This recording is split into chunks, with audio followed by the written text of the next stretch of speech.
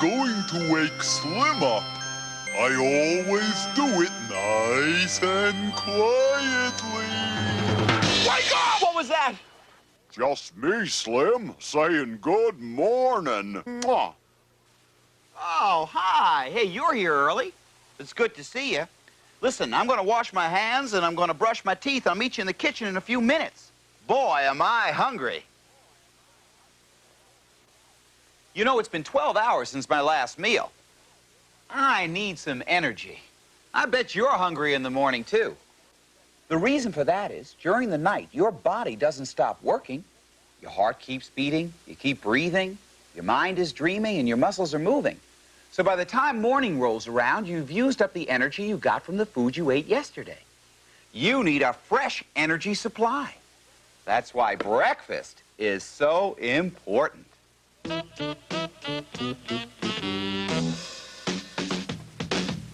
It's the first meal of the day. It packs a punch of power, which will last you through the hours till lunch. You see, when you first awaken, after sleeping through the night, your body needs the energy to make you feel all right. You eat breakfast for energy, breakfast for you and me, breakfast, the first of 3 meals that we should eat nutritiously.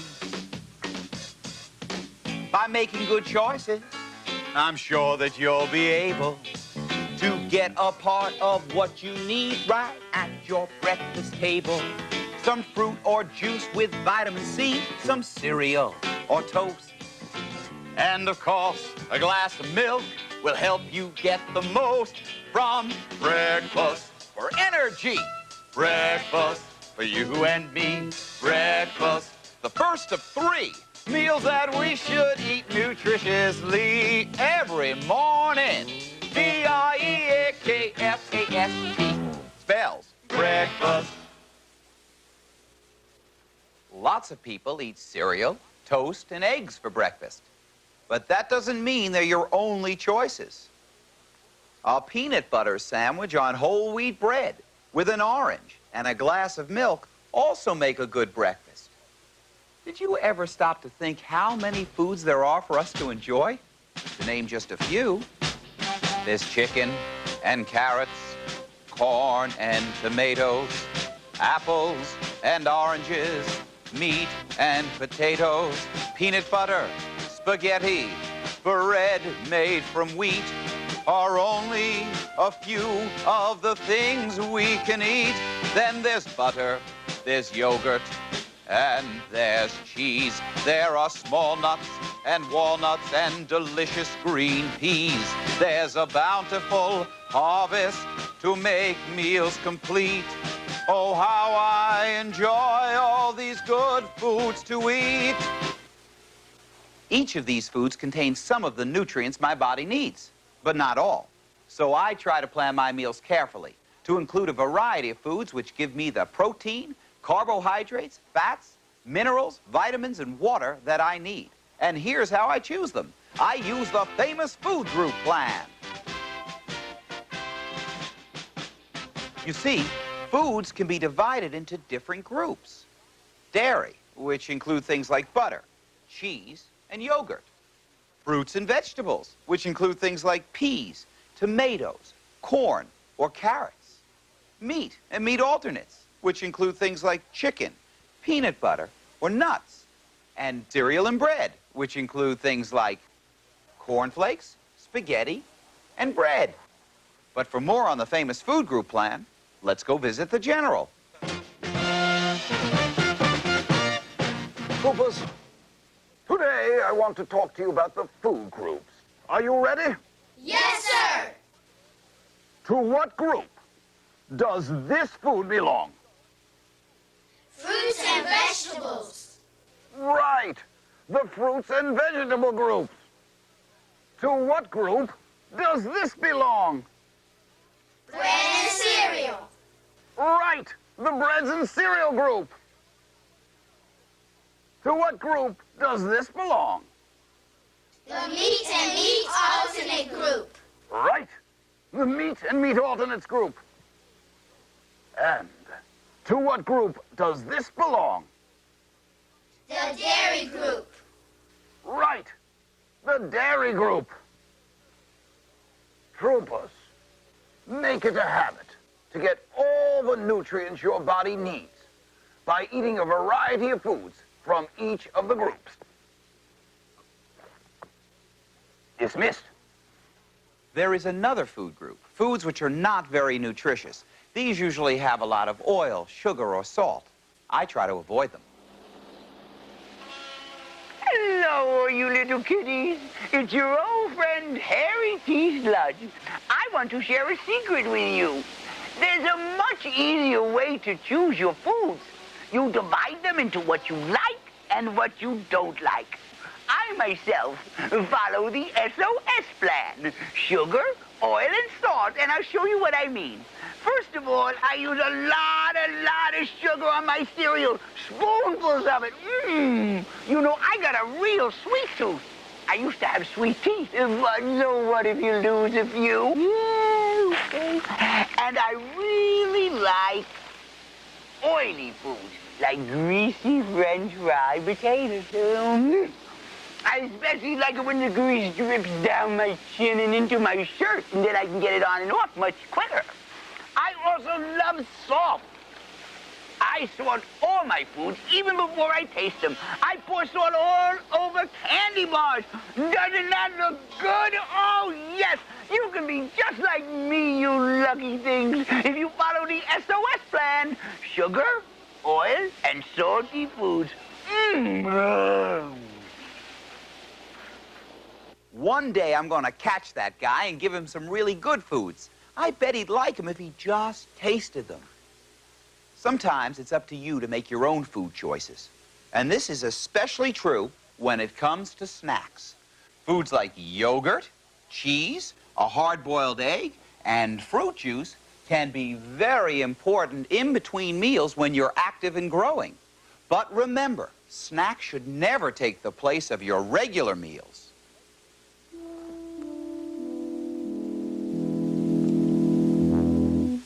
Breakfast, Lunch and dinner. are the three meals we expect. To provide a diet that's complete. Complete. But if extra hungry's what you feel between one of these three main meals, Three main meals. Then you can have a little snack to eat. In between the three meals of the day, nutritious snacking may be okay. For active growing children occasionally may need some extra energy when they go out to play. a slice of cheese and a piece of fruit will very nicely suit the bill. A hard-boiled egg or cold-cut meat or peanut butter can't be beat. Snacks don't have to ruin your appetite, not if you eat the amount that's right. Your teachers or your parents may want to suggest some snack foods they think would really be best. Like a slice of cheese or a piece of fruit will produce a snack that fits the bill. Raw vegetables or cold-cut meats.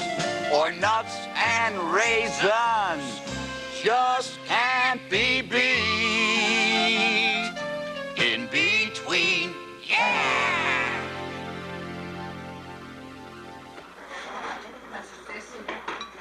here's a snack food that's good to eat and fun to make. Some people think of it as a meal in itself because it can contain all the different food groups. First of all, we've got the dough, which is from the bread group.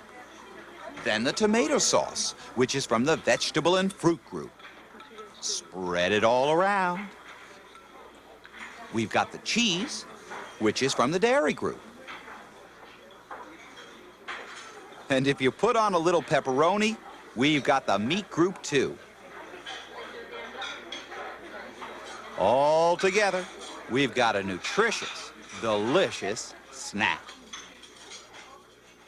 This is Professor U.B. Schmartz speaking to you from my research center, where recently I have been experimenting with combining foods to make a good meal. I am now about to create the very first healthful whole body sandwich. For my muscles to have energy, I start off with some bread. And for strong bones and teeth, I add a little cheese and an egg. Now, for my eyes and good nighttime vision, I put in a couple of carrots.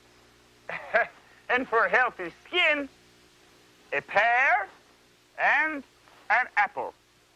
Finally, for growth, I add a little chicken.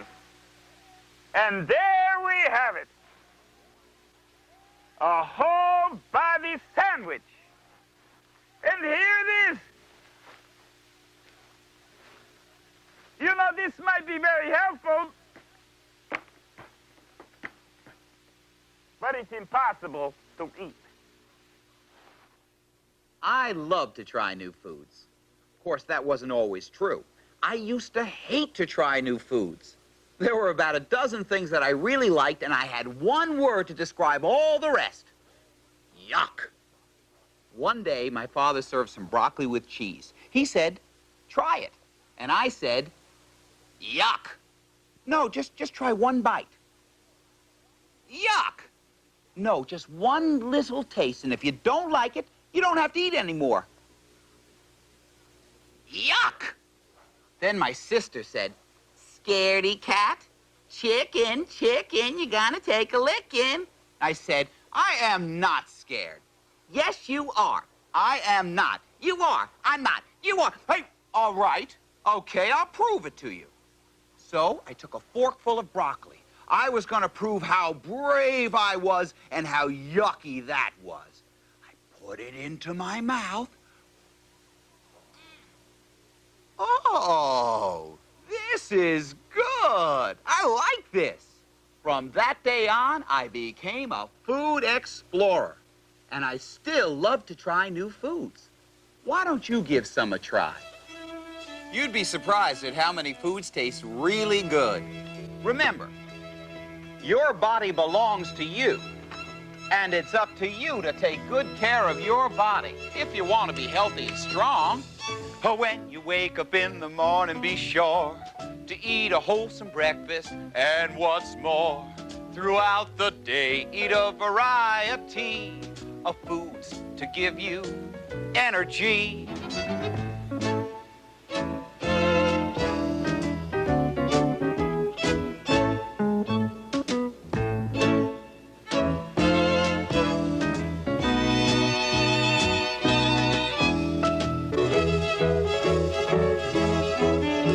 I'm off to explore to find something new. So long for now, I'll be seeing you. Bye-bye.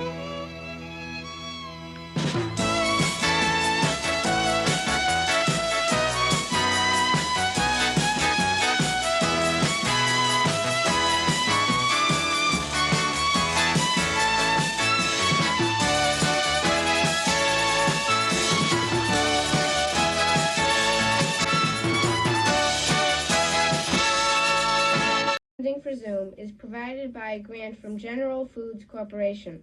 Additional funding is provided by this station and by other public television stations, and by the Bureau of Education for the Handicapped.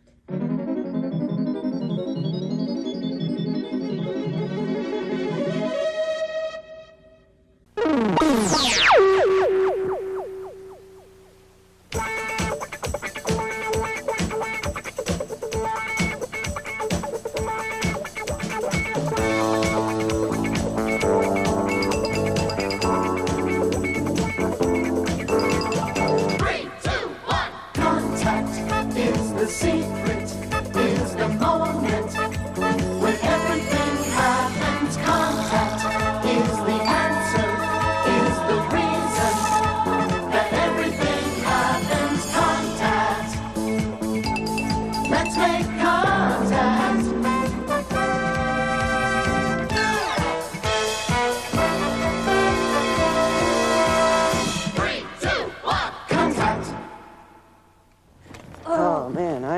hungry. Hungry? Me too. I can't wait. Double cheese and pepperoni. No, plain. Let's get plain. No, I want double cheese, pepperoni, and anchovies. No anchovies. Oh, No I'm anchovies. Hungry. The food web is the name we call our eating habits overall, the mutual dependency of everything we see. A man takes a worm down to a brook. A fish eats the worm right off of the hook. A fish eats the fish that ate the worm. In the food web, everybody gets a turn. Between the chaser and the chase, the difference is just one of taste. Everything falls right into place and nothing ever goes to waste. A bird eats a fish that ate the worm, his favorite dish. The bird gets eaten by a cat, and the web goes on and on like that. The food web is the name we call the network working for us all. It's a model of efficiency and natural harmony. A snake eats a cat that ate the bird, that ate the fish, that ate the fish, that ate the worm. The man kills a snake and trades it for steak. In the food web, it's give and take. It's easy to see for yourself. Everything depends on something else. The sun provides the energy, and the food web goes on endlessly.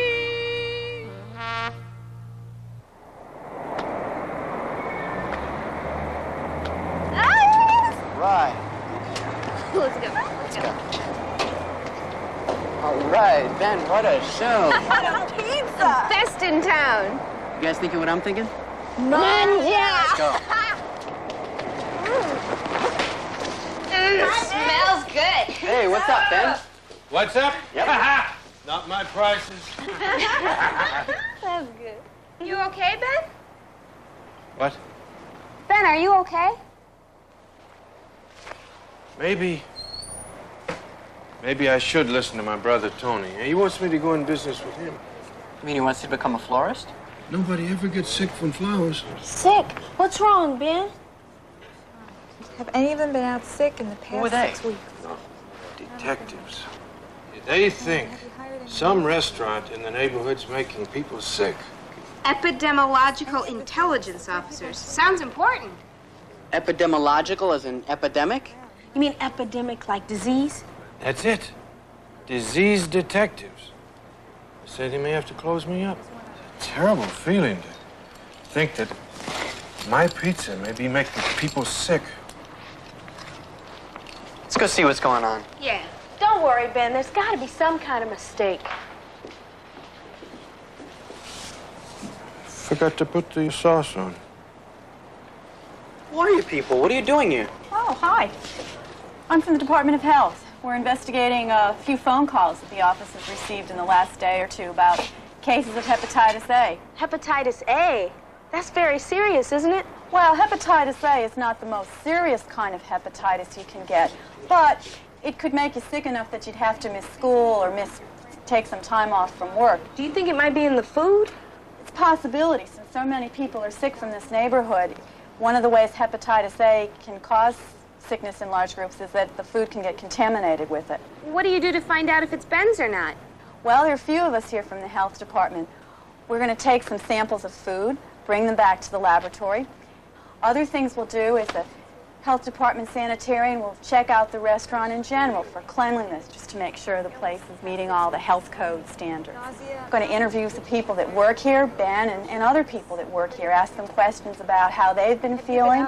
They've been sick in the last, 6 to 8 weeks. Do questionnaires with them, take some blood samples from them, and test that for evidence of infection with hepatitis A.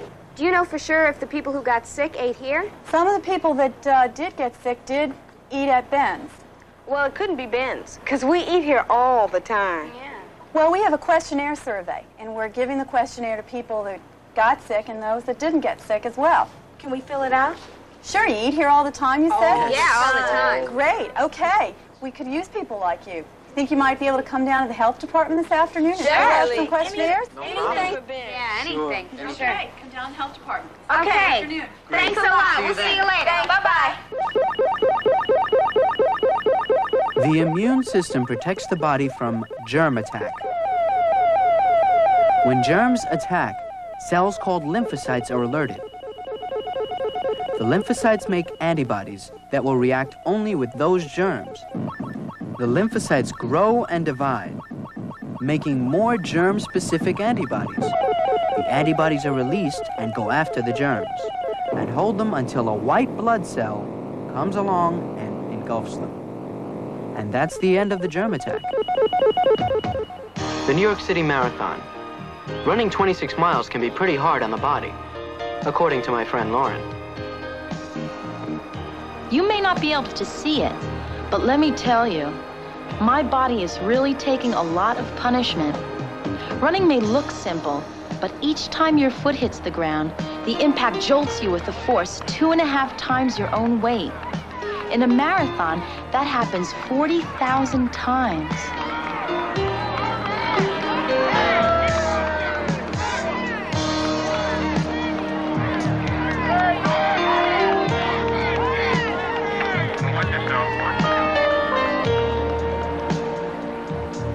The foot is really a landing pad with a neat arch construction to handle the shock of running or walking. See the rolling motion? That spreads out the strike force and also helps launch the next step forward.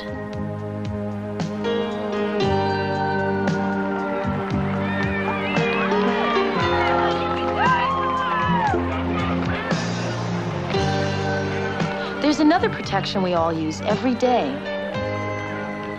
Pain. That's right. Pain protects you. It's a kind of early danger signal.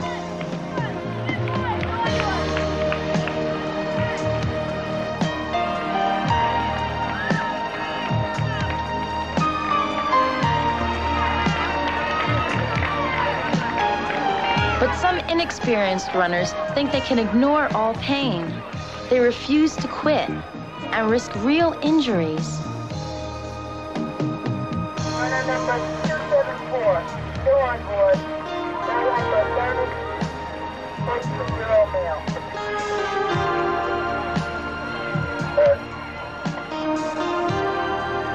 Actually, there's a margin of safety between pain and damage.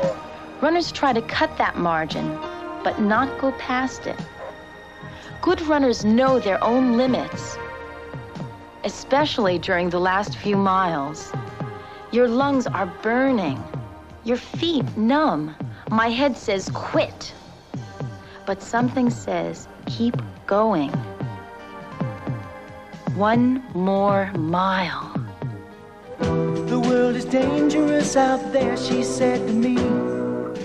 I'd like to help you in your struggle to stay free. Direct from nature, here's the secret. You see, there are many ways to stay alive now. Use a strong smell, Dale. Hold on to claws, Ross. Check out the tusk rust. You're safe with those horns. Stay in your shell, Mel. Give us up to prove. Poison the gold blow. And know when to leave.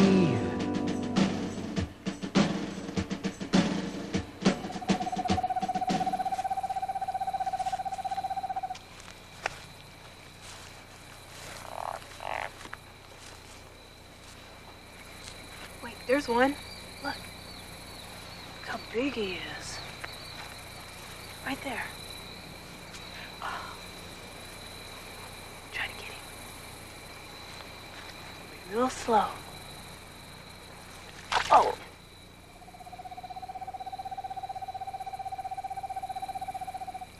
Oh yeah, there's one. Hold still. Hold still. Hold the flashlight on. Got him.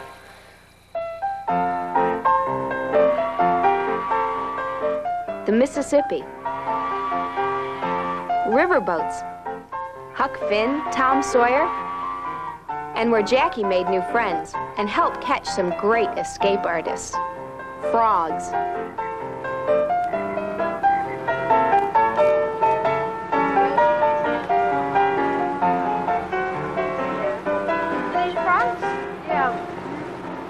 What are they doing in a jar? We're taking it. We're going to Hannibal for frog jumping contest.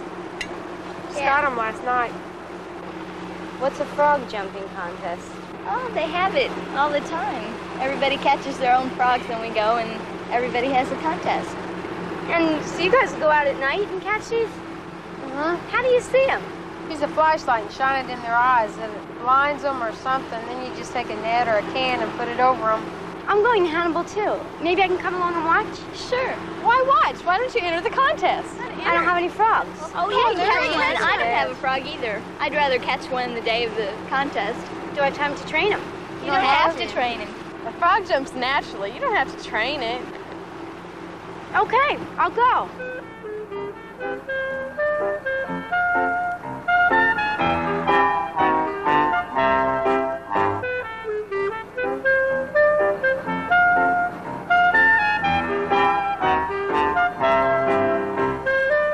Catching frogs is not that easy, as Jackie found out, with her friends and their science teacher.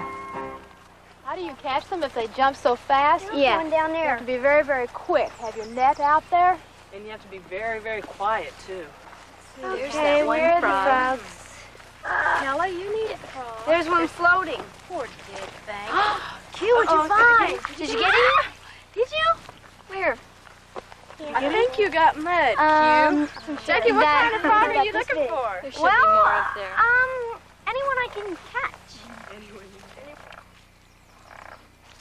Sneak up on them. They live here. They know where to hide. All we got to do is figure out where they're hiding.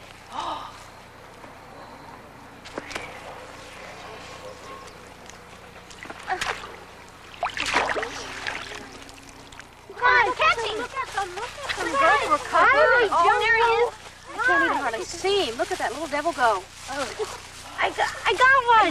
Look right there. Oh. Hey. Over. Q. Attaboy. Do you think this is a good one for the contest? Well, Jackie, he looks good. Let's see what kind of a jumper he looks like. Oh, look at those fantastic legs. He's going to jump well. He's got to jump.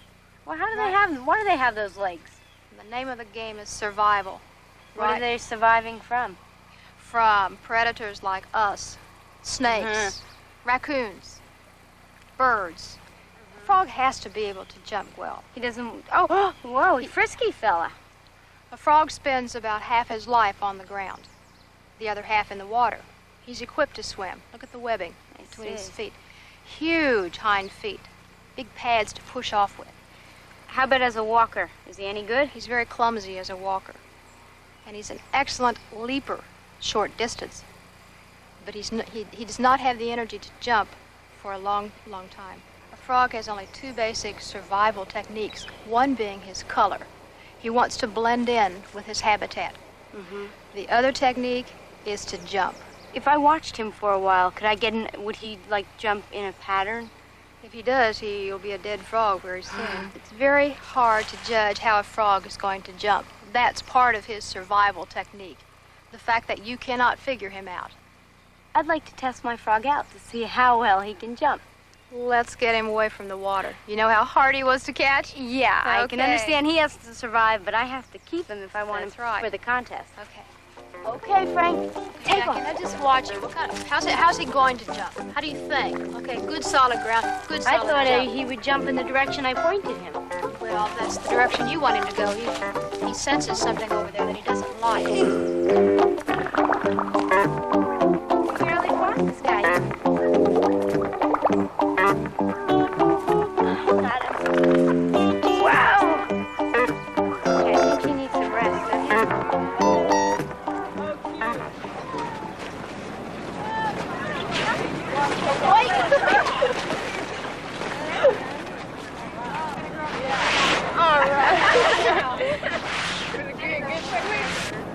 Okay, frog jumpers, listen up, please. A couple simple rules before we start. We will come up one at a time. Position your frog in the center of the target. Release him when I say go. You are not allowed to touch that frog once you have released him. Let's see who has the fastest frog.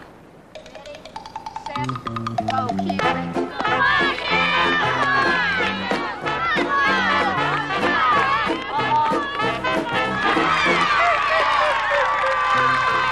Got him. On good and tight. Boy, he looks like a jumper to me. Go get him. We haven't started yet. Go get him. Now grab your frog and bring him back. That's boy.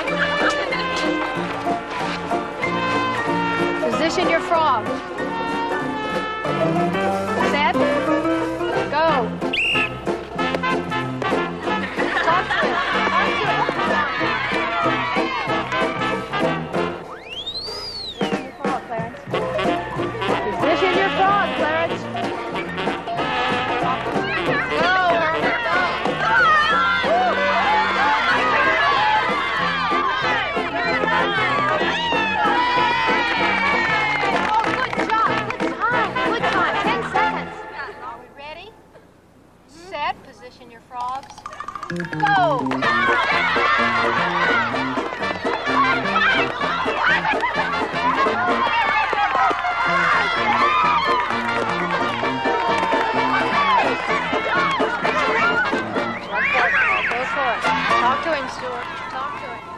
Some animals survive by looking like what they're not.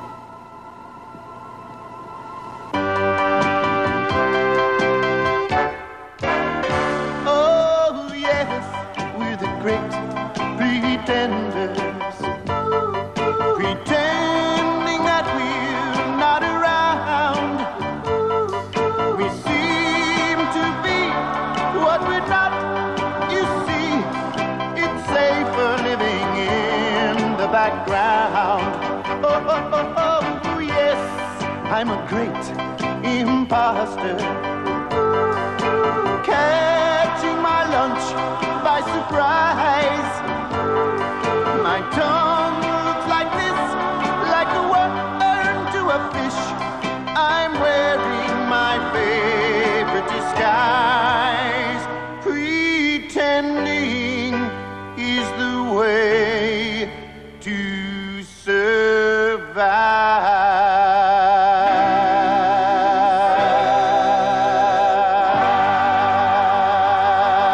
survive. Okay, IgM positive. All right, well, kind of definitely is a case. Yep. What symptoms? All right, let me have to get a questionnaire. Hi. All right. Hold Remember on. us from the pizza parlor? Have a seat.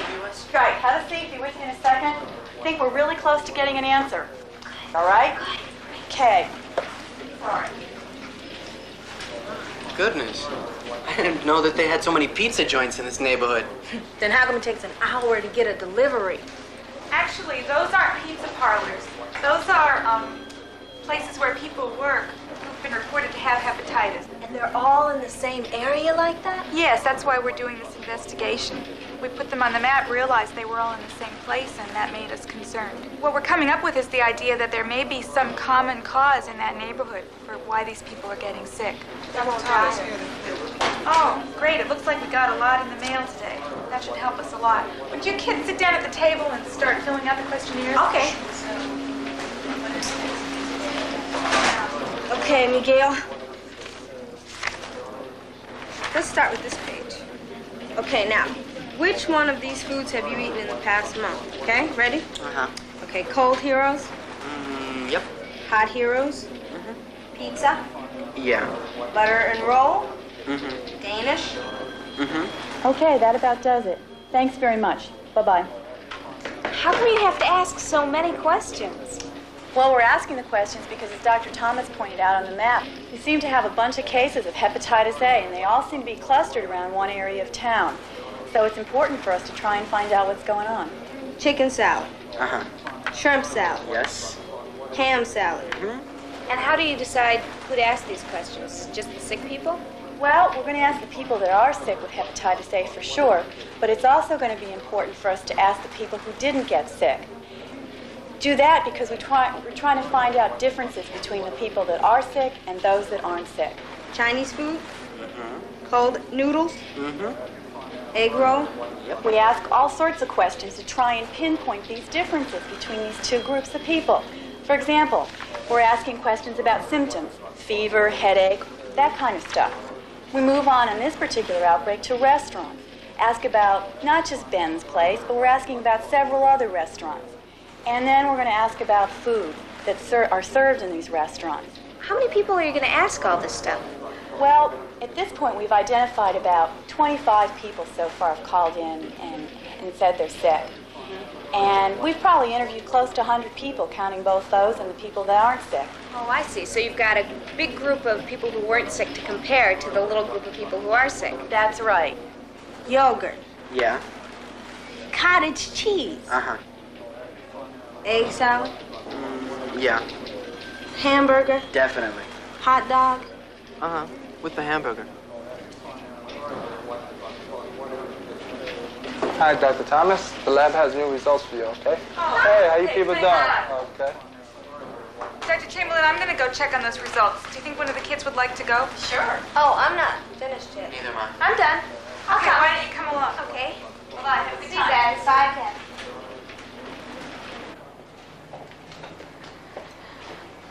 This is where the inspectors bring the food when they come in from inspecting a restaurant. This gentleman weighs the food samples, which have been very carefully labeled, After he weighs it, he puts in sterile water and blends it on the blender there. Just on a regular blender. Okay, then they bring the liquefied food over to this table, and this woman mixes it with a special liquid that allows the bacteria to grow. Then the tubes of special liquid are carried over to this table where they're poured into these little plastic dishes called Petri dishes. So this is the food and the water mixed together with something and a special liquid that helps the bacteria to grow. I see. It's called agar. Oh, so it turns into Jell-O-like. It is similar to Jell-O. It's a solid substance that bacteria grow very well in. Oh, so after they put these in the incubator, you'll see little bacteria growing on it? You may. You must have taken science in school. Yep. Okay, and then after the plates have incubated overnight, they're brought here where the numbers of colonies of bacteria that have grown on the plates are counted. Once the colonies have been counted, smears are made on glass slides. The slides are examined under the microscope to figure out exactly what kind of bacteria were growing in the food. So everyone here is helping put together clues so that we can figure out the culprit in this outbreak. Oh, so they're all disease detectives, just like you. That's right. Let's go get those results. Yeah. Dr. Hello, Shahidi? Dr. Thomas. Here are the test results you have been waiting for. Oh, thank you very much. What does all that mean? Well, it looks like the food... The bacterial and viral tests were negative. So far, so good. Terrific. Let's go tell the others. Okay. Great. Thank you very much. Thank you very much. Bye-bye. Now we had to wait for the results from the interviews and questionnaires. Whenever there's trouble, we're there on the double. We're the Bloodhound Gang. If you've got the crime, we've got the time. We're the Bloodhound Gang.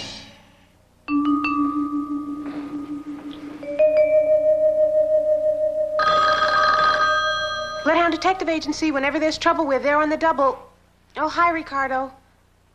No, nothing doing here. I'm gonna pack up and go home.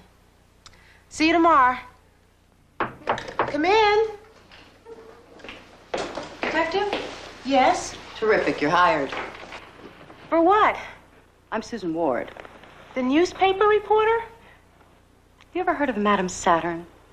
Madam Saturn, no. My paper has assigned me to do an investigative report on fortune tellers, psychic advisors, crystal gazers, those fakers who claim to have special powers, finding their only special power is extracting money from the gullible. This is Madam Saturn. Wow, she kind of looks from outer space. She's from inner New Jersey, Hackensack. Somehow she got tipped off that I'm a newspaper woman and she won't let me attend one of her seances. Seances? Gatherings of those about to be fleeced. Can't seem to figure out her angle. And that is where you come in. You want me to investigate for you? Yes. You ever met an extraterrestrial? No. Well, you keep your eyes open. She claims to have a house guest, a girl from outer space. Far out. Now, I dug around in the newspaper files and found out Madam Saturn used to be a fortune teller with a carnival. She's married to an acrobat, one of the 5 jumping Jacksons. They build themselves as the human pyramid. Been out of work for years, I think. Anything else? Yeah. Wear this. The newspaper rented it. It'll get you past Madam Saturn's door. What's your name? Vicki Allen. Is this a real diamond? Believe me, Vicki, if that gets lost, we're both in big trouble.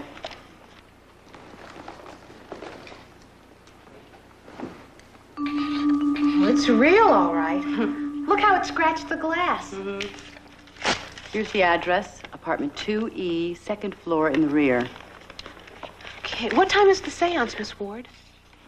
Tonight at 8:30. Call me Susan. I'll stay in touch. Oh, a final word of warning, Vicki. Yes. Don't let Madam Saturn sell you any used flying saucers.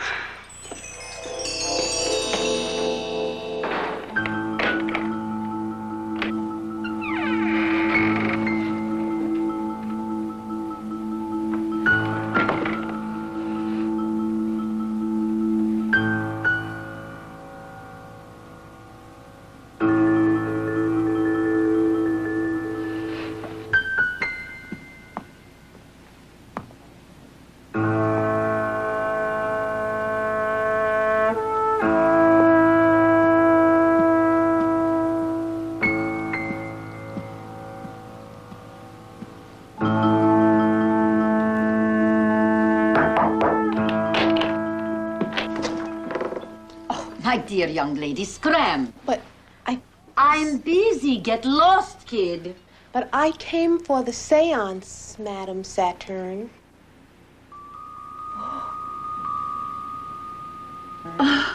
My dear, dear child, do forgive me. I thought you were selling magazine subscriptions or something. Come in, dear heart, come in. Madam Saturn will take good care of you, huh? Oh, watch your head, dear. Zancora is always bumping into that thing, too. Zancora? Mm-hmm. My darling. Good news. The field investigation, supported by evidence from the lab, led the disease detectives to a prime suspect, and it wasn't Ben. Ben? Yeah. Turn on the ovens, boy. Listen, we're gonna have an extra special. Yeah, I want, sausages, extra cheese, onions, green peppers, eggplant, mushrooms, olives, extra sauce, extra thick. A pepperoni and... What do you say? 321 Contact is a production of the Children's Television Workshop.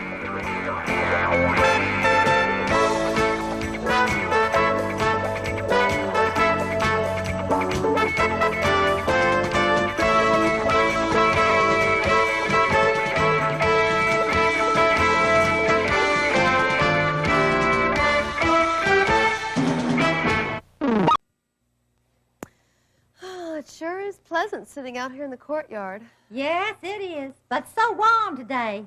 Wish I had a taste of lemonade. But I used up all my lemons in those lemon cream pies this morning. Well, how about some nice cold milk? Oh, I finished that when I ate the pies. Oh, it sure is hot, all right. Oh, you know, back at the old plantation, we had a good way to cool off. We'd sit in a garden swing. I'll never forget. Mom and Dad and little Tad and Josephine all sat on one side, and I sat on the other. Then we'd swing back and forth, back and forth. Must have been a strong swing. Y'all better believe it. Wish we had that old swing here right now. Sure was coolin'. Made me feel like a feather in the breeze. Well, why not? Damn it, Joe, that old swing is 1,000 miles away from here. No, I mean, why not? Why don't we get a new one? A garden swing of our very own. Why, that'd be marvelous. We could all come out here and swing and eat and swing. Why, Emma Joe, we could even have lunch in the swing. And we could all enjoy it, too. We could have peanut butter sandwiches. Doug and Freddie would like it. Tangerine cupcakes. And Charlie and everybody. But no soup. The only trouble with the swing is you can't eat soup in it. Hi, Emmy. Hi. Henrietta. What's all this talk about a swing? You can't eat soup in one. We were just sitting here thinking how nice it would be to have a nice big garden swing right here in the courtyard. That's right. One we could all enjoy.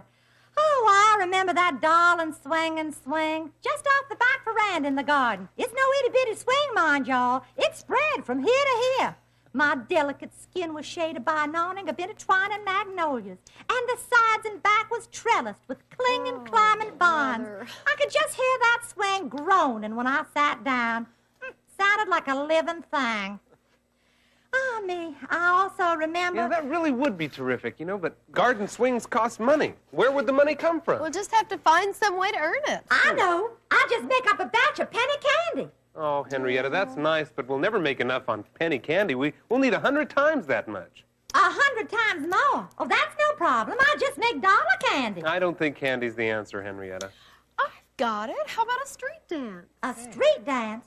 What is a street dance? Well, a street dance is where you rope off a section of the street or courtyard and invite the whole neighborhood in to dance. How do we make money from that? Easy. We sell tickets. Yeah. Fantastic. It is fantastic, except for one thing. If it's going to be a street dance, where's the music going to come from? Well, we'll borrow Freddie's record player. I'm sure he'll loan it to us. I don't think so, Emma Joe. He loves that record player more than anything. Yeah, but it's for the good of everybody. That's right. Surely Freddie doesn't love his record player more than he loves his friends. Of course not. Let's go ask him. Come on.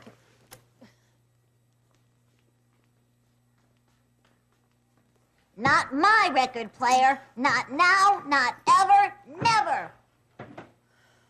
Well, no record player. And that means no street dance. And that means no swing. La la la la la la la la la la la la la. It's the new Zoo Revue. delightful animals have fun with what they do. They learn with their friend Doug and his helper Emmy Joe. With Freddie. Charlie. We have fun learning what we don't know. Delicate and feminine is Henrietta Hippo. Very wise and very smart is Charlie the Owl. Not so smart with lots of heart is Freddie the Frog. It's quite an unusual thing. The animals talk and sing with Doug and Emmy Joe. Every day's a different show. It's the new Zoo Revue coming right at you. It's the new Zoo Revue coming right at you.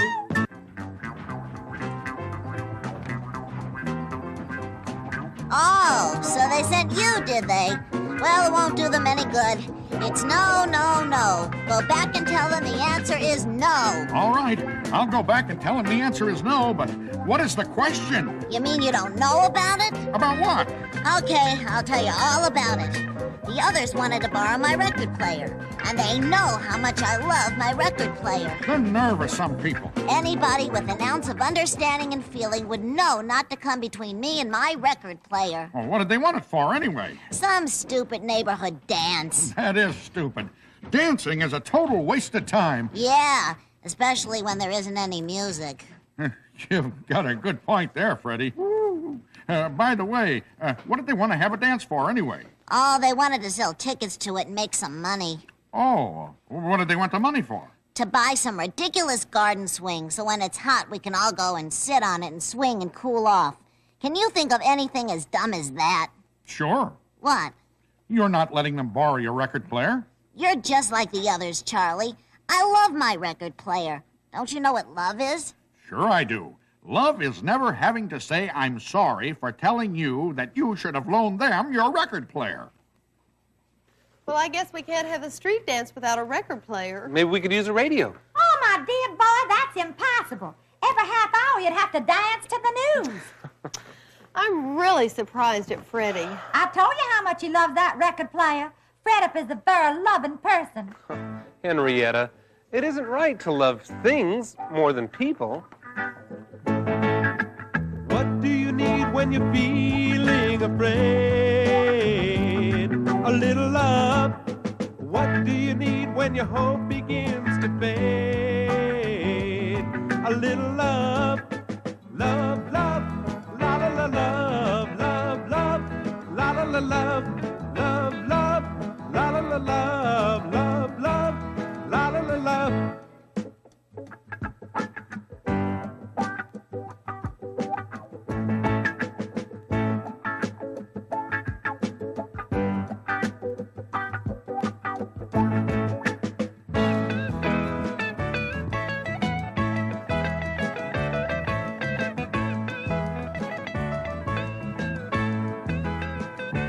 What will never make you feel the same? A little love. What do we need more than anything else you can name? A little love. Love, love, la la la love, love, love, la la la love, love, love, la la la love, love, love, la la la love, love, love, la la la love, love, love. La la la love, love, love, la la la love, love, love, la la la love. That's a beautiful thought, Doug. It sure is. Now you know how I feel about my record player. Freddie, I'm so disappointed in you. You love your record player more than you love your friends. Don't you want us to get the swing? Golly, Emmy Joe, A swing that all your friends could use and enjoy? Well, gosh, Doug, A swing that could be a cool comfort for everybody on a hot day. A community project, Freddie, something we can all benefit from. Don't you want to help us get the money for the swing? Well, sure, Emmy Joe, but hey, couldn't you hold a raffle or something? Well, what would we raffle off, Freddie? Oh, a new car. Oh, but Freddie, we don't have a new car. Oh, that's okay. Nobody ever wins a raffle anyway. Why don't we raffle off your record player? Now listen, Freddie, we all want the swing, but unless we can borrow your record player, we can't have the dance. And if we can't have the dance, we can't raise the money for the swing. Yeah, but... My dear boy, I don't think Doug will allow anything to happen to your record player.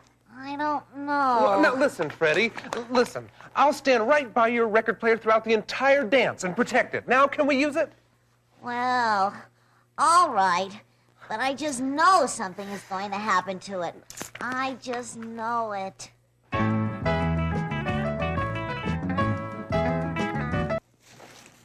My goodness, I'm tired. When I got out there to dance, I just couldn't control my feet. I noticed that. They kept taking your mouth back to the refreshment table.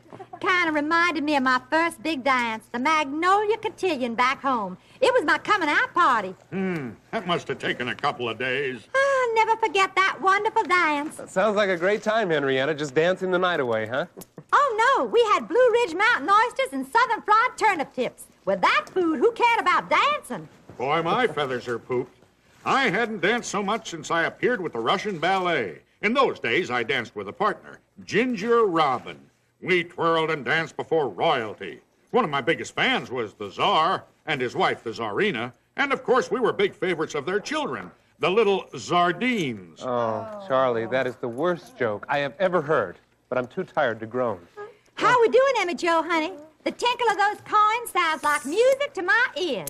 Maybe we'll have enough left after paying for the swing to buy lemon seeds to plant in my garden. So we'll be able to enjoy lemonade all summer long while we're swinging. I'm almost through, Henrietta. It's gonna be close.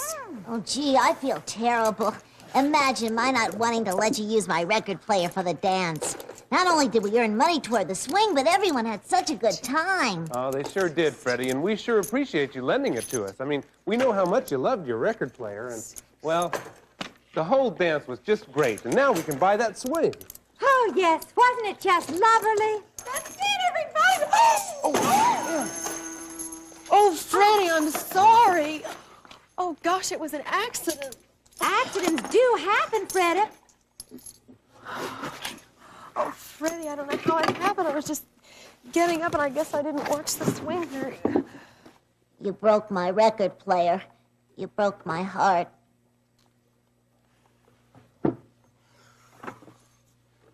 Oh, don't worry, Emma Jo. After he has a snack, he'll feel a lot better. I always do. Oh, I just feel terrible.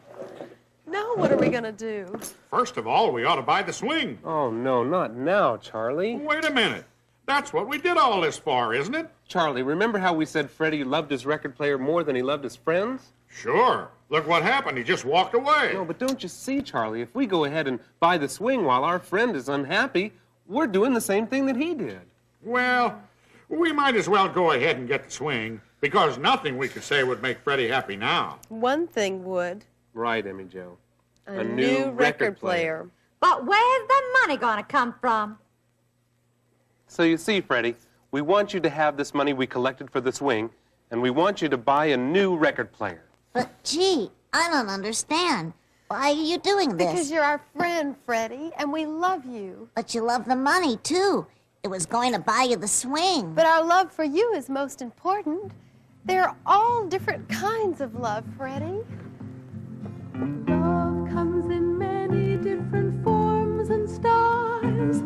Some are meek and mild, and some give you a smile. Love comes in many different ways and kinds. Some are in your mind, and some you can find. That's love. Did I hear someone mention love?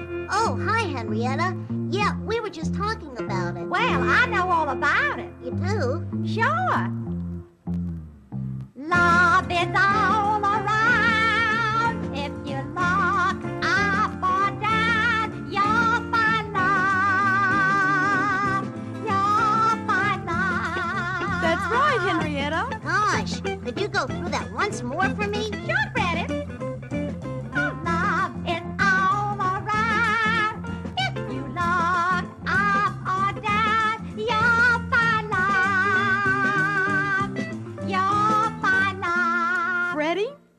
want you to think of everyone and everything that you love and sing them all to me. Yes, go ahead, Freddie. Well, let's see. I really can't think of too many. I love my pet, Fish Leonard. I love the water. I love my brother. I love my sister. I love my father. I love my mother. That's good, Freddie. I love to swim. I love to win. I love the sun. I love to run. I love a tree. I love me. I love to sing. I love the spring. I love my friends. Say, this has no end.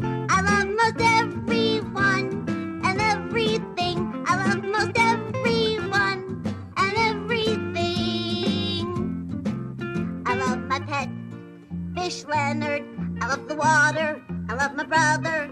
I love my sister. I love my father. I love my mother. I love to swim. I love to win. I love the sun. I love to run. I love a tree. I love me. I love to sing. I love the spring. I love my friends. Say, this has no end. I love most everyone and everything. I love most everyone and everything. He loves most everyone and everything. We love most everyone and everything. We love most everyone and everything.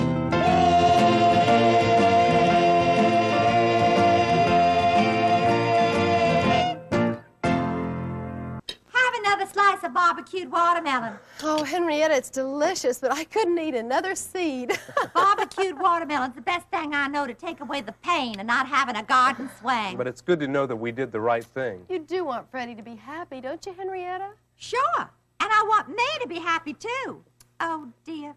I suppose that's what they mean by mixed emotions. And you know what's good for mixed emotions? Mixed fruit.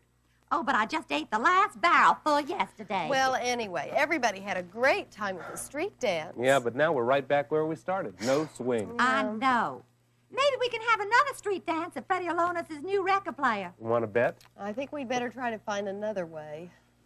One time we had a carnival back home and I ran the kissing booth. You sold kisses? No, I bought them. That carnival sure was fun. Well, we're just going to have to forget about the swing.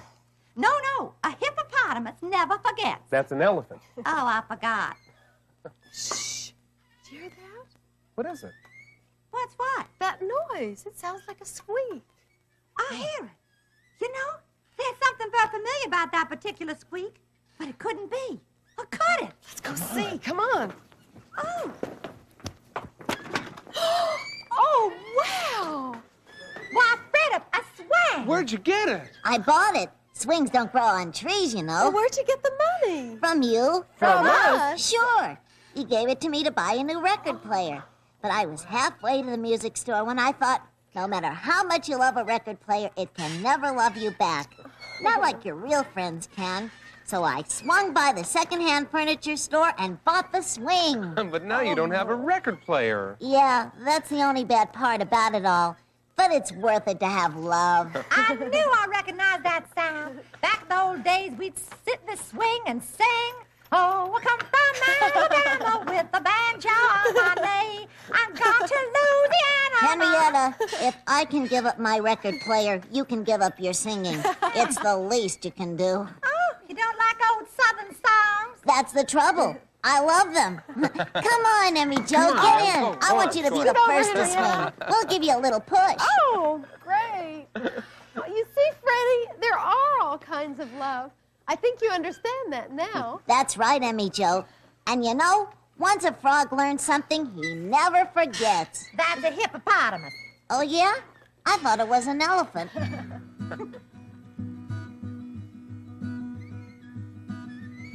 Love is the only thing we have that gives everything meaning.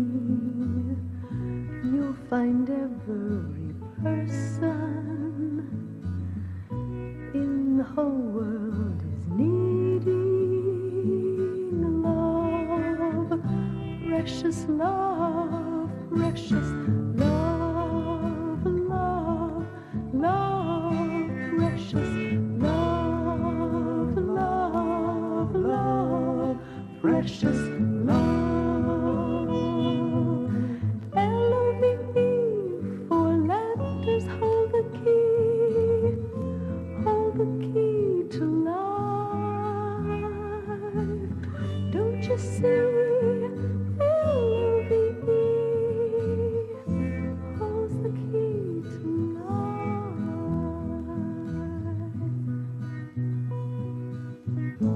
love of a pet, Love of a brother, love of a sister, and a father and mother. Love of a profession, love of a possession, love between man and woman,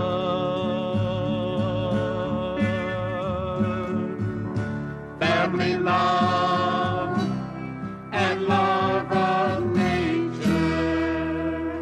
L-O-V-E, four letters hold the key to life. Don't you see? L-O-V-E.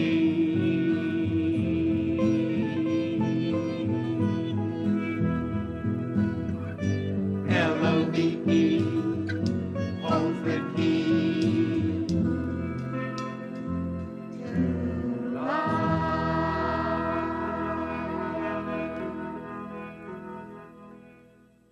It's great to have a swing. And you know what? I haven't thought of my record player in, a whole minute or so. I'll probably forget it completely in 100 years. I'll tell you something strange, though. Sometimes I could swear I still hear it playing. Oh, must be my imagination. it's not your imagination. It's my electronic genius. It has been fixed by Charlie the Owl, DBRP, Doctor of Broken Record Players. Charlie, you didn't tell us anything about this. Well, to tell you the truth, I knew I could fix it all the time. I just didn't know if I wanted to. What do you mean, Charlie? Well, Freddie always played this thing pretty loud, and us owls do try to catch a cat nap or two during the day. Then why did you fix it? I got to thinking that if I fixed it, it would make Freddie very happy. Freddie is my friend, and if my friend wasn't happy, I just couldn't sleep days thinking about it. Oh, thank you, Charlie. I promise I'll play it very soft from now on. No, play it very soft starting tomorrow. Now let's have a little, swing music.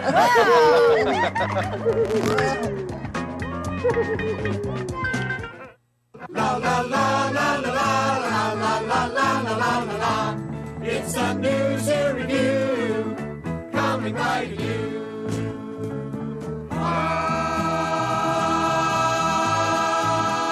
It's quite an unusual thing. The animals talk and sing with Dot and Andy Joe. Every day's a different show. It's the new Zoo Revue coming right at you. It's the new Zoo Revue coming right at you.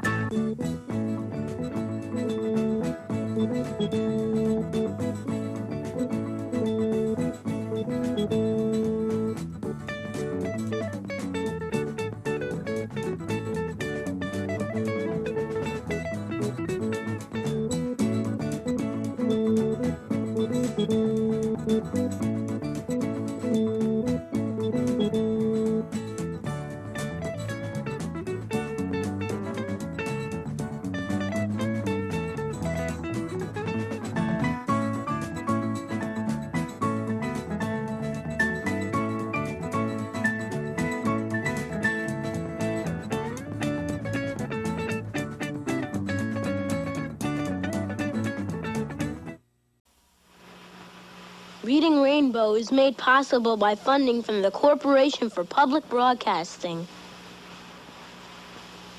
and by a grant from Kellogg's, who reminds you to take time each day for reading.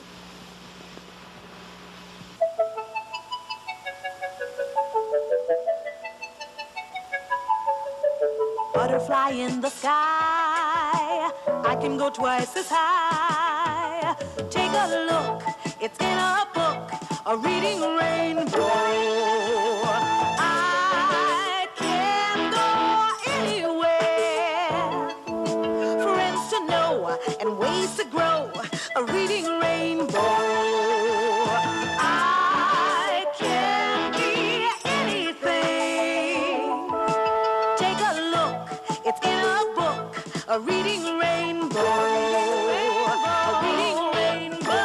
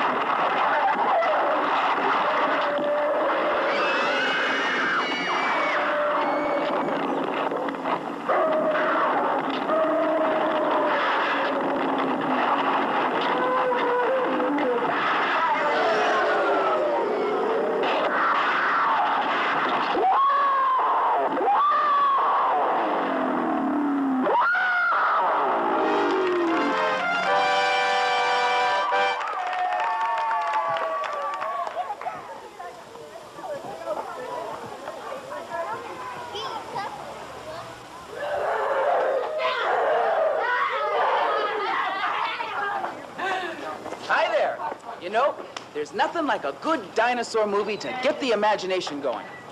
Ever since I can remember, I've been in love with dinosaurs. I used to dream of going back in time millions of years to get a close-up look at a real dinosaur. But you know, coming face to face with one of those big fellas would be no joke. Unless, of course, he had a good sense of humor.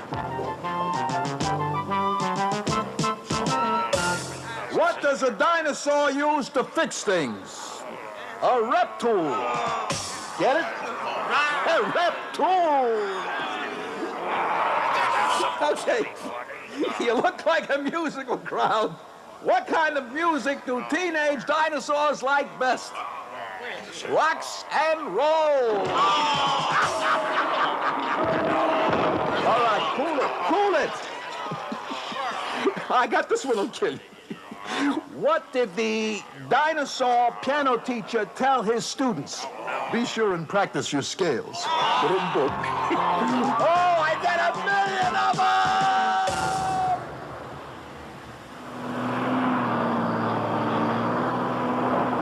them! There used to be dinosaurs right where I'm walking now, and they were no laughing matter. Some dinosaurs, like the Tyrannosaurus Rex, were as big as that backhoe. And just one of its teeth was as long as the space between your wrist and your elbow. Can you imagine how large its mouth must have been? What if that machine wasn't digging, but eating any and everything that crossed its path? You know, I feel pretty small next to these large machines. Kind of gives me an idea of what it would feel like to live in a world full of giant dinosaurs and ear-splitting sounds.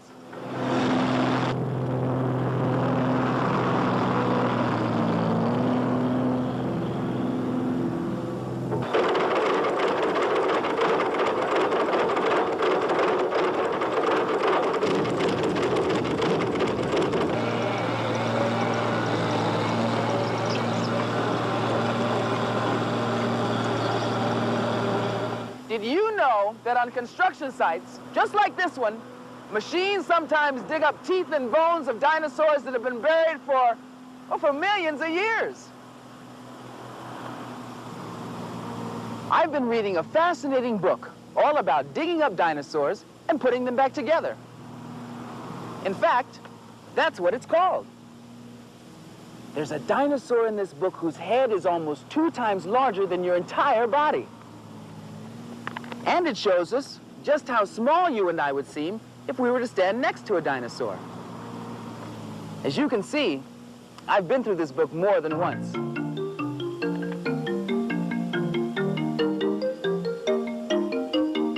Digging up dinosaurs and putting them together again by a leaky. Have you ever seen dinosaur skeletons in a museum? I have. I visit them all the time. I went again yesterday. I saw a Apatosaurus. It weighed 90,000 pounds. Apatosaurus is its real name, but some people call it Brontosaurus. I saw Iguanodon. I recognize Iguanodon by its horned thumbs. I saw Triceratops. Tri means 3. 3 horns. Triceratops. I like to say their names. Tyrannosaurus used to scare me. Just its head is almost twice my size. Hello, up there. I'm not afraid of dinosaurs anymore. Sometimes I call them, "You bag of bones," under my breath. I used to wonder where they came from and how they got into the museum. But now I know. Dinosaurs lived millions of years ago. A few of them were as small as birds, but most were enormous. Some ate plants. Some ate the meat of other dinosaurs. And some may have eaten the eggs of other dinosaurs. Ew. Dinosaurs lived everywhere. They lived on every continent in the world. Then they died out. There hasn't been a dinosaur around for 65 million years.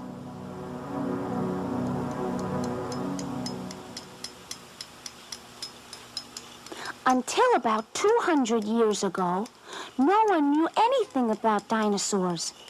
Then people began finding things in rock. People were finding fossils. Fossils are a kind of diary of the past. Here's how they formed. A dinosaur died and sank into a river. Its flesh rotted. Its skeleton was covered by sand. In time, the sand and skeleton turned to stone. The dinosaur was hidden for millions of years. The earth changed. Then, some of the stone broke away and part of the dinosaur showed. Everything we know about dinosaurs comes from studying fossils. What finds these were! People crowded into museums to see them. But the dinosaur bones didn't just get up and walk there. They had to be dug out of the ground, slowly and patiently. This is how fossil hunters work. First, they have to find a dinosaur. They search along riverbanks and in quarries. They climb up high cliffs and down deep canyons. With luck, someone spots a fossil bone poking through the rock. The site is covered with a tent, and the work begins. Scientists chip at the rock close to the fossil. They brush away the grit. They have to be very careful. A fossil is hard as rock, but very brittle and easy to shatter. Sometimes the bones are found all scrambled up like this. Figuring out how they go together is some job. When the bones are ready to be moved, they are carefully wrapped in tissue paper and put into boxes or sacks. Large bones are covered with a plaster cast, just as a broken leg is. The cast protects the bone. At the museum, scientists study the bones. They try to figure out what size and shape the dinosaur was. They try to find out how the dinosaur stood and walked and what he ate. If there are enough bones, scientists are able to build a complete skeleton. Until recently, only a few museums had dinosaurs. Then, scientists learned to make copies of the skeletons. A mold is made for each bone. Each bone has a top and bottom mold. Now museums all over the world have dinosaur skeletons. And many people can spend hours looking at them, the way I do. See you at the museum sometime.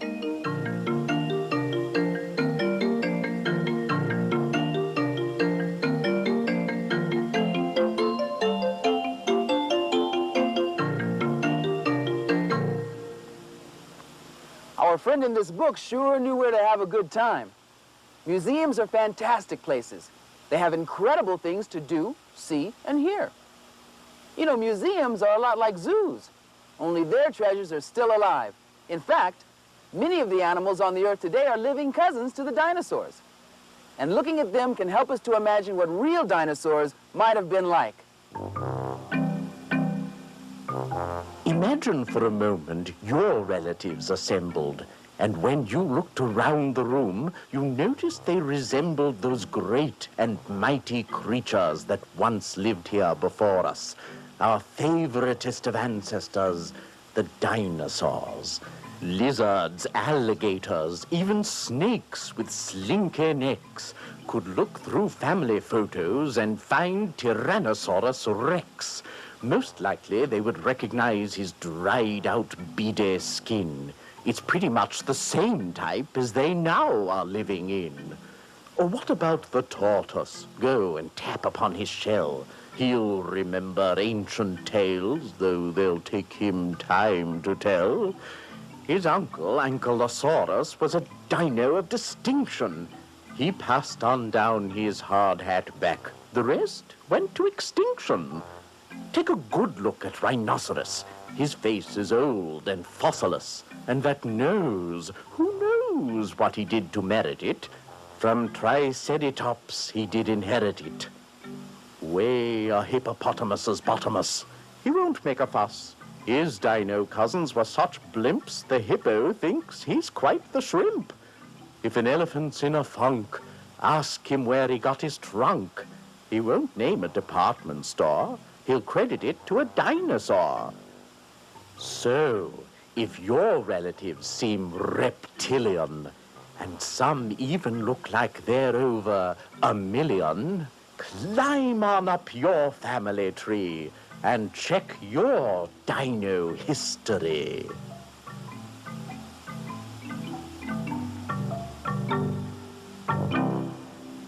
Well, we've read a book about dinosaur digs, seen some of their living relatives. Now it's time we go on a dig of our own. Got all the gear I need, my trusty guidebook. Now I'm ready to go out and dig up some fossils and carve out a name for myself. This is an old wreck of a Jeep, but he gets me where I want to go. I call him Jeeposaurus Wreck, and you're not gonna believe the sound this motor makes.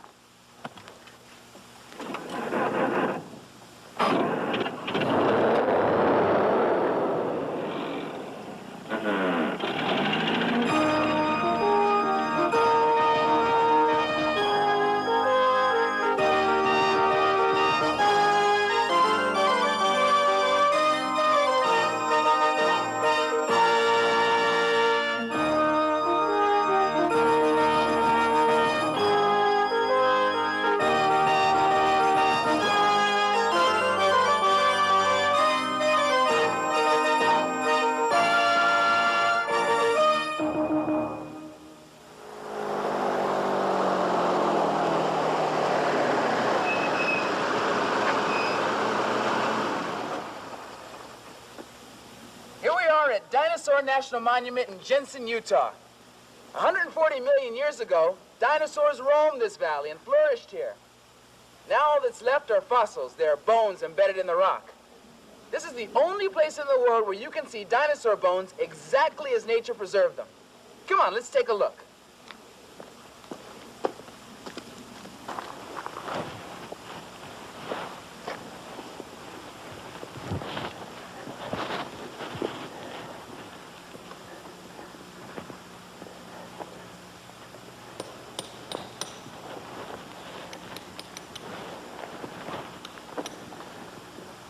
Hi, guys. Hi, LeVar. How do you like it up here? It's pretty nice. I'm Linda, one of the rangers, and this is Tobe, one of the paleontologists who actually uncovers the bones here. This is amazing. What is this, a wall of dinosaur bones, huh? Good description. This is one of the biggest dinosaur deposits in the world, in fact. About how many bones do you think are in here? Well, at last count, we're up over 2,100, I think. You really do keep a count? That's right. We number every one of them, identify it if we can, and keep a complete catalog of all the different kinds. About how many dinosaurs do you think left their bones behind here? Oh, probably a couple dozen of them. Sometimes it's just one bone from one animal. Sometimes it might be maybe half a skeleton or so.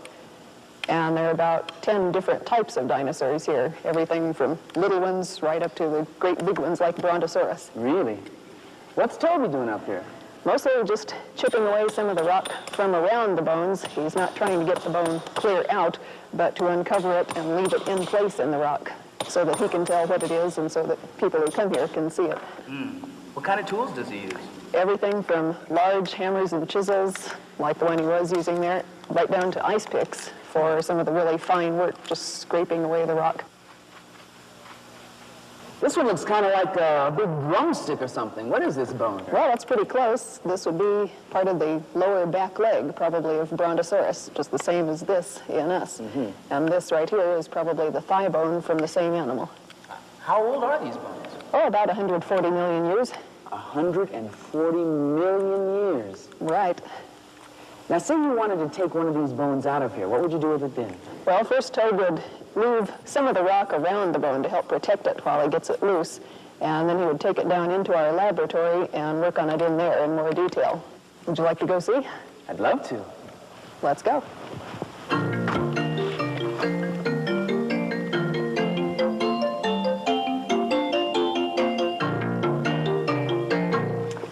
This is the lab where we work on the bones that have come out of the cliff, especially some of the ones that we want to use for special exhibits or displays, like this fellow here. Well, now, what's this weird-looking guy's name? That's Allosaurus. It's one of the rarer types of dinosaurs found here. And here, for instance, is a copy of a skull of Allosaurus. This isn't the real thing, then? Not the real thing, just an exact copy. Whoa, look at these teeth. What would you guess it ate? Well, meat, probably. They're pretty sharp. That's right. They're sharp-pointed and sharp on the edges, too. Since Allosaurus couldn't cook its Brontosaurus steaks, why, it had to be able to rip right through that tough meat. Now, there are a lot of holes here. Which one was the eye? This one was for the eye. You can see on the model there how it was right under this big ridge of bone. Right. Was this like an eyebrow or something? Kind of like that, probably. Right. And then here we have an arm of an Allosaurus, even though it was rather short compared to its body. Big claws here probably helped it grab onto whatever it was going to eat, and it would just hang on to that and then rip into it with its teeth and tear it to pieces. Yeah, it doesn't sound very appetizing to me. Probably a messy eater. What else have you got to show us? Over here, Tobe is working on a skull of Allosaurus that came out of the rocks. Shall we take a look at that? Sure. Now, this is an Allosaurus skull that actually did come out of the wall, and you can see Tobe is just very carefully chipping away some of the rock from around the teeth. It's very detailed work. You know, dinosaurs aren't the only fossils that we find here. There are also fossils of crocodiles and turtles, like this one. Wow. You can see that it looks just about like a shell from a modern turtle living nowadays. And these numbers are all the different pieces of the shell, all the plates that fit together. And we also have a very small turtle here, probably a young one, and it's just this tiny little shell, and it's so well preserved that we can even see all of these tiny little leg and foot and toe bones here on the underside of it. Neat. But what I want to know is, how did all these dinosaur bones get here in the first place? Well, it's a very interesting story. We think there was a large river flowing here, and as dinosaurs lived and died all around the river, sometimes when it overflowed, maybe after rainstorms, it would pick up some of their bones and bodies. Sometimes just a few scattered bones, maybe sometimes a whole big bloated body floating down the river. And they would get stranded here and there in the shallow places or where the river went around a curve and slowed down. And other dinosaurs might come along and pick apart some of the skeletons, picking the meat off them, scattering the bones around more. And then later floods would keep on, covering over the bones with more sand and mud until they were buried. So that's how all these dinosaur bones got here. That's really interesting. Tell me, Linda, why are you leaving all the bones in the wall? Well, this is really the only place in the world where you can see so many dinosaur bones right in the rock where they were found, right where the dinosaurs themselves used to live. So even though we have all of these bones, we still don't know exactly what dinosaurs look like, do we? That's right. You can only tell so much from the bones. You can see about how they fit together and how the muscles attach to them, maybe how they moved, but there are lots of details that we don't really know, like their skin. You know, what color was it? Were they blue or green, or maybe pink with purple polka dots? I guess no one ever took a picture of one. That's right. Boy, it boggles the mind. Well, thanks a lot for showing me Well, around. I'm glad you could come.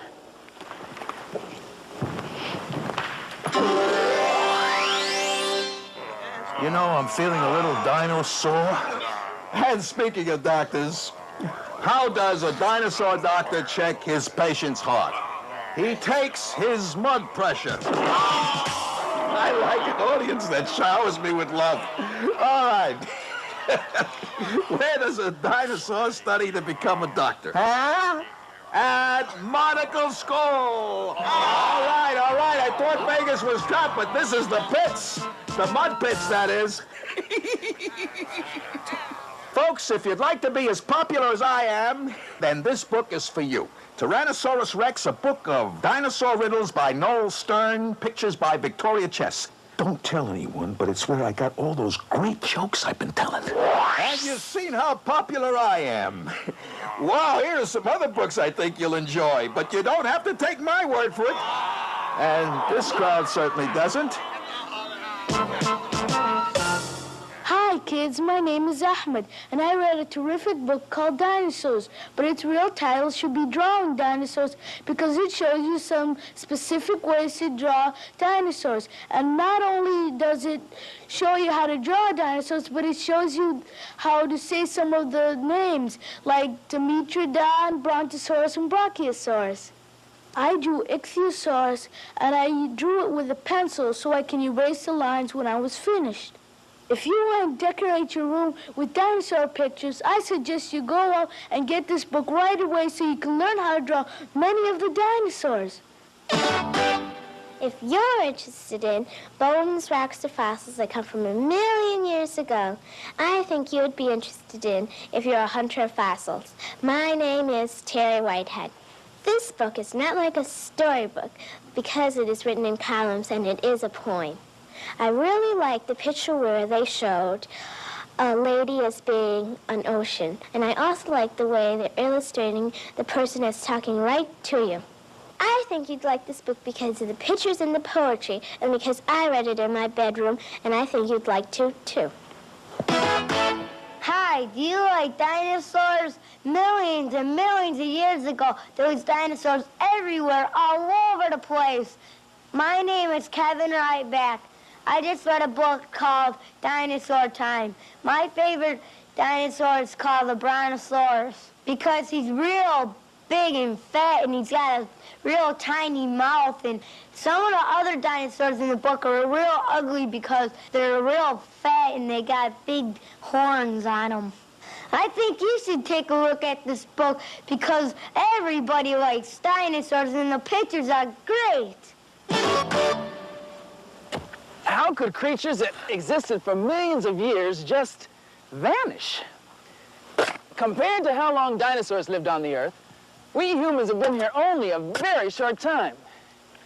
Sure enough, it's a mystery, and the clues to that mystery are buried beneath the ground, like lost treasure. Each moment of every day, you and I stand on top of layers and layers of other time periods. If you dig down one layer, you might find an Indian arrowhead from, say, 100 or 200 years ago. But if you kept digging, you might find a fossil that's millions of years old. Well, we've seen people digging treasures out of the ground. I thought I'd put some clues back in. What if, eons in the future, other beings are trying to figure out what humans are like? What was important to you and me? What made us uniquely human? Well, a time capsule filled with clues about our times could help them. What would you put in this time capsule to explain what humans are like? My baseball card collection because there will be different players then. I will leave my dirty sneakers. I'll leave my TV. My wheelchair because in the future they might have a cure for handicaps. I will leave my Smurf die. A baseball bat.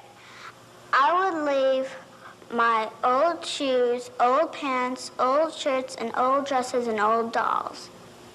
A turkey. I'd like to put a cassette tape and a cassette player in the time capsule and say that the most important thing in the world is peace. Boy, those were some great suggestions. I think I'll just add a few things of my own. Let's see, some house keys. Photograph of me. How about an aerosol spray can? And of course, a copy of my favorite book.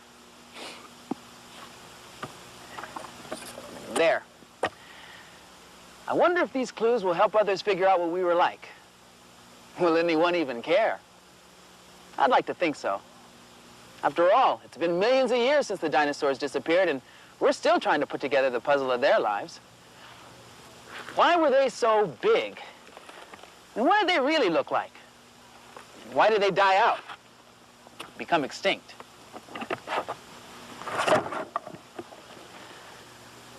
When the dinosaurs ruled the Earth, how could they have known that millions of years in the future, we'd be dreaming about them? I'm sure they never dreamed of us. See you next time. Butterfly in the sky, I can go twice as high. Wait a minute, hold it. You can't end the show. I got one last joke. What did the dinosaur say when she bought a new book? I can really sink my teeth into this. Hey, maybe that's how the dinosaurs disappeared. They died laughing. Butterfly in the sky, I can go twice as high. Take a look, it's in a book, a reading rainbow. I can go anywhere. Friends to know and ways to grow, a reading rainbow. I can be anything. Take a look, it's in a book, a reading rainbow. A reading rainbow.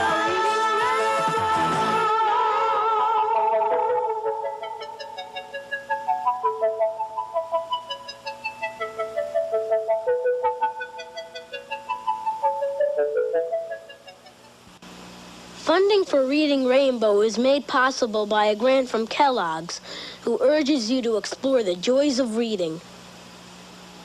Funding for the series was also provided by the Corporation for Public Broadcasting.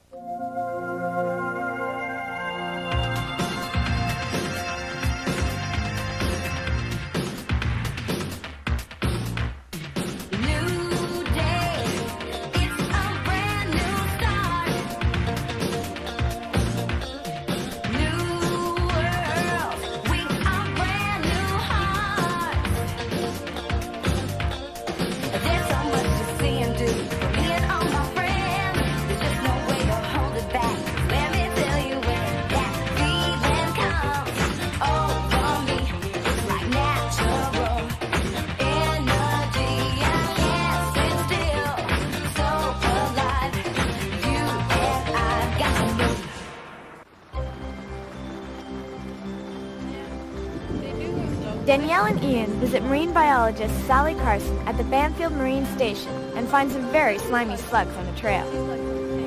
Hey, these are banana slugs.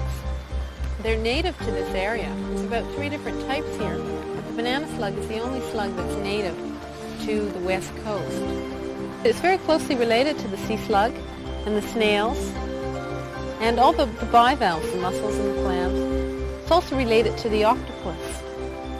Now, it's different from the snails in the fact that it doesn't have a shell. It's all soft. It's a shell-less snail. If you look, here you can see the little stalks and a little dot on the end of the stalks. Those are the eyes. Do you know how they move? How are they crawling along? A whole bunch of feet under them? Well, actually, they just have one big foot. Let's turn this one over and have a look. It's got a big muscular foot on the bottom. Yeah, they have this slime on the outside of them. It's a glycoprotein. It's a protein with sugar. And if you get the slime on your hands, it's really hard to get off. It's very, very sticky. What do you think the slime would be used for? To, like, if they're sticky or something, try to get them or something? Yeah, they may use it as for protection. They're hard to hold on to because of that slime. But they don't have a shell for protection, and they like to be moist. So the slime protects them, prevents them from drying out. Apparently, if you touch your tongue to the slime of a banana slug, you feel a tingle. And what had you heard about toothaches, Danielle?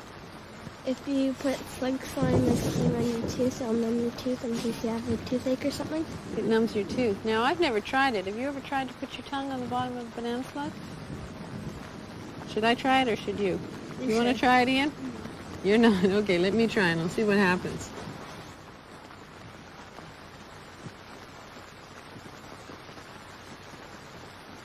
I don't feel anything. Maybe we need a bigger slug or a smaller tongue.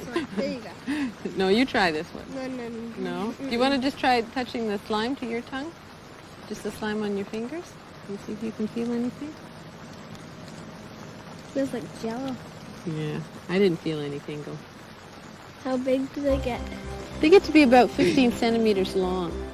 Do you know what they might eat? Lettuce? Yeah, they like lettuce. They like things in your garden.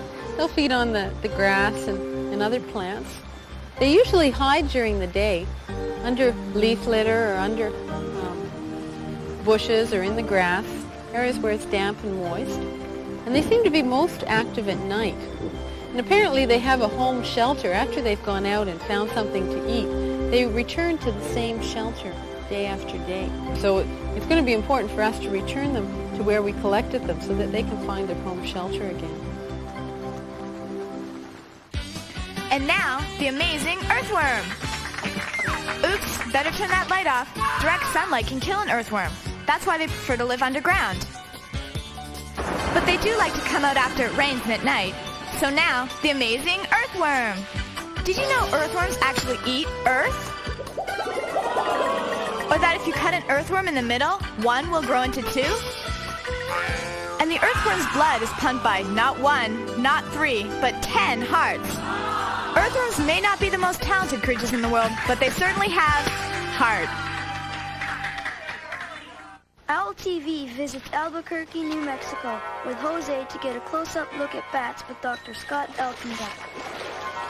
We got one. You can see the bat hit from this side and it fell right into this little pocket. How bad is it?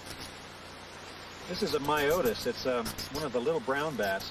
It's one of the commonest kinds of bats that's found here in the canyon. These things forage up and down the canyon virtually all night long.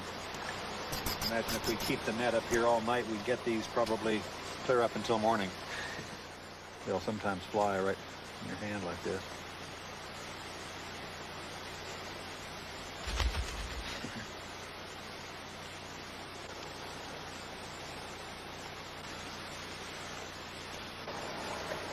This is humanensis. What? Myotis humanensis. It's another kind of myotis. It's a much smaller, much lighter colored bat. What are you going to do with them? Are you going to let them go? Or? I think I'm going to take this one back to the lab and keep it for a few days to see if I can get some photographs of it drinking. But the other one we'll let go here before we leave. Okay. In some ways, bats are very, very different from other kinds of mammals, but in lots of ways they're very similar. For example, this wing we're looking at here, this long bone you see here is the same bone that you have in your forearm. This little hook that sticks out here is a thumb, just like your thumb, and it has 4 very, very long fingers that support the end of the wing. Bats are unique among flying animals in that they're the only ones that incorporate both the arm as well as the hind leg into the wing. Dr. Altenbeck, what kind of bat is this? This is a bat that's found right here in New Mexico. It's called a pallet bat. They're a rather unique bat in that they catch insects on the ground. Most of the bats that we have here in this part of the country, as a matter of fact, virtually all the bats except 2 that we have in the United States and Canada are what are called insectivorous bats. They rely entirely on insects for food. You can see the teeth. The teeth look very, very jagged, but that's typical of a bat that eats insects. This is a skull of an insectivorous bat. You can see these teeth that are extremely sharp. The teeth back here seem to be very jagged, and essentially what they do is the sharp tips make breaks in the tough exoskeleton of an insect, and the shearing edges then compound those breaks, and it allows the bat to chew up very tough exoskeleton-covered insects that it uses for food. Now, certainly not all bats eat insects. There are bats, for example, that eat fish, fruit, pollen, and nectar. There are even bats which eat blood. There are 3 species of empire bats, and they're all found in Latin America. How long will this bat live? Bats are very long-lived. I can't really say how long pallet bats live, but a 20-year lifespan wouldn't be surprising. There are some kinds of bats that live longer than that. There are some little brown bats, for example, that have been recorded as living as long as 30 years. See if I can fold its wings up here. What do they do during the day? Well, this kind of bat will hang up in a roosting site, usually a crevice up in a rock outcrop, like a cliff face. And during the day, they'll become very metabolically inactive. That is, they let their metabolic processes slow down, their temperature falls until it gets just about the temperature of the surroundings. This is a means to save energy. A bat like this, being very, very small, and especially being able to fly, uses lots and lots of energy. So much energy, as a matter of fact, that if it didn't do that during the day, it would die. They can sustain their highly energy-demanding flight at night when they can eat insects, but during the day when they can't get access to insects and when it's dangerous for them to be out flying, they have to reduce their metabolic rate such that they won't starve to death. The little sounds you hear there are typical vocalizations of an upset big brown bat. The sounds that are produced there are much lower frequency than the sounds the bat uses for echolocation. Echolocation is this means the bat has of detecting its surroundings. An animal that moves around at night doesn't have high enough levels of light, so what it does, it makes its own information source. It makes very high frequency sounds. Those sounds progress through the air. If they hit objects, they'll bounce off, and the bat actually listens for the echoes of those little sounds. It can detect objects with reflected sound, just like you and I do with reflected light. Let's put him back here. He's getting a little more upset. As you can see, when we put him back in, they can move across the ground quite easily. These kinds of bats at least can. They're better climbing than they are at walking on a surface. Notice how he climbs head up there. He's holding his weight on his hands, really. A lot of the research I do involves analysis of the way bats move, the way they fly, the way they walk, how it is that they can make very sharp turns. We're going to take some high-speed still photographs of these pallet bats actually flying through this setup here. The reason we need to do this is that they move their wings so rapidly, up to about 10 times a second, that the human eye can't begin to see what's happening with those wings. This way we can completely freeze an instant in time. We've got a beam of light that actually shines through space onto a photocell. We have appropriate circuitry over here. That circuitry will cause the flash to fire as a bat breaks that beam of light. This way everything is automatic. All I have to do is release the bat. It flies through there and it essentially takes its own picture. Okay, baby. Here we go.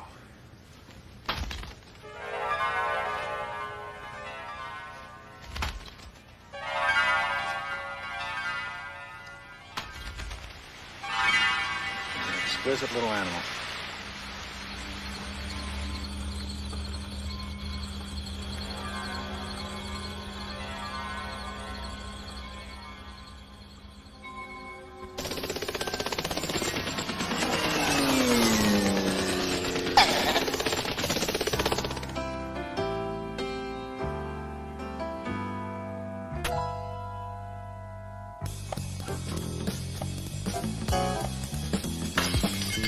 Imagine what life would be like if our taste buds were in our feet.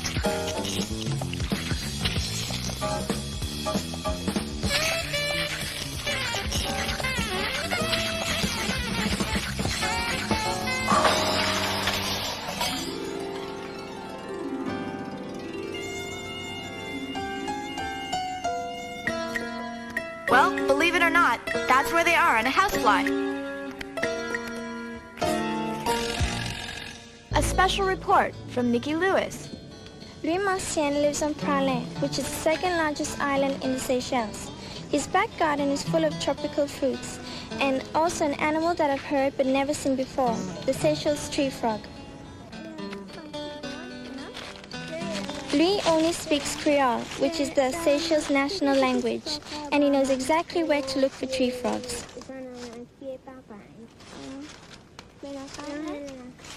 They are the largest frogs in the Seychelles, and in Creole, we call them capo. Tree frogs are the only frogs in Seychelles with brown sticky pads on the end of their fingers and toes. These help them cling onto leaves and climb up trees without falling off. I asked Louis if they were always found in this sort of bush, but he told me they also like the papaya tree and the pineapple plant.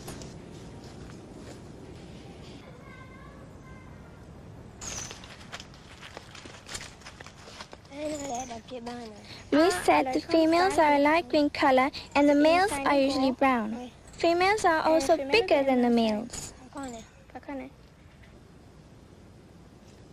I wondered if they changed color, but he said they don't change much. Louis explained that tree frogs don't like the sun much and prefer to hide in the shade under leaves.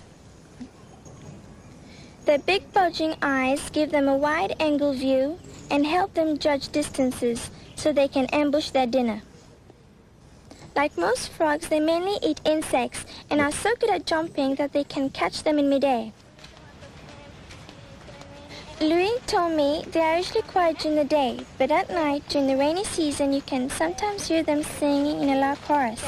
But it's only the males that sing, and it's usually to attract a female for breeding. Apparently, even though they live in trees for most of the year, they lay their eggs in streams. The little tadpoles live there for several months, and then crawl out as baby froglets.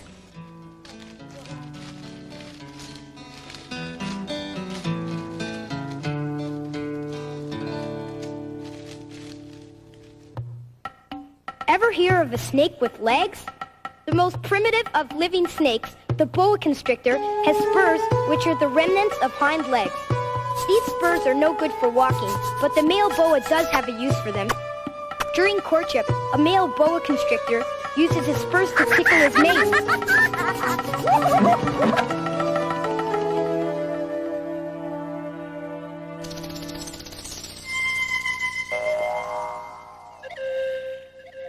Owl TV visits the Arizona desert with Pat as he goes searching for poisonous scorpions and snakes with Dr. Jerry Brewer.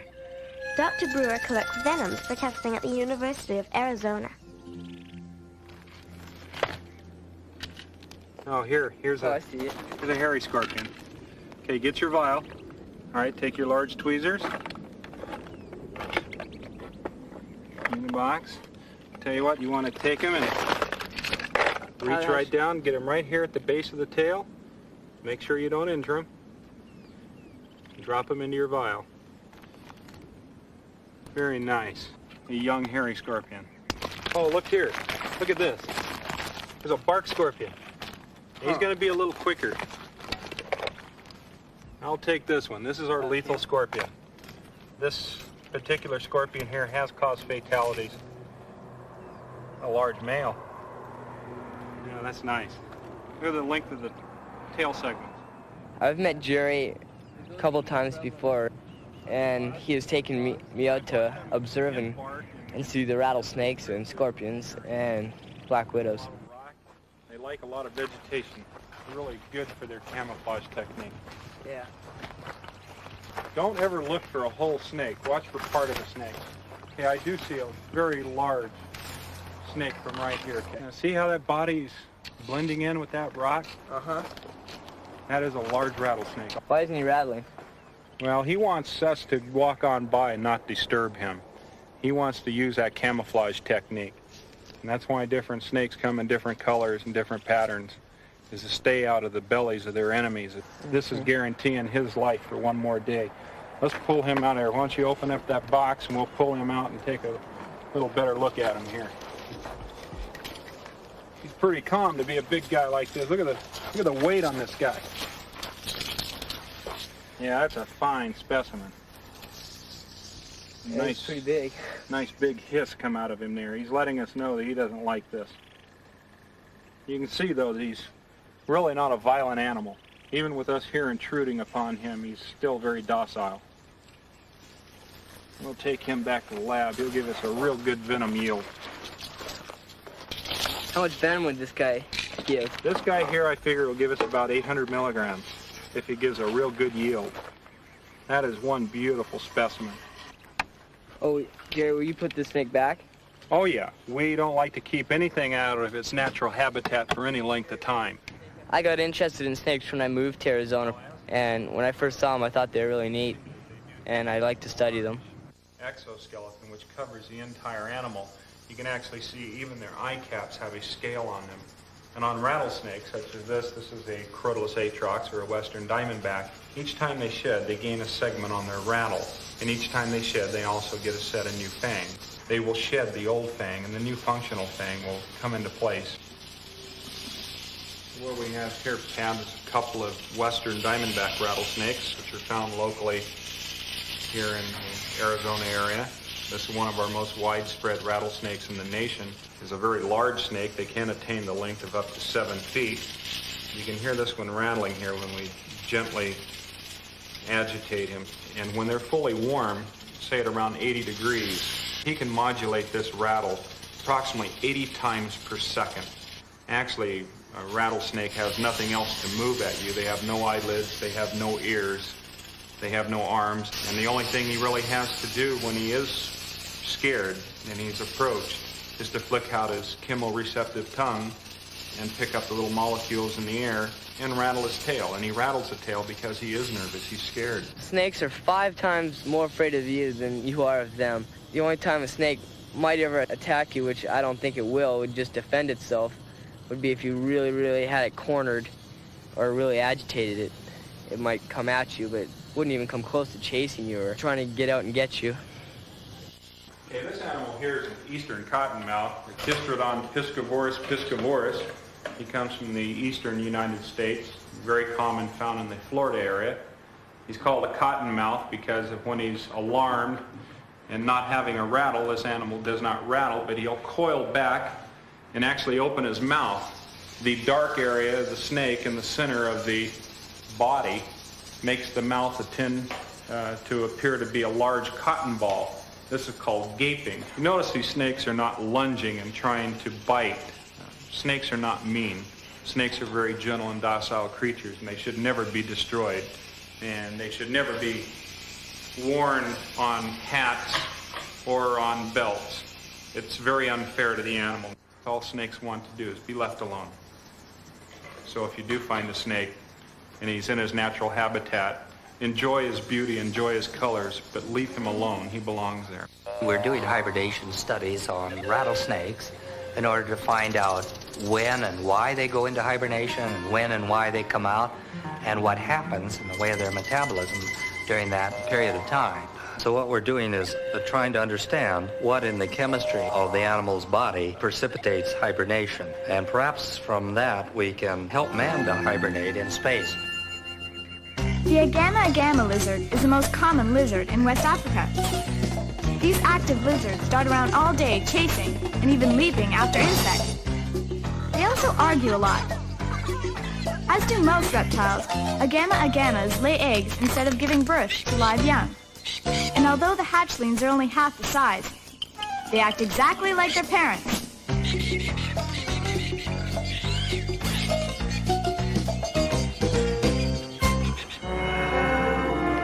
Owl TV visits the Galapagos Islands with Carlos, our guide, Ryan and Eric to look at land iguanas.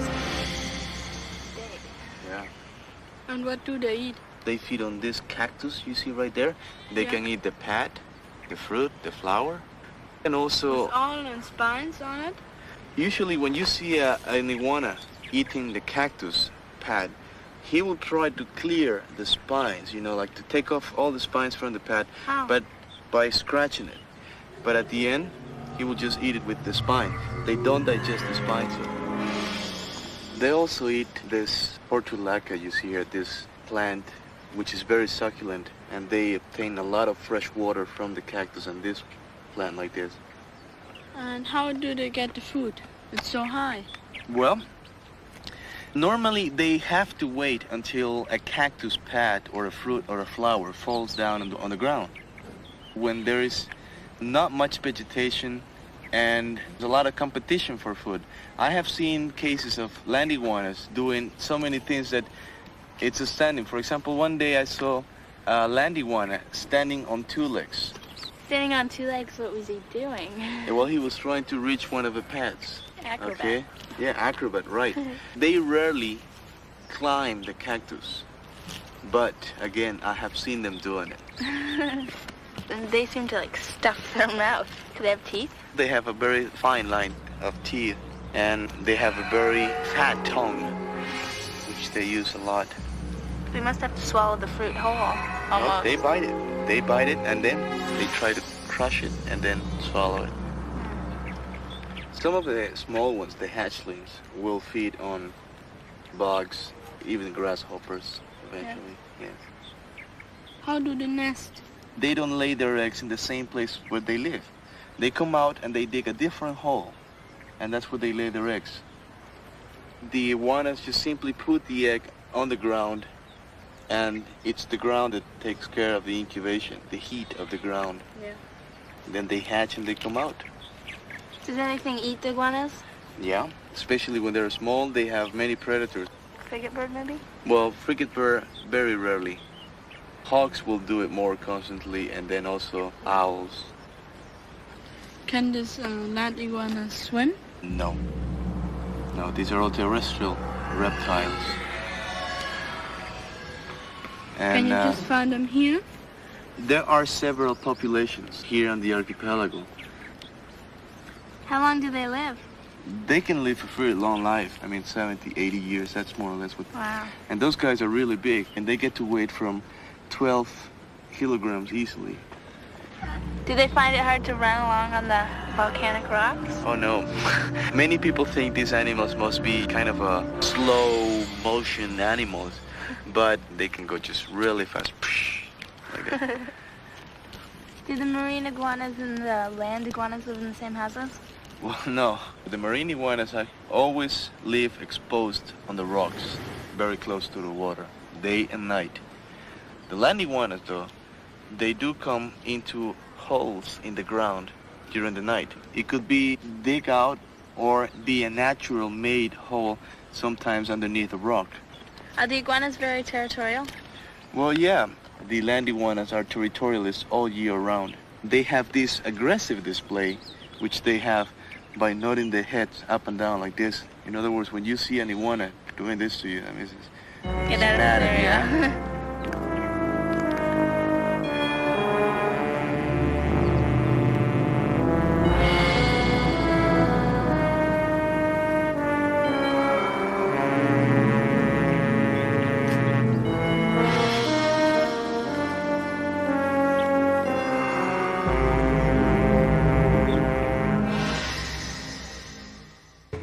Here's a scrambled up fish. The hagfish of the eastern Pacific Ocean has 4 hearts, each beating a separate rhythm. When it wants to avoid an enemy, it secretes a blob of jelly, and then to escape the jelly, it ties its body in a knot and pulls itself through itself. The hagfish breathes through its nose, not its gills, and it sees through its skin. And it doesn't have a demanding appetite. It can go for a whole year without eating. Maybe it's just too confused.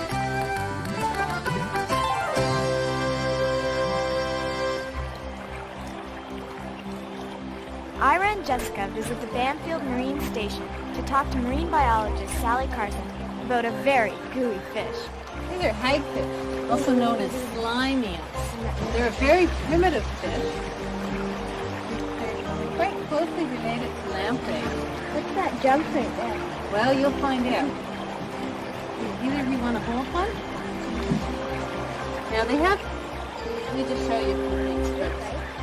They can't suck onto you. They have a sucking tight mouth, little sensory tentacles, and they have little eye spots. Those little white structures that look like eyes are actually just light sensory organs.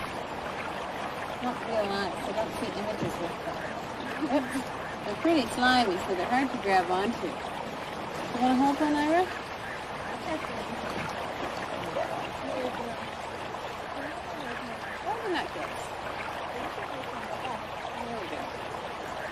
They're called slime eels because when you disturb them, there we go. When you disturb them, They make all this slime. And look at the net.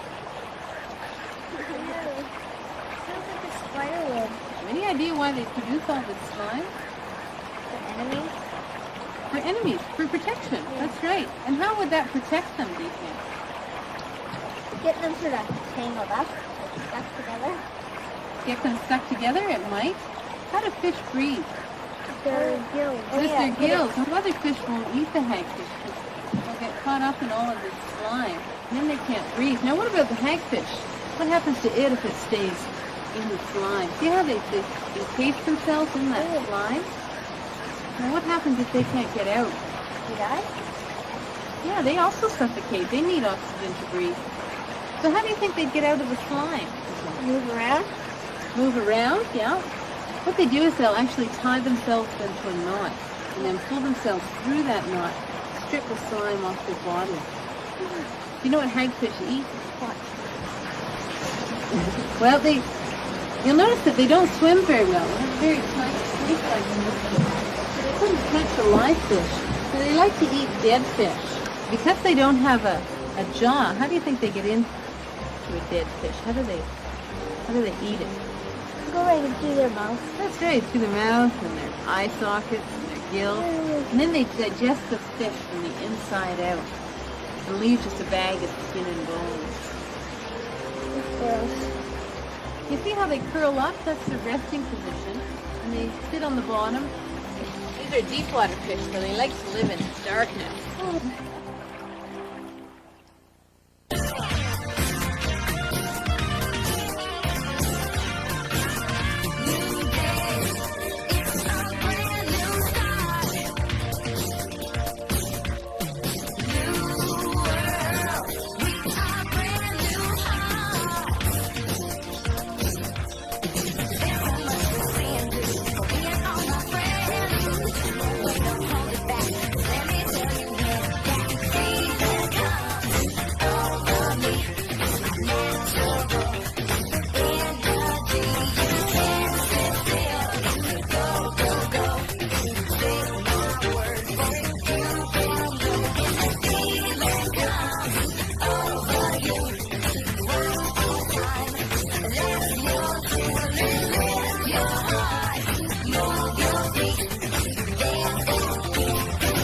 If you've enjoyed Owl TV, be sure to read Owl Magazine.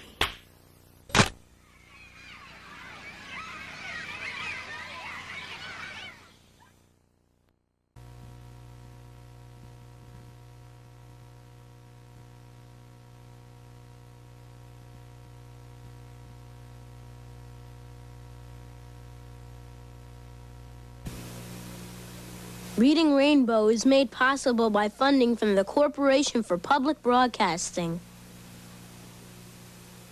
and by a grant from Kellogg's, who reminds you to take time each day for reading.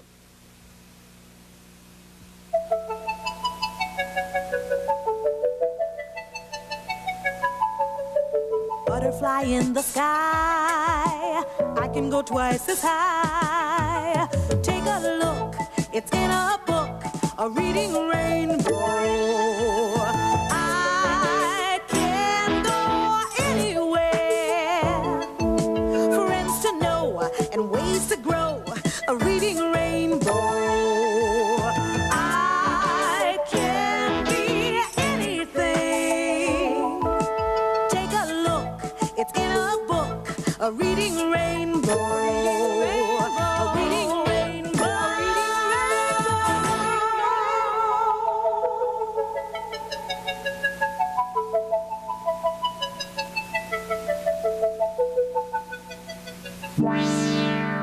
What's that?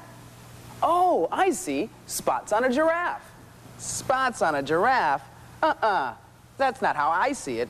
Anybody can see that's two big eyes and a nose. I don't know what you two are looking at, but I see a close-up of a delicious piece of Swiss cheese. Swiss cheese? You've got to be kidding.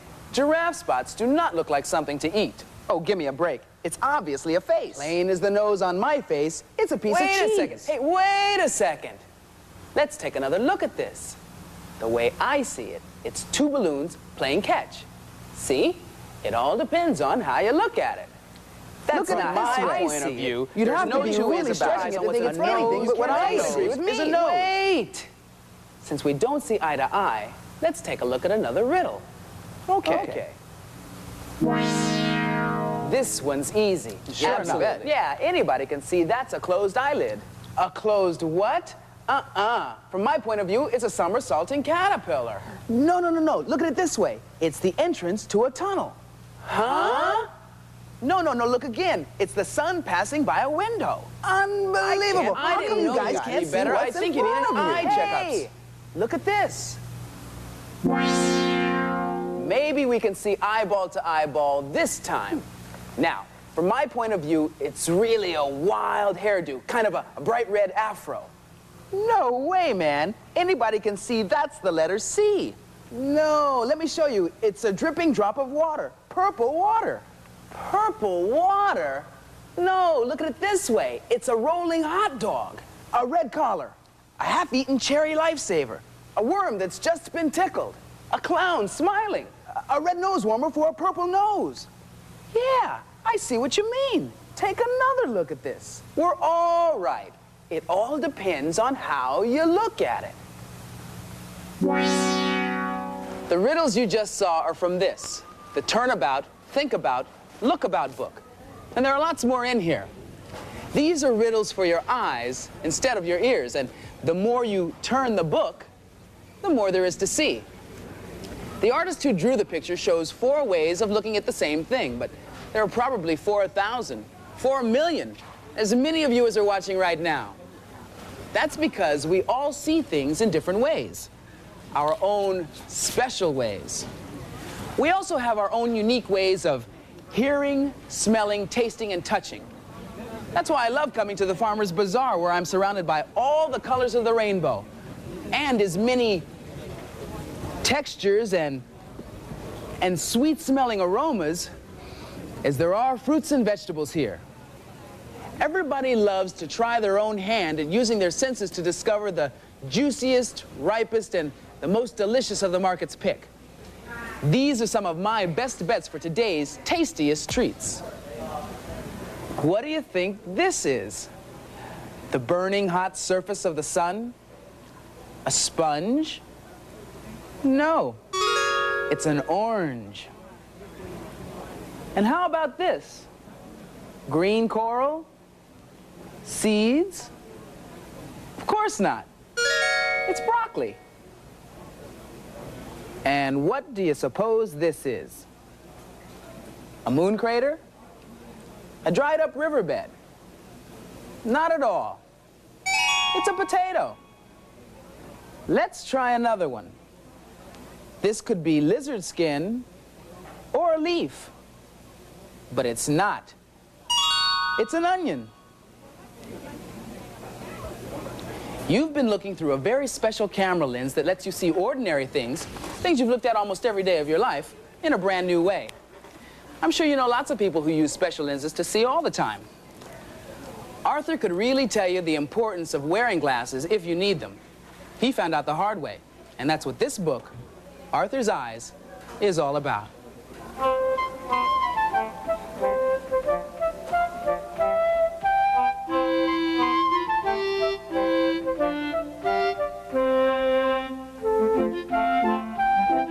Arthur's Eyes.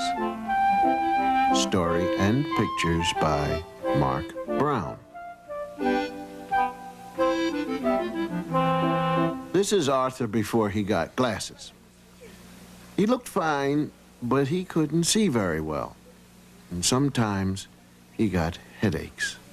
Arthur had to hold his book so close that his nose got in the way. He couldn't see the board. Francine had to read Arthur the problems. "Are you blind?" she always asked. Francine got every problem right.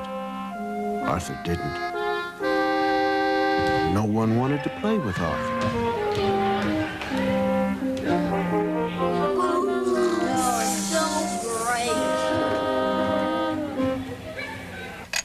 Arthur's father and mother took him to the optometrist. Dr. Iris tested Arthur's eyes. "You need glasses," said Dr. Iris. Arthur tried on all kinds of frames. He chose the ones he liked best. You look very handsome in your new glasses, said his father. Everything looks clearer, said Arthur. His mother told him he looked very smart. But the next morning, his friends laughed at him. Francine called him Four Eyes. Sissy, shouted Buster. None of Arthur's friends wore glasses. No one in his family wore glasses either. Arthur felt awful. He didn't care if he could see. He didn't want to be called Four Eyes. Arthur decided he would lose his glasses. Arthur put his shirt in the laundry. In the front pocket were his glasses. His mother found them the next morning. You have to be more careful, Arthur. You're lucky they weren't broken. That day at school, Arthur hid his glasses in his lunchbox. He told his teacher he forgot them. But now, things were harder to see than ever. When Arthur walked down the hall to the boys' room, he had to count the doors. He opened the door. Francine was talking. What was Francine doing in the boys' room? Get out of here, screamed Francine. This is the girls' room. Arthur couldn't find the door. Now all the girls were screaming out in the hall. Doors opened. Teachers ran out. The principal appeared. Everyone was looking at Arthur. Arthur turned red. He wanted to hide. The principal took Arthur to his office. Then Arthur's teacher talked to him. Why don't you keep your glasses in a case in your pocket as I do, he asked. You wear glasses, asked Arthur. Yes, for reading, said his teacher. He took them out.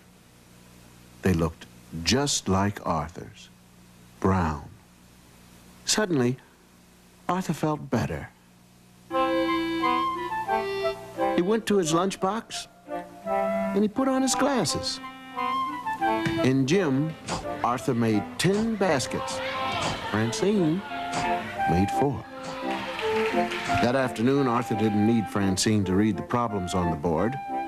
He got every one right. Arthur could see Francine's paper. She missed 2. After school, Francine asked Arthur to be on her team. I'll consider it, said Arthur. The next morning, Arthur was very surprised when he saw Francine. They're my movie star glasses, said Francine. But there isn't any glass in them, said Arthur. It doesn't matter. They help me concentrate and make me look beautiful, said Francine. That afternoon, a photographer took the class picture. Just a minute, said Arthur. He took out his glasses. He carefully polished them and put them on. Everyone ready, said the photographer. Wait, said Francine. She ran to get her purse. She took out her movie star glasses. Okay, I'm ready too, said Francine. Smile, said the photographer.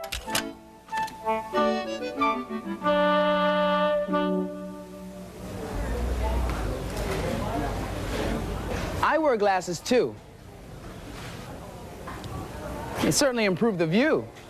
Most of the time I wear contact lenses, but I like the way these look. What do you think? I got a complete eye checkup, including a test for color blindness. You ever have one? Let me show you. I got this from my eye doctor. Now, if you have normal vision, you see the number 5. But if you have red-green color blindness, you don't see a number at all. Not very serious, you just have to be extra sure that your socks match and double-check traffic lights when you cross the street. But there's another kind of color blindness, kind that has nothing to do with your eyes, has to do with your mind, not with what you see, but how you see it. And it has to do with your heart, not with who you see, but how you see them. People come in all different sizes, shapes, and colors, and when you see through the skin on someone's face to the person underneath, then you're colorblind in the best possible way. That's what these poems are about.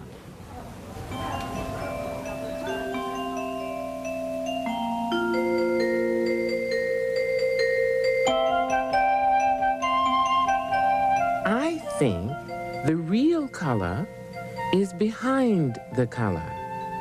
That skin on my face is for cold mornings and the cool breezes of some summer afternoons. Under that skin and under that face is the real face. I have all these parts stuffed in me, like Mama's chicken and biscuits, and Daddy's apple pie, and a tasty story from the family tree. But I know that tomorrow morning I'll wake up empty and hungry for that next bite of my new day. Imagine, I am standing with one foot in Africa, for my ancestors dragged away from their homes and lands and tribes to sail to America as slaves. One foot in Europe, for my ancestors living in their ghettos, in their Polish and German villages, until they sailed to America to find a new home and life. Imagine I'm standing with one foot in New York City for my first 8 years of riding the Central Park Carousel, walking on Broadway, listening to the music of the streets. One foot in Ohio for my present time of summer corn and the smell of hogs after rain. This town has birds that bring the mornings to my room. 4 foot feet. Enough to make me sit right down. The way I see any hope for later, we will have to get over this color thing and stop looking at how much brown or tan there is in or on this woman or that man, and stop looking at who is a woman and who is a man. Stop looking. Start loving.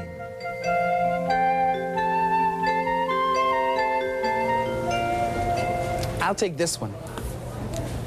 I've got a movie in here. Well, at least that's what it looks like. Watch. This is a flip book, and I made it myself by drawing a series of pictures that change just a little bit each time.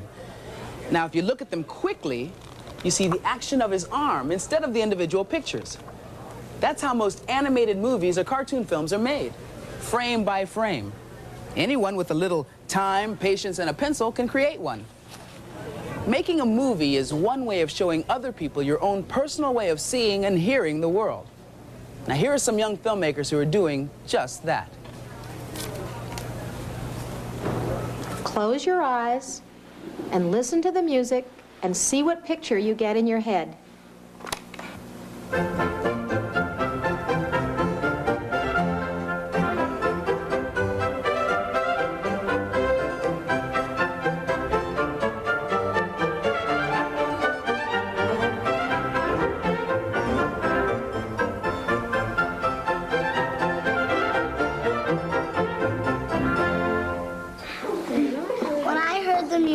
I saw a dancer, and I saw her dancing in a garden. And I saw her moving her legs and arms and spinning. She dances in her backyard, and her backyard's really a garden. And she has 5 flowers growing, and every day she leaps over them. I like to sing, and I like to dance to music, and I like ballet. That's why I made a ballerina in blue, because blue is one of my favorite colors.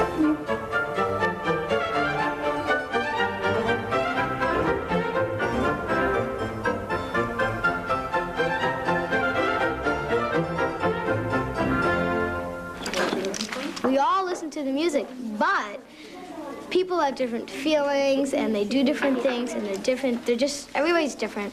Some people like to eat, some people like birds. Or if you just learned a game called dominoes, which I just learned, you're probably gonna think about dominoes. And so that's how it turned out for me. I see dominoes with hands, and they're dancing, and they're singing, and they're just dancing along, and they're jumping on each other, and they're having fun.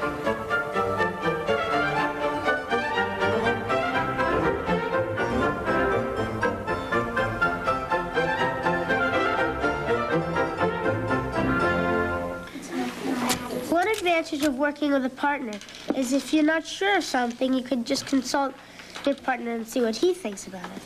Yeah, so if you have the slightest doubt about is something good or bad, you can just ask him, and then if they think it's bad, you get rid of it. I see blocks going around, and then they're coming into shapes, and then it goes into 3 different parts, and it just keeps on circling and circling.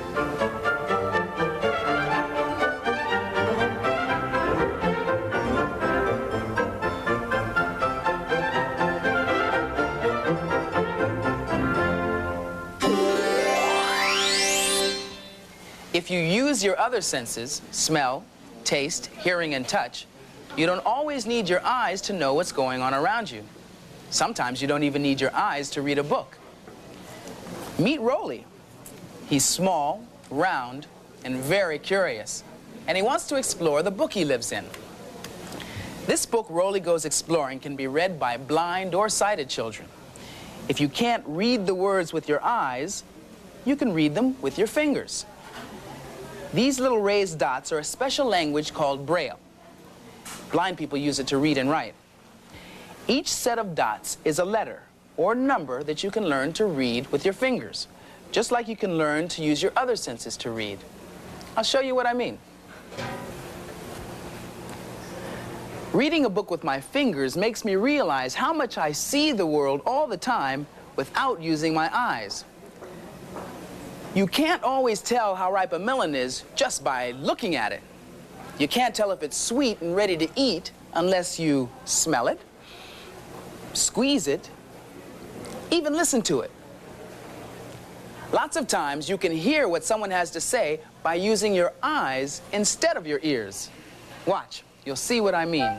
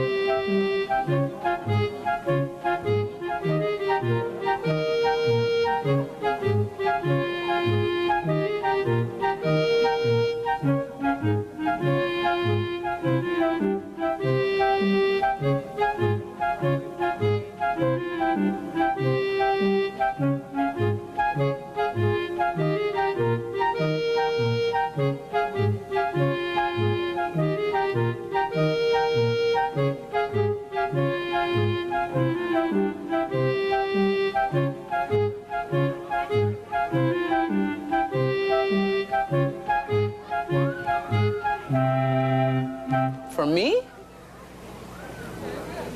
You see what I mean?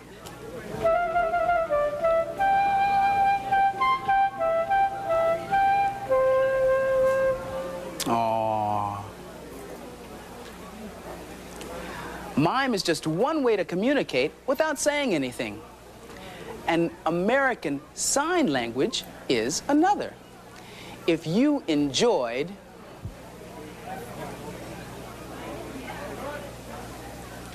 Arthur's Eyes, here are some other books you might like, but you don't have to take my word for it. H-E-L-L-O. Hello, my name is Erin Klimko, and that was American Sign Language. It's a way of communicating without words. And if you want to do more of that, you should read a book called A Show of Hands. It's a book about a boy who doesn't believe in sign language till he meets a girl who's deaf and then finds out he's been using it all along. He used things like shrugging his shoulders if he didn't know the answer, bracing his hand if he did, waving to a friend across the street, or just twiddling his thumbs. I especially like the pictures in the book. There's even a sign language alphabet.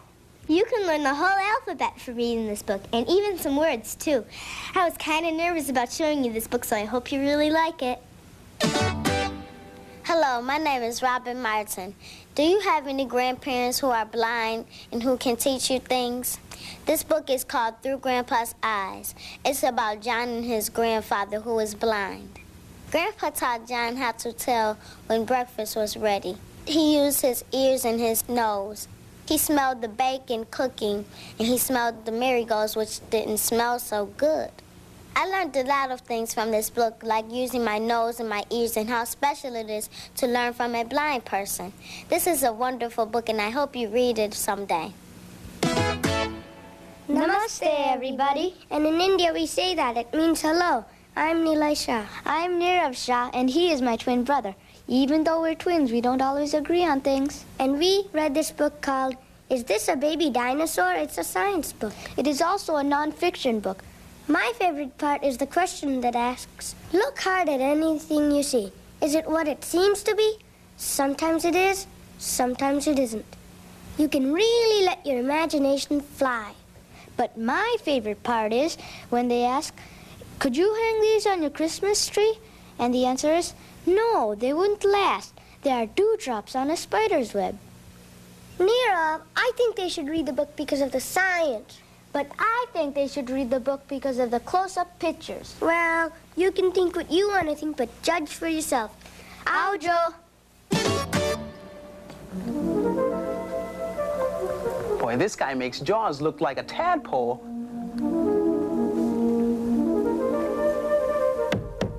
Neat.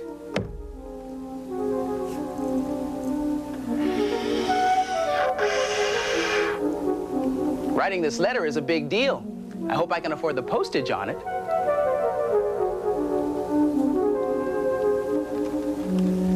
Must be part of a big band. Hey there, big guy.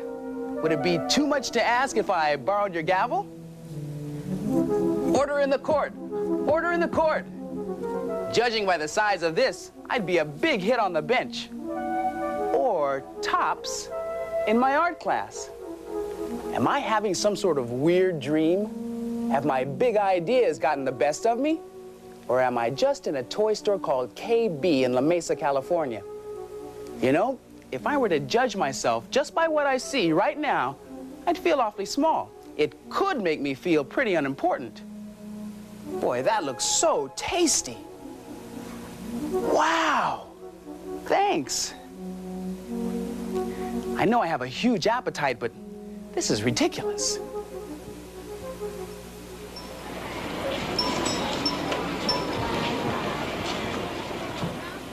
I hope my eyes aren't bigger than my stomach.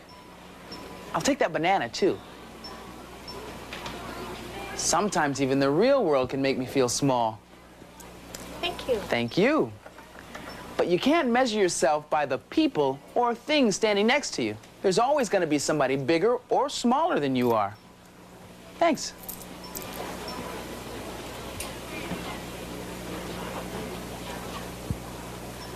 The only way to really know how big and important you are is to look inside yourself. The things around you aren't nearly as important as how you see yourself. Some people say the best things come in small packages. Others say bigger is better. It all depends on how you look at it. See you next time. See you next time. See you next time. See you next time. Butterfly in the sky, I can go twice as high. Take a look, it's in a book, a reading rainbow. I can go anywhere, friends to know and ways to grow, a reading rainbow.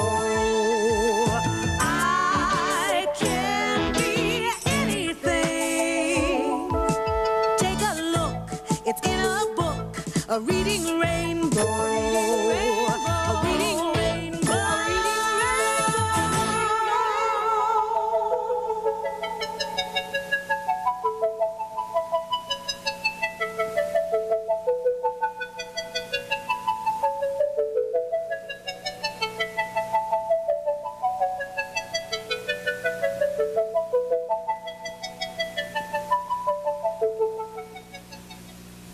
Funding Reading Rainbow is made possible by a grant from Kellogg's, who urges you to explore the joys of reading.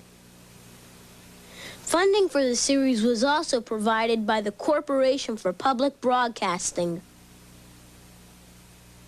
Everyone up, everyone in. Time for the fun to begin. Come along with us to Zoobilee Zoo, Zoobilee Zoo. Magic and wonder are waiting for you. It's as close as a dream and as bright as the brightest blue. Welcome to Zoobilee Zoo. Let us introduce the Zoobles to you. I'm Mayor Ben. I'm here to lend a helping hand. I'm Builder Beaver. I invent things on command. There's daring and adventure when lookout comes to call. And a kangaroo named What's That who puts music to it all. My name is Van Gogh. Just color me fun, and you will shout bravo once the show has begun. Everyone, spread the news. There'll be so much to see and do. Just see Arc-a-Doo. When you're in Zoobilee, Zoobilee Zoo, Zoobilee Zoo, magic and wonder are waiting for you. So come on with us now and discover the wonder of you. Welcome to Zoobilee Zoo. Closed caption made possible by General Foods Corporation. Hello, Zoobaroos. Tell me something. Have you ever wished that you were a grown-up and would do all the things that grown-ups do? Oh, you know who they are. They're the moms and dads, the aunts and uncles who always say to you, wash your face, brush your teeth, eat your spinach. And what do? They get dressed up and go out and leave you at home with a babysitter, right? Right.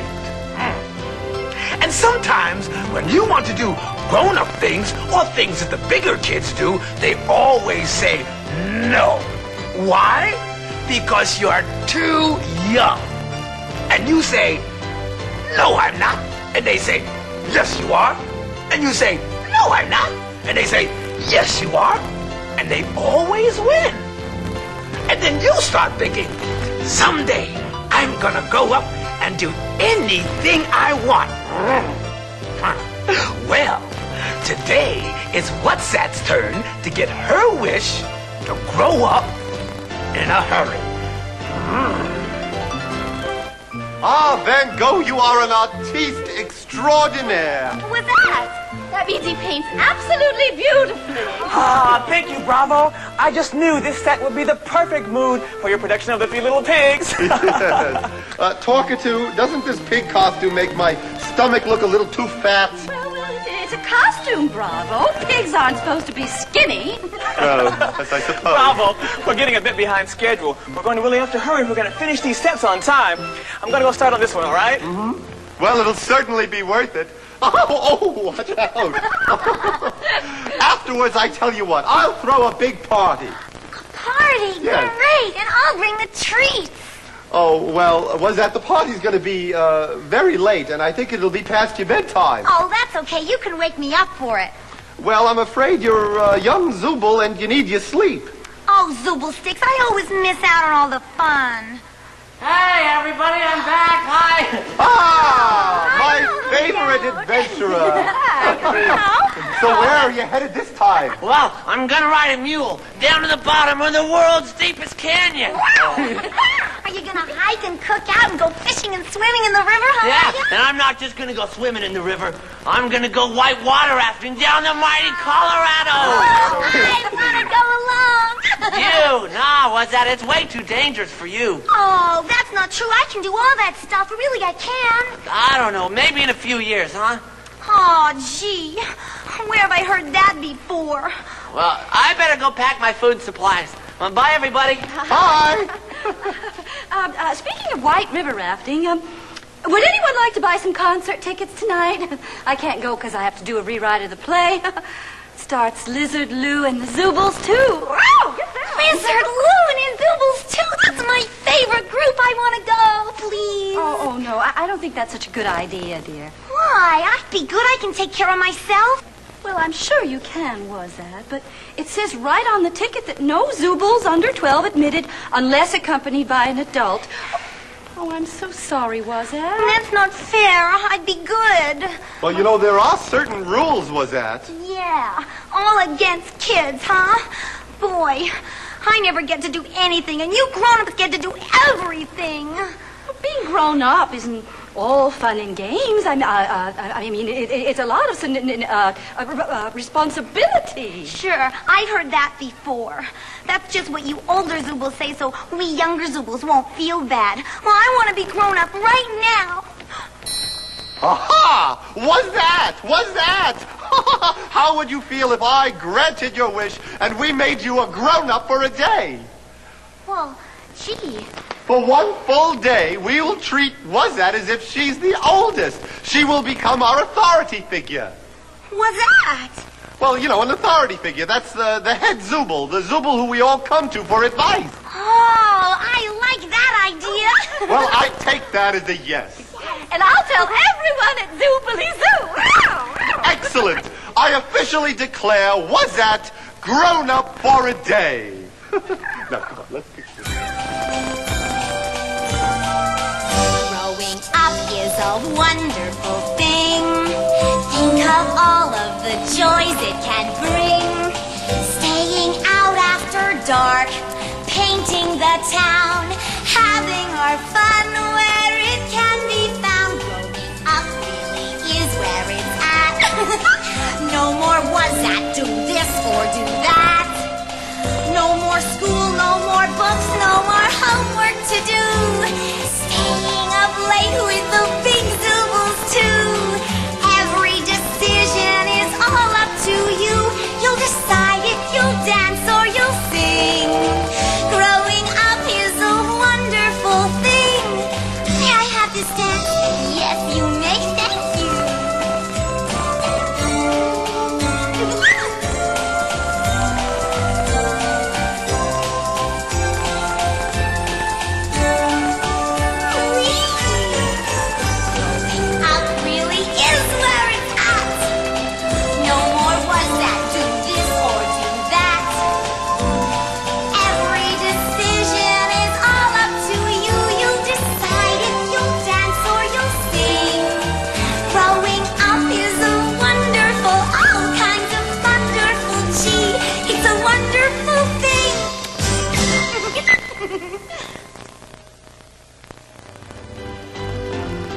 Tell me something, Zoobaroos. How would you like to be in Wazat's shoes and be grown up for a day, huh? Sounds like fun. We'll see. I wonder how she's doing anyway. when you grow up, you'll be able to stay out late and go any place that you want to go, too. Oh, you got some crumbs on your mouth. Mustn't have that. Cockatoo, these cookies are delicious. Oh, I hope you like them. I made them especially for you to be grown up for a day. Oh, yes, and I'm so excited. I'm going to go any place that I want to go and stay up as late as I want to. And no Zoop will be able to boss me around.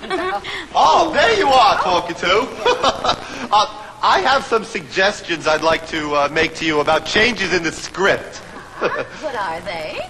Well, I thought that instead of having the big bad wolf climb up to the roof and fall through the chimney into a pot of boiling water, that the third little pig takes the wolf out all by himself. Take out the wolf? Yeah, you know, he's sort of a modern pig, you know. He knows karate and self-defense, you know. And he breaks open the door, you see, and he looks outside, he sees that wolf, and he gives him a karate chop. And a couple of kicks, and he throws him against the wall. And then finally, when the police arrive, the wolf just says, "Please take me to jail because I can't spend another minute with that third little pig." Well, it's very funny. But I like the original story better. Yes, I do. Oh. But let's ask Wazette. She's our grown-up for the day, and whichever ending she likes, it's the one we keep. Oh! It's a deal.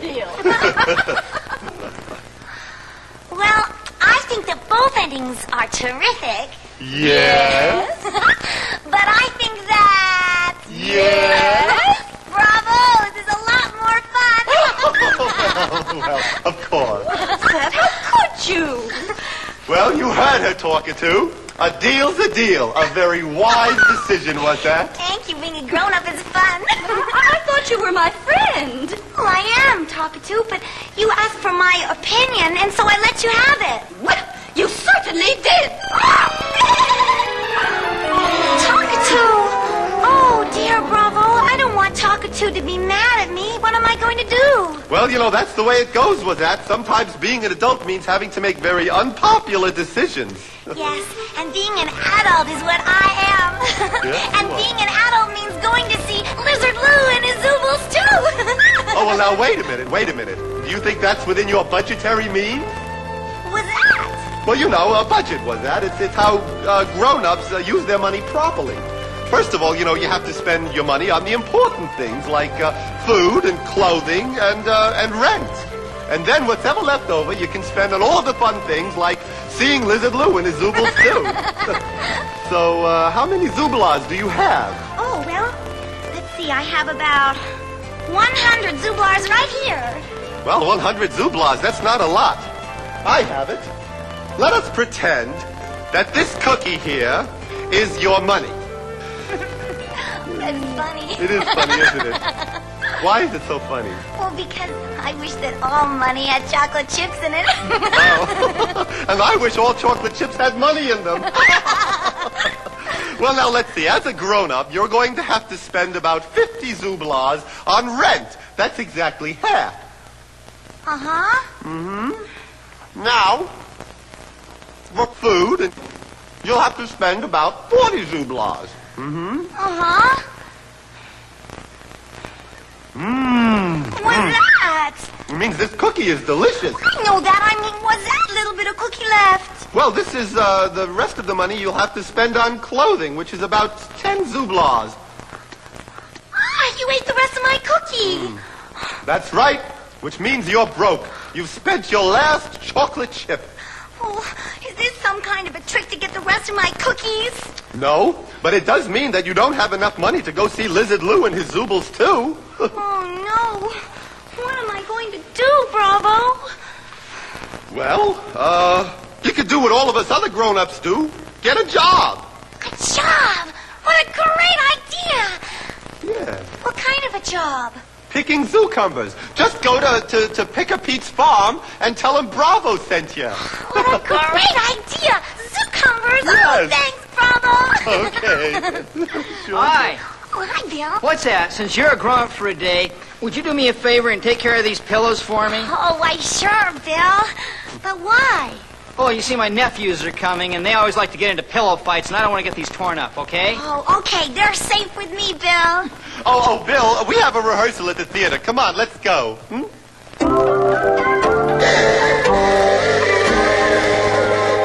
Hi. What's that? Boy, I'm glad you're home. You see, I'm just now leaving for the Grand Canyon.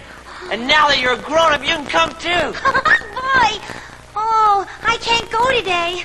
Oh, I got something more important to do. What's that? What could be more important? Picking zoocumbers? Oh, well, of course. Well, I'd rather pick zoocumbers than go on an adventure any day. Oh, you would? What, are you kidding? I'll see you later, was that? Gee. Oh, bye, Lookout. Boy, growing up isn't as much fun as I thought it would be. Well, Wazat has run into some grown-up problems, so she had to make some grown-up decisions. So she decided that picking zoocumbers was a grown-up thing to do. Picking zoocumbers? That's no fun.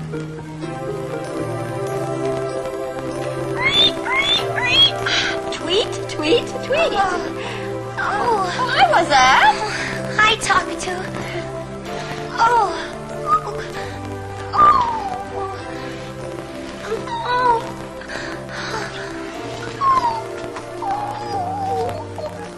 No! Are you okay? Not really. Well, is something wrong? Yes, I ache all over. Oh. Well, what happened to you, dear? I guess you could call it a bad case of grown-up-itis. You see, I've been picking zoocumbers. Zoocumbers? Yes. See, I didn't have enough cookie left to go to the concert. Cookie? That's how Bravo taught me how to figure out my budget. See, I have a full whole cookie for all the money that I have.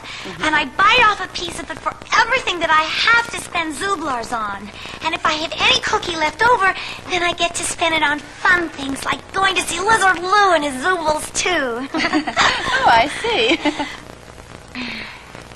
Wazat, I'm really sorry that I got mad at you when you liked Bravo's story better than mine. I acted so silly.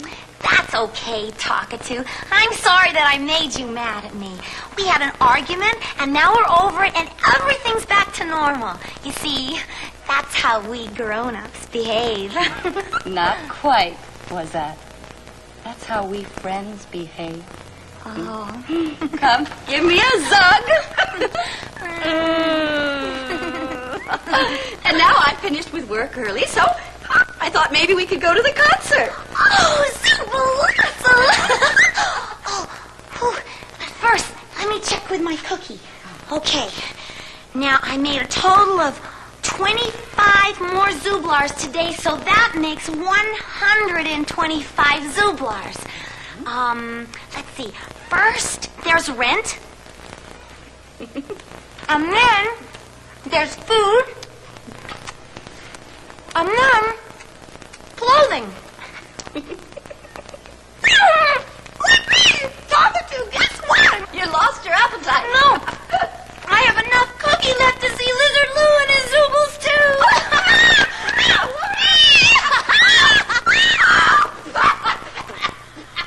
Oh, no. Oh, those were Bill's pillows. They're ruined. Now I'll have to spend all my Zooblers on new pillows instead of going to the concert.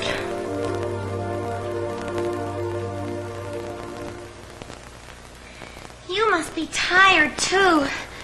Boy, I hope that Bill likes these new pillows. They cost every Zooblar that I had. Hi, Wazat. Oh, hi, Wazat. Hi. So, how was the concert? I didn't go. You didn't go? How come? Bill's pillows ate my cookie. Huh? Well, it's a long story. Here, Bill. I hope you like your pillows good as Hello? new, see? What's that? Don't do that. What's wrong? Oh, I made him to fall apart when the second pig throws him at the wolf and showers feathers all over him, but I guess they don't work. So that's what happened. I thought that I ruined them, so I bought you a new pair. Oh, that's very thoughtful of you, was that? But I can always make a couple more pillows. Oh, boy. Oh, was that? We came by to invite you to a party, seeing as now you're a grown-up. Party, huh? Yeah, we finished the set for Bravo's play, and so we're going to celebrate. You want to come? Oh, sure. But first I'm going to rest a little bit. I've been on the run all day. Okay, well, we'll see you at the party. Okay. Bye. Ta-ta. Bye. Boy, am I zooped.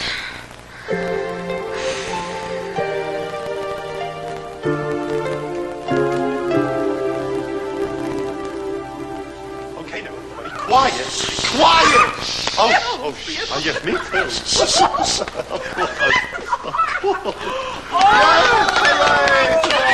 Why, thank you. I love applause, but why am I getting it?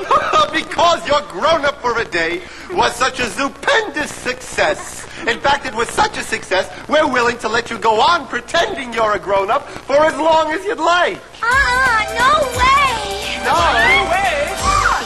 Young is what I want to do. Lots of time to be grown-ups like you. Being tucked into bed as the sun's going down. Having some fun on a merry-go-round. Young can be nothing but fun.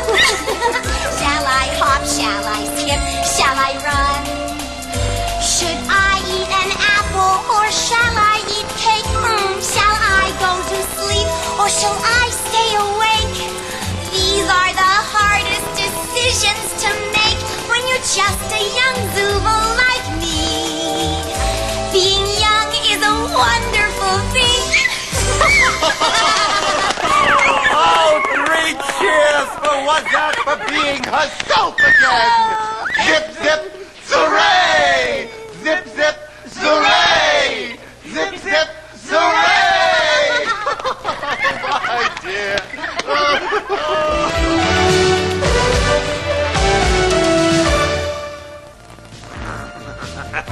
How about that was that? She decided it's fun to be a kid. Why? Because there's plenty of time to grow up later. And you know something? She's right. See you later, Zoobaroos.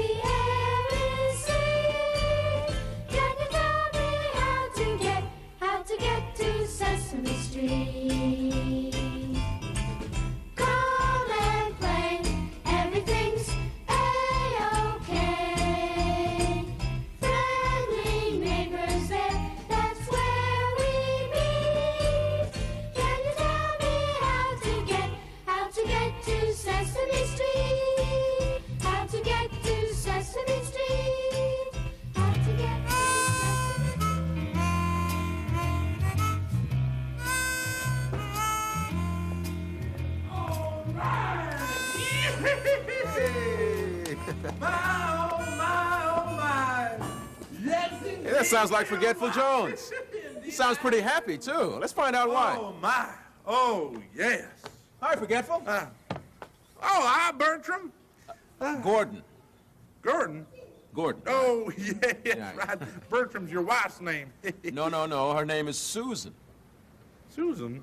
No, yeah, Susan, of course. Well, that's better anyway. Bertram's a silly name for a girl. Right. Say, Forgetful, you sounded pretty happy there a minute ago. I did? Yeah, how come? Well, gee, I don't know. Believe it or not, I forget. Well, let's see if we can figure it out, okay? Now, just think real hard about what was happening when you were feeling happy. Oh, yeah, what was happening when I was feeling happy? Right. Well, let me see. Yep, I'm getting something. Yeah? Yeah, I got it. Yep, I got it. The sun was shining. Okay. That's good for a start. What else? Yeah, well, the sun was shining and the breeze. A breeze was blowing. The sun was shining and a breeze was blowing. Right. Oh, it was beautiful, yeah. And then the trees started swaying, sort of like dancing. Yeah, back and forth. Yeah. Right. Their limbs stretching up in the air and the breeze and the sun shining through it. And then my heart started a beating in time with the trees dancing. It was kind of going like boom, boom, boom, boom, boom, boom, boom, boom, boom, boom, boom. Yeah, and the breeze and the sun and the trees and my heart a beating. I started yelling, well, all right, yeah, because I was happy. Yeah, I was happy. Okay. I remembered. You remembered. I remembered. Great. What do you know? Can you imagine me forgetting simple things that make me happy? Yeah.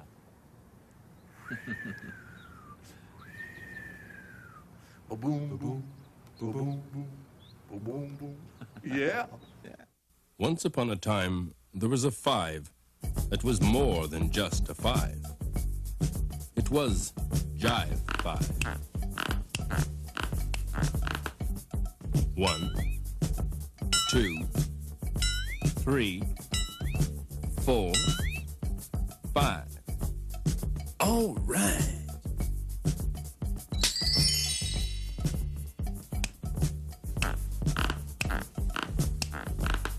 One, 2, 3, 4, 5.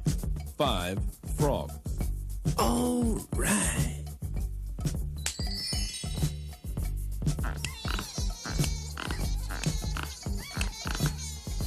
One, 2, 3, 4, 5.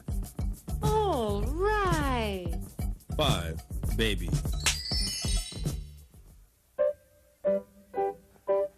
Okay, everybody ready to practice?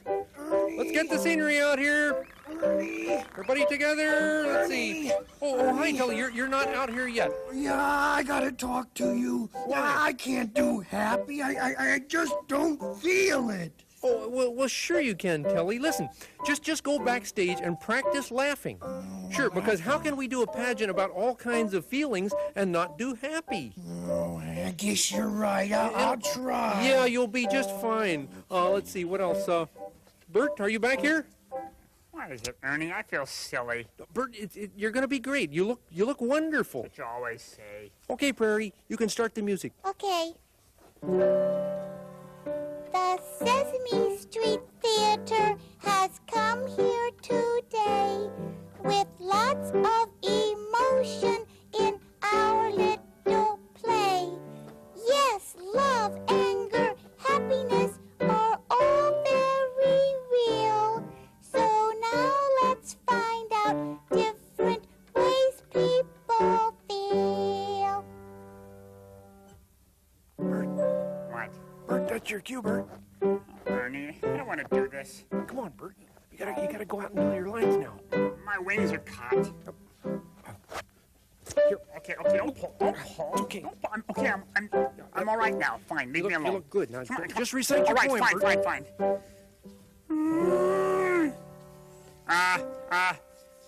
My name is Cupid. I'm an expert on love. Love is two hearts beating as one. Love is the ecstasy of joy. Love... Ernie, I can't do this. Stop it, Prairie. I can't do it. No, I can't do it. Oh, what's the matter, Bert? What? Ernie, that's not what love is. At least, not to me. Well, what is love to you, Bert? Well, I'll try and explain. Prairie, can you play that other song I put on your piano? Oh, okay, Bert. When I see some baby pigeons with their mommy in a nest, I get a joyous feeling sort of rising in my chest. That's love.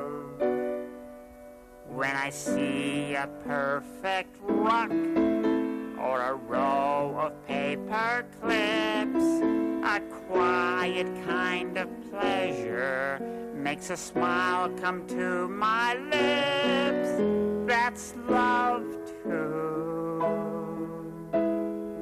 When I hold my little nephew and I bounce him on my knee, I'm smiling down at him and he's smiling up at me. That's love. Love's a simple thing to see. Why go on for hours with oatmeal in a bowl to love? Who needs hearts and flowers? And even though his silly tricks can drive us far apart, I'll always have a special place for Ernie in my heart. Boy, that's beautiful, Bert. That was really great, Bert. Thank you. You know, and when we open the show tonight, promise me you won't change a thing. Well, I have to change just one thing. Well, what's that, Bert? This ridiculous costume. Look at me, Ernie. You always put me in these costumes. Look at these cardboard wings. I have my pajamas on.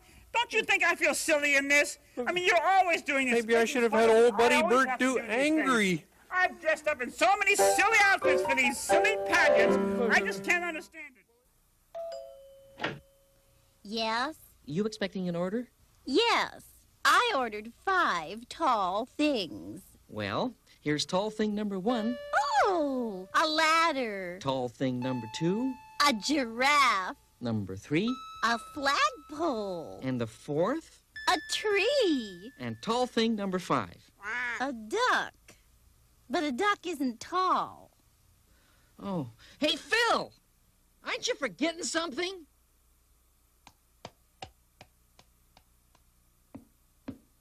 There you go. 5 tall things. I went to the beach. There's a lot of sand here. Me and my friend were making a sand castle. First, you dig up a big hill. The most important is shovels and a pail. That's about it. And then you pat it all around. Base can be dry sand. The little like water to make it stick together. You take wet sand and move your hand around the castle. One of my friends gets cups and she puts sand in them and turns them over and gets big like that. Well, you have to dig down a deep, tremendous far hole. And I go and make a street going in it and through it and out of it. With my dad, mom, and my friend, and me. Dad, I could make it as big as my house. When it gets very big, then you stop there and it's a sand castle. You can make like a hippopotamus, clown, violin, no, bass fiddle, turtle, snapping turtle. You can make a fish, a whale, sharks, A dinosaur. A plesiosaurus. Plesiosaurus is tremendous. You can make a human being. This is the fun of it. J. I was named after the letter J because everything my family does starts with a J. There are folks who poke fun at the way my family's run. It's a joking, joyful, jumping jamboree. So if you'd like a job, just join our jolly mob, and we'll show you how much fun a J can be. My sister's into judo. My father likes to jog. My mother washes jelly jars. My uncle jumps a log. Big brother flies a jet plane. My nephew drives a Jeep. Junior is a jitterbug. And Grandma juggles sheep. My niece plays in a jazz band. My granddad Jimmy's doors. My cousin runs a jackal farm. My auntie judges boars. Great uncle raises John Quills. Great granddad plays with jacks. My wife became a journeyman. And me, well, I just stay out of their way. J. Come on, ready, Barkley? J. Jump. Barkley. J. Jump. J. Jump. Jump. Jump. Jump. Oh, Barkley. Oh, I got an idea, Jason. Just take that rope and there's a clip. Put it on his collar. Ha. I know how to figure this out. Nobody's gonna fool this bird. You got it there, Jason? Okay, Barkley. Now, Barkley, you just sit and I'll make the rope real tight. No, Barkley, where are you going? Sit. Sit, boy. Okay, you come around, Jason. You get ready to jump over the rope. Here we go. You ready? J. Jump. No, whoa, no! Barkley, don't jump! Barkley! Oh, dear.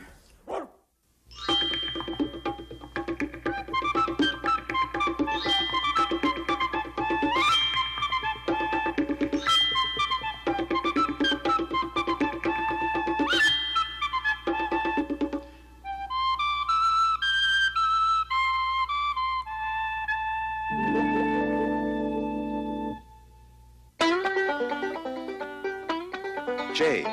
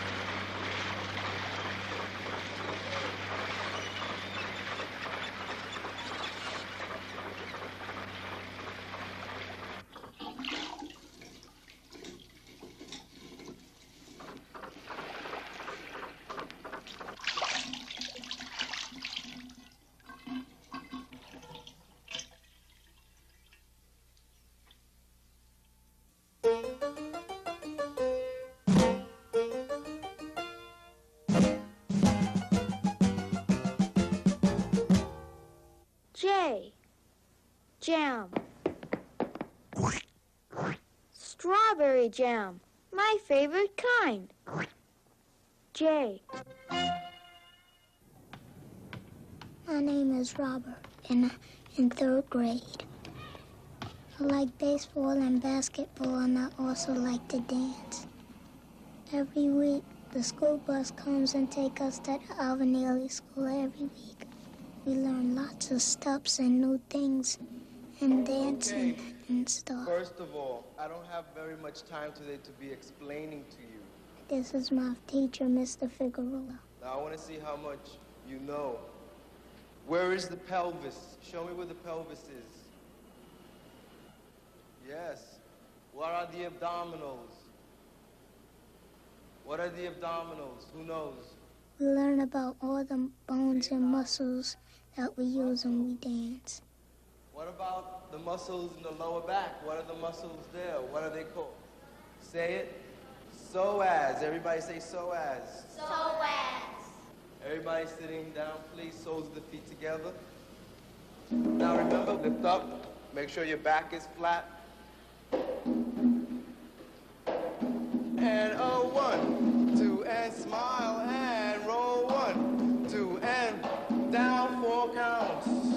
Point and up 1, and down.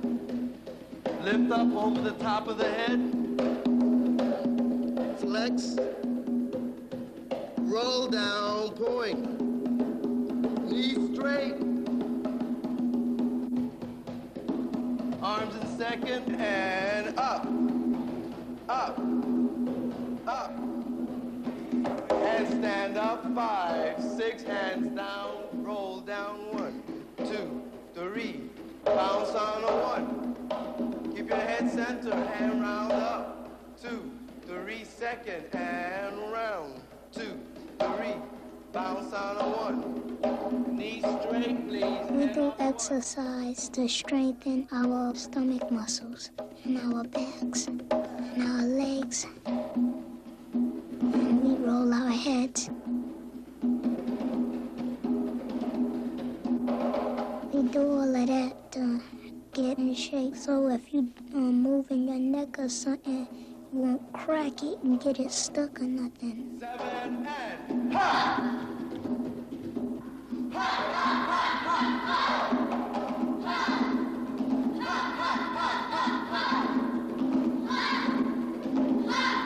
Okay, we're gonna do it again because I didn't like it. It didn't sound correct. Ready? We can't be lazy. He starts it over. 5, 6, 7, and ha! 2, ha, ha! Ha, ha!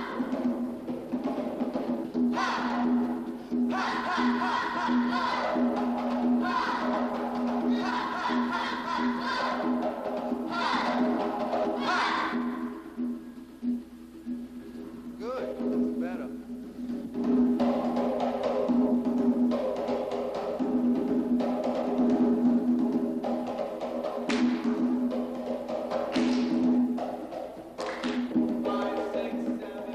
Everybody has to move together in a dance. Right leg and turn 1. Don't push back.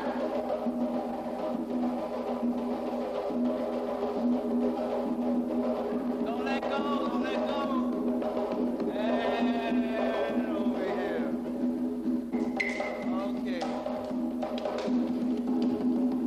Okay, now we'll gather around the drummer to thank him for his music, please.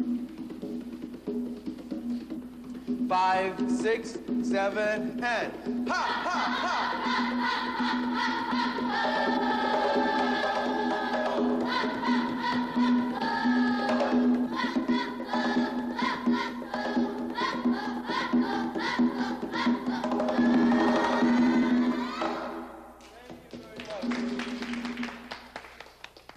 When I grow up, I want to be a policeman.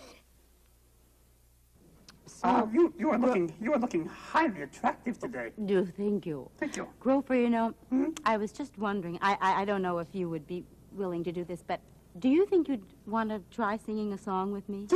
Singing a song with you? Oh, because... Oh, I would love that. Oh, good, because it's really so much fun. Now, what I would like to try Yes. is a certain song I know. It is an echo song, which I means... beg your pardon? An echo song. Echo? Echo, which means that if I sing something, then you repeat it after me. For instance, if I were to sing, yo ho ho, you would then sing, yo ho ho. Do you understand? Oh, you mean I got yo ho ho. Right, let's just try Okay. you being an echo, and so, okay. Yo ho ho. Mm-hmm. Oh, me? Oh, yo ho ho. Oh, I Right. see, like that. That's right. Okay, Me yo then ho you. ho. Me then you. Okay, so let's just try this song then. Okay. And when I say something, then you repeat it. And you can try it too. This is fun. Yes, we might have a really, really swell time. Yes. I'm sorry. I should have said this. You see, I'm going to sing a little bit first, and then when I signal you, I see. Then you repeat what You I say. start first. Because you don't know what I'm going to say. I am so could say embarrassed. any number of things, so you have to listen. I will and be then... on my guard. Yes. Okay. Okay. Okay, so we'll try it again. Yes. There's the music. Sing what I sing, sing after me. Be my echo if you can be. Sing tra-la-la. Oh, now a tra-la-la. Me, me, me. Me, me, me. Ha, ha, ha. Ha, ha, ha. He, he, he. He, he, he. Yes. Pick a peck of peppers. Pick a peck of peppers. Diddle, diddle, dee.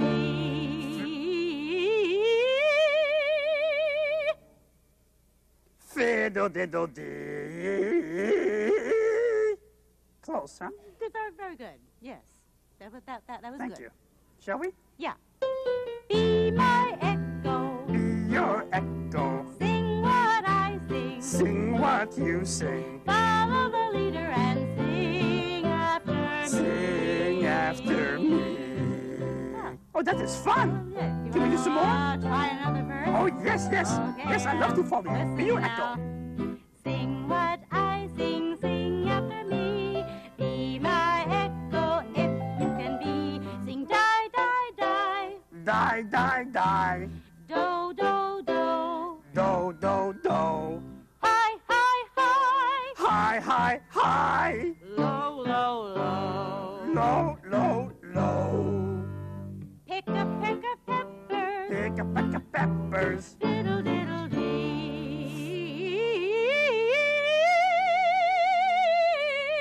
dee. Fiddle. You got to be putting me on. Be my echo. Be your echo. Sing what I sing. Sing what you sing. Follow the leader and sing after me. Sing after me. Now watch out. Sing la, La, me, me, ha, ha, he, he, die, die, do, do, high, high, low. low. Pick a peck of peppers. Pick a peck of peppers. Diddle, diddle, dee. Thank you. Fiddle, diddle, dee. Ha ha.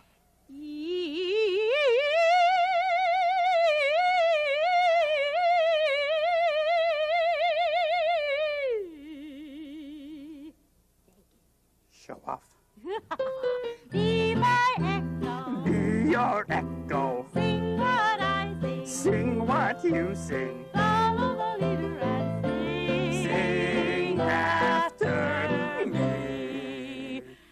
Sing after me.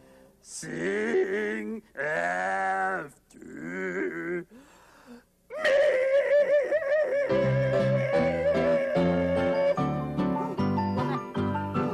That was good.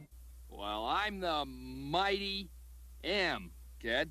So don't mess with me, or your name will be mud. Well, I can mix it up, and I can mow it down. So what do you make of that, hmm?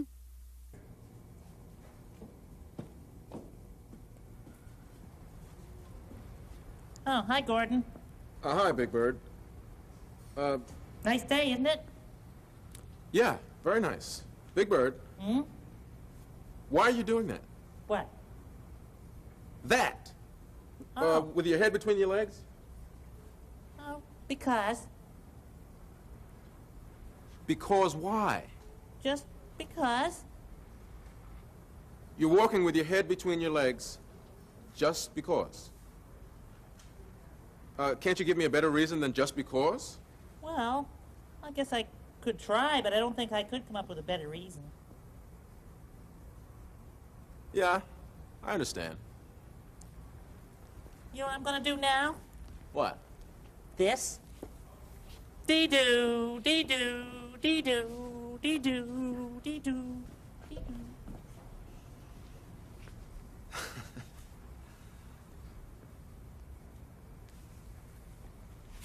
Dee-doo, dee-doo, dee-doo.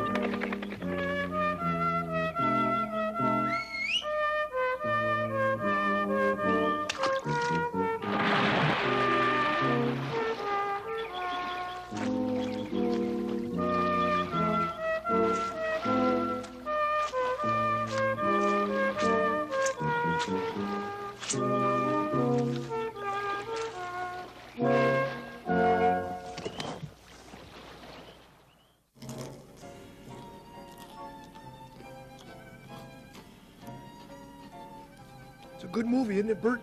Huh? Huh? It's a good movie. Oh, yeah. Excuse me, please. Excuse me. Oh, I'm sorry. Excuse me.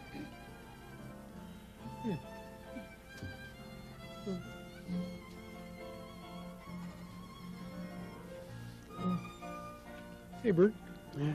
A lady just came and sat down in front of me with a big tall hat. Now I can't see the movie. What'll I do? I don't know. Figure it out yourself, Ernie. I'm trying to watch the movie. Shh. Let's see. What shall I do? I know what. Bert? Huh? Bert? What? Here, Bert. What are you doing? I'm going to change seats with you, Bert. No, you're not, Ernie. Oh, you can see. And I'm watching the movie. Shh. I'm sorry. Shh. Come on, Ernie. Okay. Let's see. Guess I'll have to think of something else. Let's see. Bert can see. Because he's sitting in a seat where he can see. I know what. I'll sit on Bert's lap. What are you doing, Ernie? I'm sitting on your lap, Bert. Ernie, get off my lap. Come on. I'm sorry. Come on. Now sit down and be quiet. But Bert, how am I going to see the movie, Bert? I can't think of anything, Bert. Look, Ernie, what is the trouble? I can't see the movie, Bert. What'll I do? Just ask the lady nicely. Please, lady, will you please take off your hat so I can see? Now leave me alone so I can watch the movie. Okay, Bert.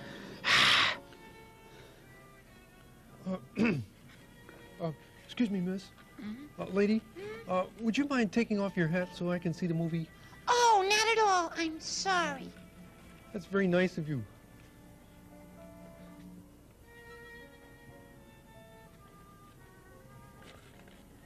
Oh. Is that better? That's fine. Thank you very much. Thank you too, Bert.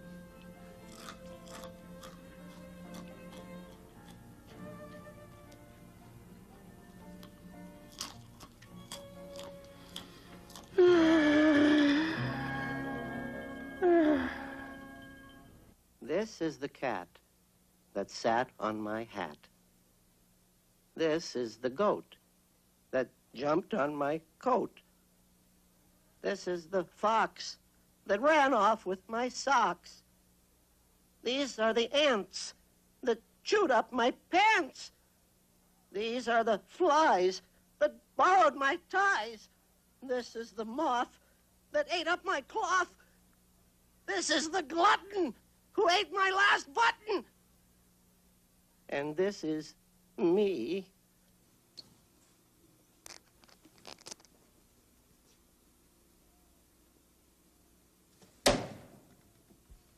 Closed!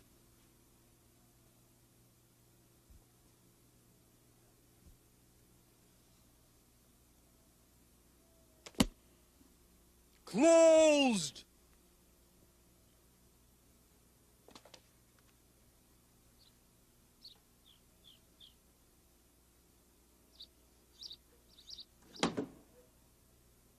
Closed!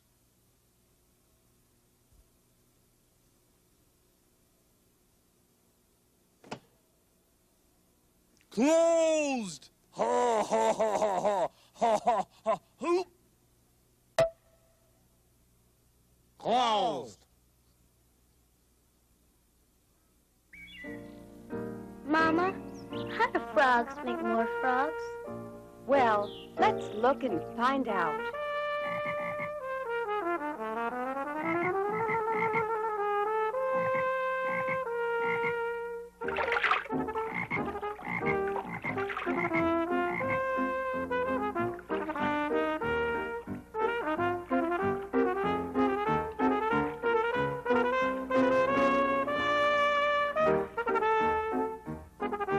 Eggs.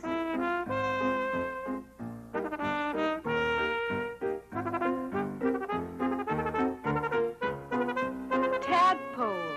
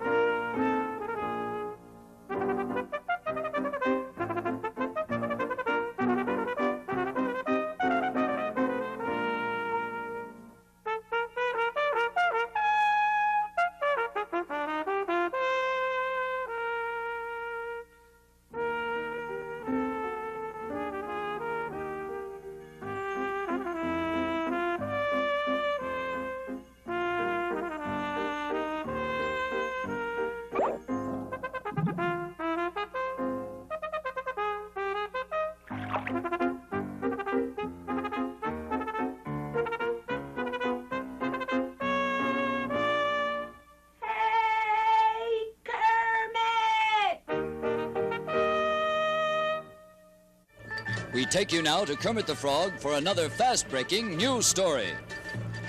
Hi-ho, this is Kermit the Frog speaking to you from the beautiful princess's palace, where the story is that today she is going to choose from among her loyal subjects, she's going to choose one of them to be her prince. And we're waiting now for the beautiful princess to make her appearance here. I think I hear her coming now. Ah, look at that. That's the beautiful princess. Excuse me, beautiful princess. Kermit the Frog here, Sesame Street News. I wonder if you could just answer a couple questions for our viewers out there. Certainly, little Do you know which of your subjects you're going to choose to be your prince? Well, I don't know, but I can give you a clue. You're going to give us a clue. Okay, wonderful. You're just speaking to the microphone. What is the clue? He has bulgy eyes. Bulgy eyes! I got bulgy eyes. Yeah, I have bulgy eyes, too. That lets me out. Yeah, well, me too. I don't have bulgy eyes. I might as well leave. Well, a couple of the people who didn't have bulgy eyes just left back there, Princess. Sorry, fellas. Can you tell us anything else about him? Well, he has a funny voice. He has a funny voice. Funny voice. I have a funny voice. Yeah, well, mine's pretty but, funny. I don't have a funny voice. I'm afraid mine's not too funny either. Well, look at that. Okay, well, a couple more of the people who did not have funny voices just left. What else can you tell us about the prince? I can tell you that he has such small ears that you can hardly see them. Well, he has small ears, huh? I have big ears. I guess that... You're telling me. That lets me out, huh? Okay, well, it's nice. So long. Here. Well, there again. Okay, one more person there with big ears just left. What else can you tell us about him, Princess? He's wearing a hat and coat. Hey, a hat and coat. I'm wearing a hat and coat. It's me. I'm not wearing a hat or coat. No, I not. guess it's not me. I better leave. It's not. Okay, well, Listen, Princess, boy. we're narrowing the field down. It's me, There's right? almost nobody left here. Is there anything else you can tell us about him? Just one more thing. One more thing? that? What's that? He's a frog. Oh, well, guess I'm out of luck. I thought I had a chance for a minute there. Sorry. Okay, well, another person left there who wasn't a frog. We'll just see who's left here. There's nobody left here. Wait a minute. I'm a frog. I know. I read in a book that if a princess kisses a frog, he turns into a handsome prince. Yeah, but wait a minute. Then here I go. Well, as you can see, I'm not about to change into any handsome prince, but, holy cow. Listen, you're a rather attractive young frog there, Princess. You want to go to the hop? Okay. Come on. My daddy took me to the hospital to see my new baby brother. Hi, honey. How are you? Can I kiss? What's this? Huh? Flowers for me? Well, are you ready to go see our little baby? Sure. We'll get the nurse to bring him over. There he is, Jamie. Who's that? My brother. That's your brother, right? I think I'll name him What are you going to name him? Mark. Mark? Oh, that's a lovely name. How old is he? How old is he? 1 day. 1 day old. How old are you? 4 years old. Ah, there's a big difference, isn't there? Isn't he tiny, honey? You used to be that tiny once. I know. He'll be bigger than that by the time he gets home. Whose baby's that? That's somebody else's baby. My father had to pick me up. Look at all these little tiny babies. We saw the baby laying in the crib. He had a blanket wrapped around him.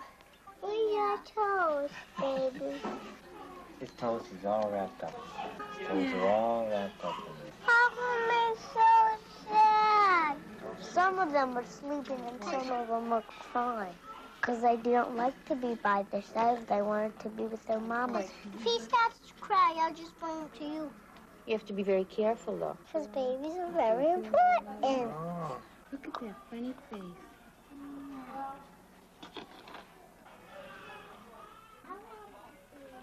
I want you to come home tomorrow, Mommy. Okay. Shall we bring the baby? Bye, baby Eric. So I'll bring the baby home in a couple of days, and we'll have lots of fun with him, okay, honey? Can I have a kiss goodbye? Say goodbye. Bye, Mommy. Bye, honey. And take care of Daddy. Thank you for the flowers. I will. Come home tomorrow. Come home tomorrow. Hey, I got a fun idea. Why don't we just go watch the grown-ups for a while? Come on. Oh, wait. Oh, wait, when you're talking about cute, let me tell you something. About this, cute? About cute. Because I know about cute. You know about cute. This baby is cuter than I was when I was his age. Now we're talking cute. Oh! Hi,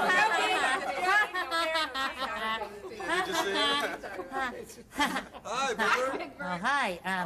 Gee, I hope we're not bothering you. I thought maybe we could watch you grown-ups for a while, could we? Oh. Yeah, if you want to. Sure. We can watch. Stay. Okay, so what is it we're going to be seeing? I mean, what are you doing? We're talking, Big Bird. That's it? You're just talking? Yeah. Just us talking. Grown-ups do that a lot, Big Bird. Well, I was hoping you were going to be doing something more interesting. Well, we're sorry, Big Bird. You know, you don't have to listen. Oh, well, that's okay. I can make even listening to you guys talk exciting. What I'm going to do is I'll listen to what you're saying, and from what I hear, I'll try to guess what you're talking about. And I'll do all that while I'm balancing on one leg. Ta-da! Why do you have to balance on one leg, Big Bird? That's the exciting part. Oh, I see. Whatever you say, Big Bird. Hey, what were we talking about anyway? We're talking about Oh, right. Cute baby. Oh, say, by the way, who does he look like? Does he look like Mrs. Williams or Mr. Williams? Oh, Mr. Williams. Oh, really? You think so? I would have said Mrs. Williams. Same eyes, nose, hair. No, wait, he looks like both Wait a of minute. them. What did they name him? Oh, Leandro. Oh, that's a pretty Well, when are we going to see the baby? I think today. They're coming today. Oh, are they? Really? Hey, Big Bird. Big Bird, you should be able to guess by now. Well, how? Well, put all the clues together. We were talking about the baby. We said what his name was, who he looked like, and that he and his mother are coming over here today. Right. I can figure it out. You're talking about Mrs. Williams coming with her new baby named Leandro today. That's right. Yeah, you got it, Big Bird. Hey, well, that was exciting, wasn't it? Well, what are you going to talk about now? Well, how about politics? Yeah, that's all right. That's good. Hey, not even standing on one leg could make that interesting. Oh. Bye-bye. He's got a point. Hey, John. What? You know, What? I'm kind of sad. You know that? Why? I lost my paperclip. I lost your paper clip. I don't know why I lost my paper clips, but I just lost them. It makes me sad. You make me sad. Yeah. How do you get when you get sad? You know how I get? This is me when I'm sad. Look. Let me see you when you're sad. Yeah, that looks like sad to me. But you know what? I'm not only sad that I lost my paper clips. I'm angry. Sad. I'm angry. You angry? I'm angry I lost my paper clips. This is how I look when I'm angry. Let me see how you look when you're angry. Let me see how you look when you're angry. Be angry. Pretend you're angry. Oh, that's angry. Yeah. But you know what? What? I think I know where I put them after all, so I'm happy. I'm happy. Yeah, you happy? Yeah, let me see you when you're happy. Ah. I'm happy too. You know what, John? What? I'm happy too. You happy? Yeah. Are you happy? Everybody happy.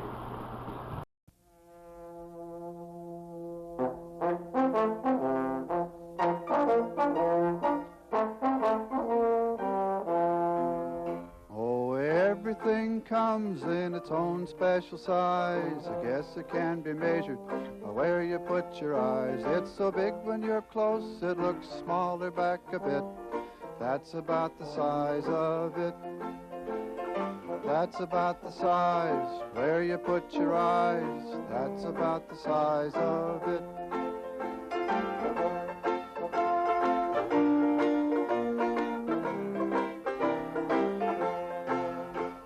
The big becomes the little when you see it back a bit. The huge becomes a dinky, which is just the opposite of the larger that gets smaller. It never seems to quit. That's about the size of it. That's about the size where you put your eyes. That's about the size of it.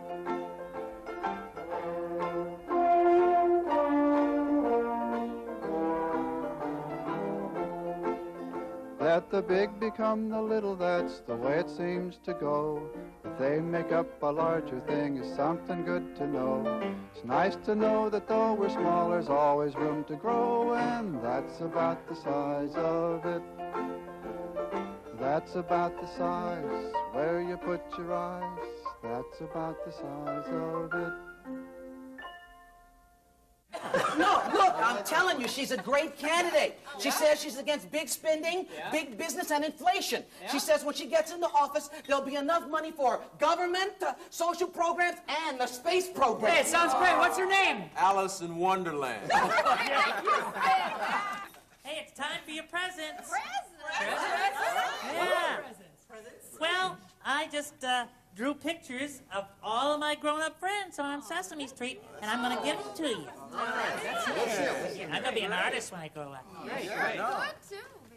Oh, look at this. Look at me. That's you, Louise. There's Susan. Yeah, you're always smiling, Susan. Thanks a lot, Big Bird. How's that? That looks Hey, good. that's good. That's good. That's not me. Oh, hey, there I am. Hey, that's nice. You like it, Bob? See, I put musical notes because you're singing. Thank you, Big Bird. Oh, I know who that is. Oh, Oh, that's different. Yeah. That's nice. Thank you, Big Bird. Thank you. Hey, wait, whoa. Oh, what? That's you, David. A little young, don't you think? Whoa! Smile. I think you're going to like this. And last but not least, ta-da! Oh, look at that one. That's nice. So beautiful. That's nice. That is really nice. Can I see That's that? nice. Oh, that's really terrific. Really looks like it. Yeah, you captured him. Wow, that's beautiful, Big Bird. Oh, thank you. Really nice. Oh, thank you. Wonderful. Well, I can't wait till he sees it.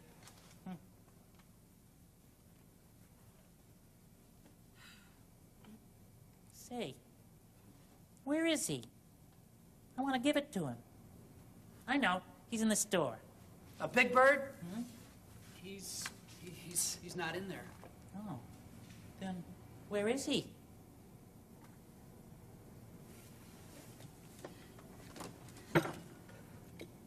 Big Bird, don't you remember we told you Mr. Hooper died? He's dead. Oh, yeah, I remember. Well, I'll give it to him when he comes back. Big Bird, Mr. Hooper's not coming back. Why not? Big Bird, when people die, they don't come back. Ever? No, never. Why not? Well, Big Bird, they're dead. They can't come back. Well, he's gonna come back. Why, who's gonna take care of the store? And who's gonna make my birds eat milkshakes and tell me stories? Big Bird. I'm going to take care of the store. Mr. Hooper, he left it to me. And I'll make you your milkshakes, and we'll all tell you stories, and we'll make sure you're okay. Sure, we'll look after you. Oh.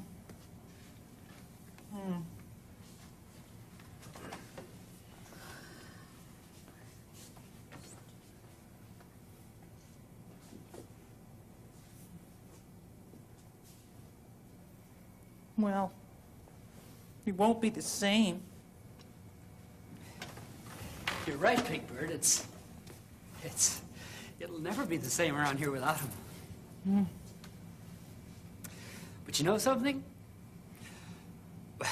We can all be very happy that we had a chance to be with him and to know him and to love him a lot when he was here. Yeah. And Big Bird, we still have our memories of him. Oh, yeah. Yeah, our memories. Right. Why, memories, that's how I drew this picture. From memory. Very good, yeah. Yeah. And we can remember him and remember him and remember him. Much as we want to. But I don't like it. It makes me sad. We all feel sad, Big Bird. He's never coming back? Never? Well, I don't understand. You know, everything was just fine. Why does it have to be this way? Give me one good reason.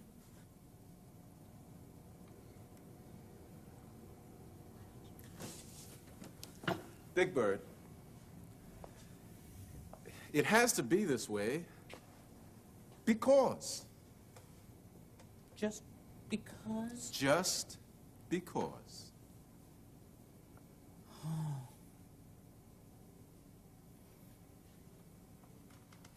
You know, I'm gonna miss you, Mr. Looper. That's Hooper, Big Bird. Hooper. Right.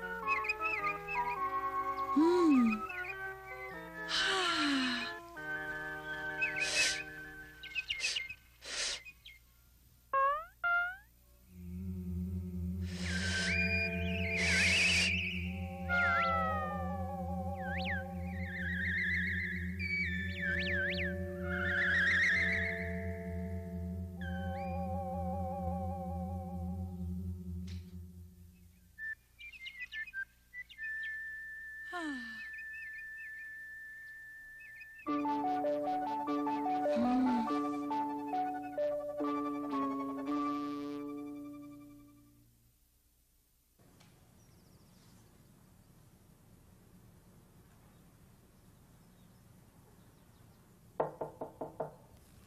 in.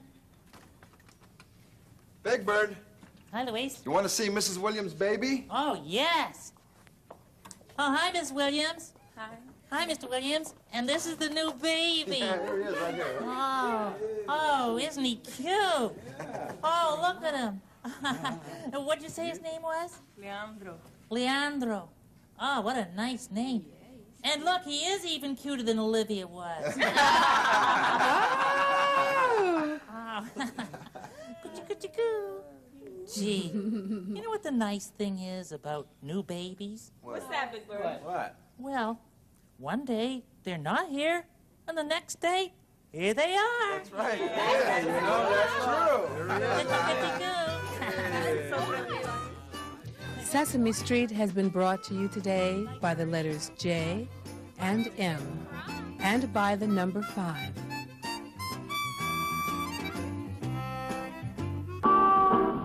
Sesame Street is a production of the Children's Television Workshop.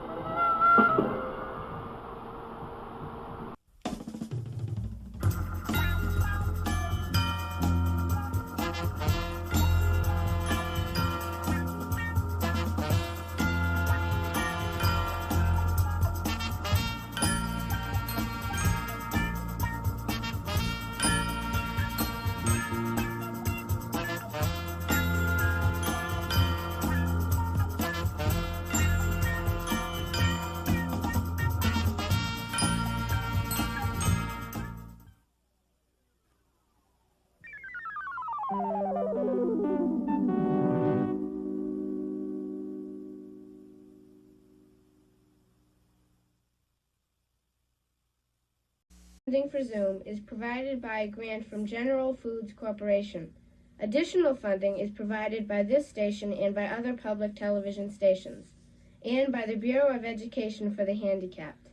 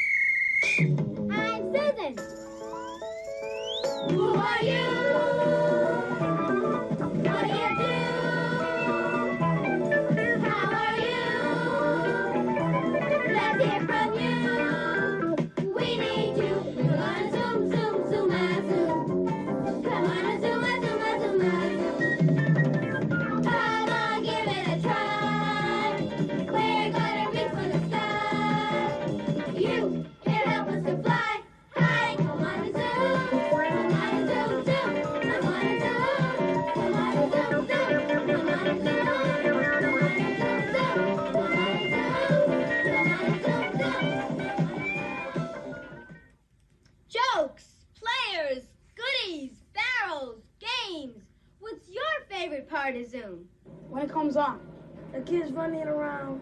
Roll out the barrel. I guess when they do the plays.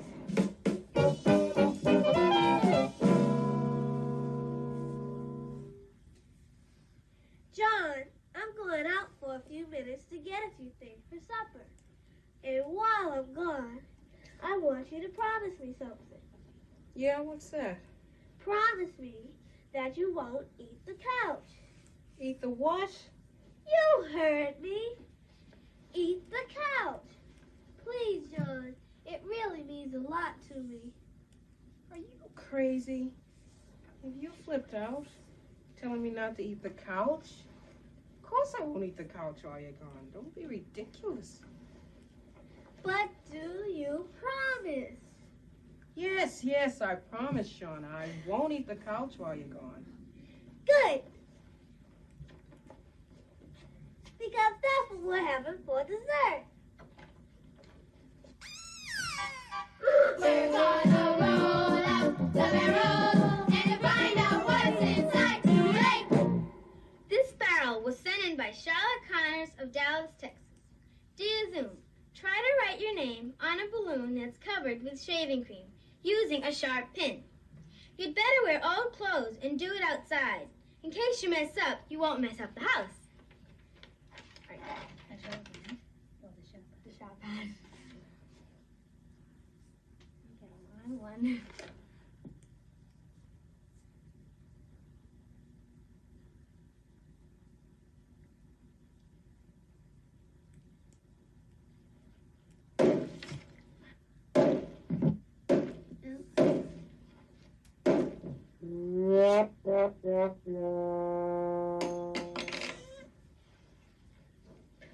What do I do now? Well, I like the mail. Games. Zoom rap.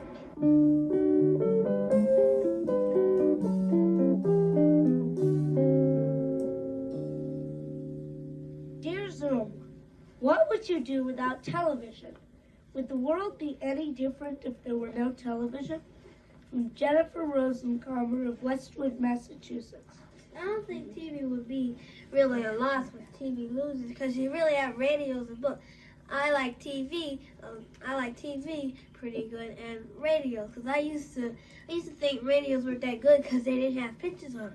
Then I was listening to the radio once and I really found the radio was better than TV because I really used my imagination and I didn't have to picture all that violence on TV. It wouldn't be a total loss. Since we have TV, we can imagine what the radio is really talking about, since we have it. TV and all violence. I know it's not so all good. violence. Some of it's good and some of it's bad. Like Just like some of it- everything. Everything Well, has I a bad hate side. it influence the mind so much. I mean, there are people who spend their whole day sitting in front of the TV, and maybe what they're watching is educational, but you know, they've gotten to the state where it doesn't matter. They just I like they your don't talk- know I like your anything, talk their show, imagination Jim. goes kaput. They let the TV think for them. I don't think that TV, is all that bad because, I don't know what I would do. I would just sit it because I'm like, I don't really like to read. I like TV. I really like TV. I did too, because I don't really like to read. I used to watch TV a whole lot. And I used to get bad marks in class or I get in trouble and I couldn't do my work. I used to watch TV a whole lot and I couldn't do my homework. Now that I've cut down on TV and listened to more radio, I've been doing good on my work and stuff like that in school. What about the little kids? They can't read the newspapers. They can't read books. And when they're listening to the radio, they can't really, get a good picture of, It's educational for the younger generation, I think. You might not learn as much. Some of it is. John, the things that little kids watch, though, are they really educational? Think about it. You think about little mice being chased by a cat, and the cat shoots them with big, huge...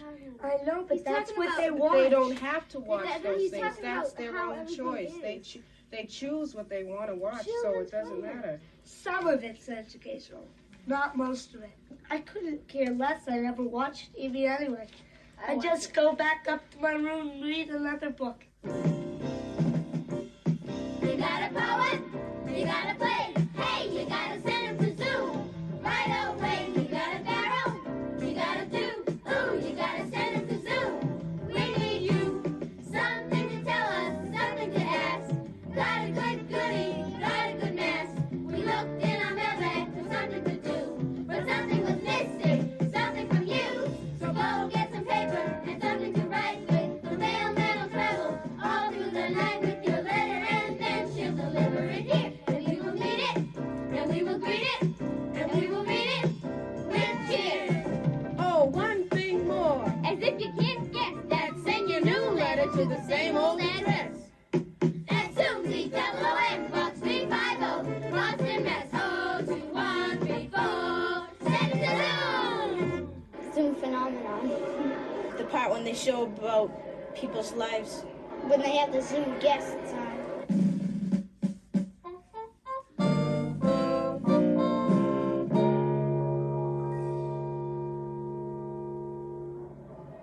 My name is Dee Armstrong and I'm 12 years old.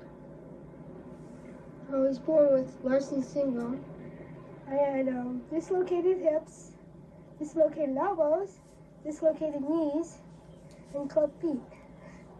I've had body cast, leg casts, back brace, and leg braces, canes, crutches, wheelchair, and anything else you can think of around that area. I've been going to school for handicapped kids for a long time. Robin, how are you doing today? What's the next class? We all have the same interests and stuff. Plus, I understand them and they understand me. Everybody else. Yeah, who's playing who? Nobel. Nobel, oh yeah. This year, I've been going part-time to a regular school. I was afraid of meeting some of the kids, especially when I got off the bus and I see about a whole trainload of kids coming out of their classes. And I thought, oh my gosh, I'm going to be trampled over. I was kind of embarrassed. You know, I didn't talk for a while to anybody in my class. I guess they weren't used to me and I wasn't used to them. The reason I interrupted your lunch is to find out how it's going over at Northridge. Now, you've been over there a while this semester. How's it going? What do you find different at Northridge as compared to Miller? Some teachers are more lenient. Really? Lots of times they really think that you're, just because you're familiar, you got something more wrong with you than just being in a wheelchair or something like that. Sometimes people treat you like things and say, you know, like, oh, she's on crutches or in a wheelchair, she can't do anything. Well, they treat you kind of like a toy or something. Some of the guys, they'll walk up behind you and they'll start pushing you, and then they try to run you into somebody else and like that. You'll warn them, tell them that, you know what can happen, you can hurt somebody. But that doesn't seem to sink in. Not really that they dislike us, it's just that they can't be the last person. If someone else calls them stupid, they gotta make fun of us because we look different. Then we come back here and we make fun of somebody else. And then they make fun of somebody else, and it goes on and on. What advice would you give to an incoming 7th grader who came through my office and was told by me that they had to go to Northridge the next semester? Well, my advice would be probably to say, just be, your everyday self. You have to expect some comments here and there. Some of them you might not like. But still, try to handle yourself, maintain yourself. I seem to be catching up in my classes. Yeah, well, I'm not worried about that part. You never have any trouble there, but I'm worried about how the kids will treat you. They're gonna have to treat me some way sometime. How they'll accept you. Well, it's okay. They have to get used to it anyways. I know, but I don't want you to be the first one that they get used to. Seems like most of the world is filled with regular people with no problems. And I'm gonna have to face that world sometime. So I might as well be at a young age. I don't know, we'll see, okay? We'll see how you walk with the brace and everything, and see how you get around. Here, let's see when you're sitting, Dee. I want to check your knee. Yeah. Well, when I heard I was gonna have to have another brace, I practically, there's no way to describe how I felt. Here, let's see I felt, a little mad, a little disappointment. That's it. You're doing pretty good. Try to take a little shorter steps. Where do you feel it in the foot? Around in the ankles. Well, that'll just feel that way for a short time, a day or two, and then you won't notice it. You'll become accustomed to it like you have in the past. I don't know if I'll have to have braces for the rest of my life, but I might. I'm almost put together. Almost. Brace up. Under or over? No, normally you'd wear the pants over the top of the brace. Oh. Sounds logical. Do you ever wear dresses, Dee? No. No? Mm-mm. How come? Because impractical. One of the things I really like about Lower is we have a wheelchair basketball team. We either challenge regular schools Rather, they challenge us. I think they do, a little bit put themselves in our spot, but still, we can still beat them.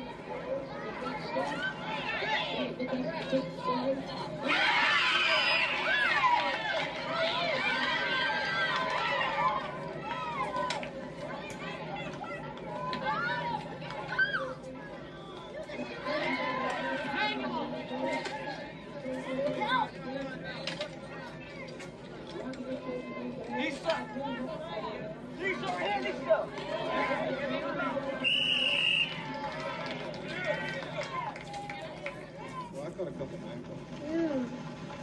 I didn't catch the last time this now on the boat. on weekends or holidays. I go over and I visit my dad over at Paradise Cove. No fishing for me today. Get out of here. Out of here. What about if he holds it and you hook it? I'm the one that doesn't catch the fish. My dad can pull them out all day if he wanted to. But still, I still like doing those things. Okay. Turn it over. Hold your finger like that. Don't hold the line up here. Up. There you go. Yeah, that's great. That's better. I do know there are some things I can't do. But yet I do know there are things I can do. Like with my head, my mind, my brain. But sometimes though I do wish that people wouldn't just sit there with their eyes on my canes. Why can't they look at me instead of my canes? I am a person myself. I just need a little extra equipment. This is Zoom card. On one side is a picture of a bunch of Zoomers, and on the other side is something to do. Their Zoom cards are a lot of things.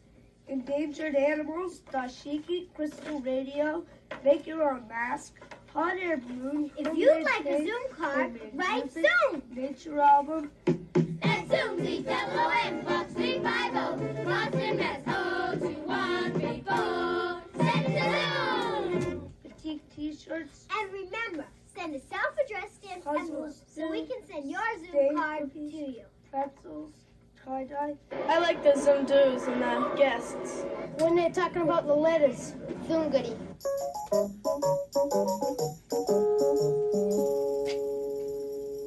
Here's a goodie that you won't believe. It's called peanut butter cone. What you do is take some peanut butter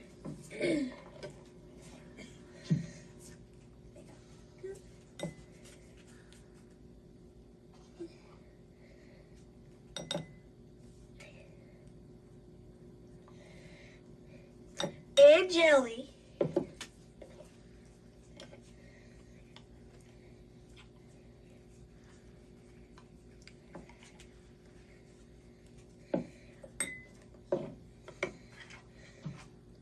And mix it all together.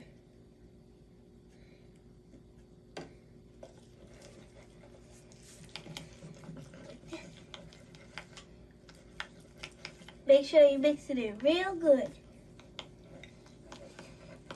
Okay. Then you take some sprinkles, nuts, and candy, anything you like, and mix it in with the peanut butter.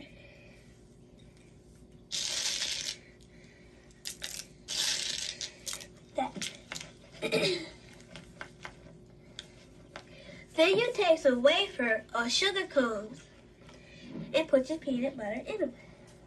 Like this. One.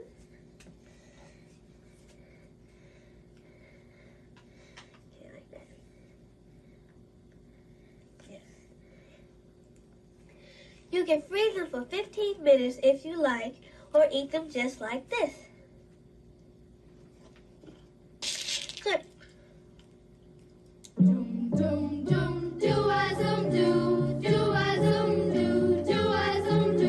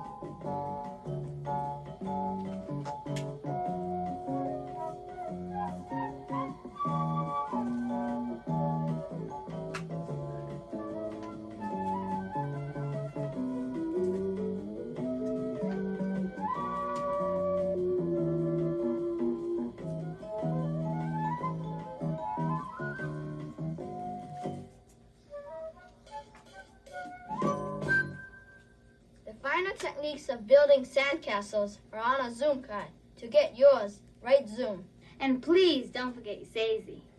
That's Zoom, Z-double-O-N, Fox 350, Boston, Mass. 02134. Send it to Zoom!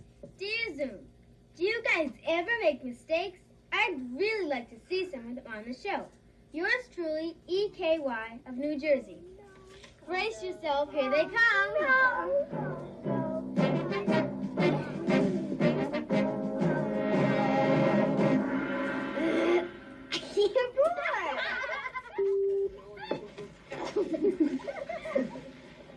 We're looking for games. We're looking for games. Do you and your friends have games you like to play?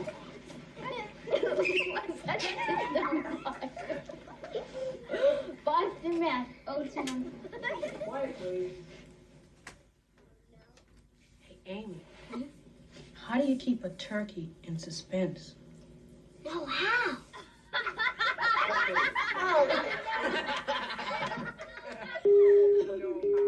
Amy, how do you keep a 200-pound...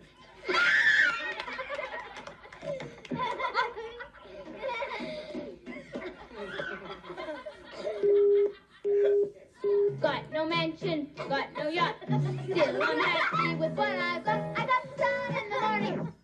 Dear Zoom, have you ever felt embraced? I have. It feels stupid once. Once I was in a supermarket and I started wheeling someone else's shopping cart. When I found out... That's embarrassing.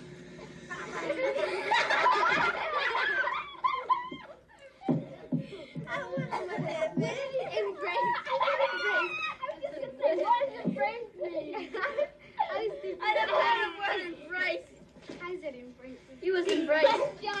He was embraced. It's not funny. Let's see what we have here. And the winner is... Dear Zoom, have you ever felt embarrassed?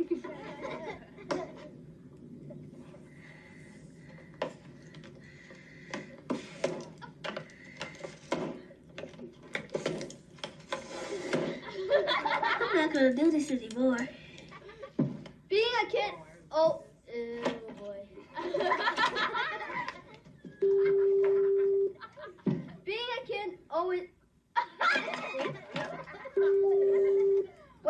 What do you like the most being about a kid? Kids! Care what Jimmy and Sally's parents said they could do. Kids! Kids!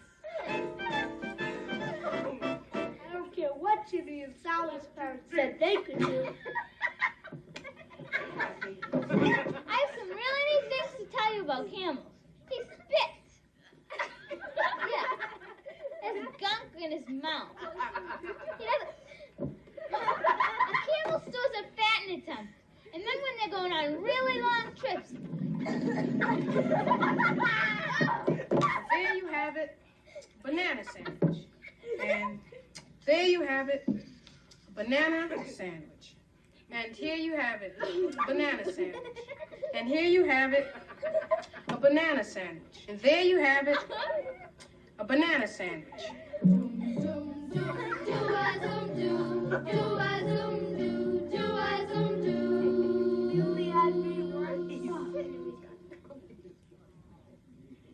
That was good, wasn't it?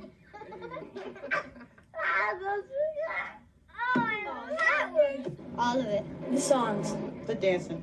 When they sing songs. When they dance. The songs. When they do the dances and all. I guess when they be dancing and singing.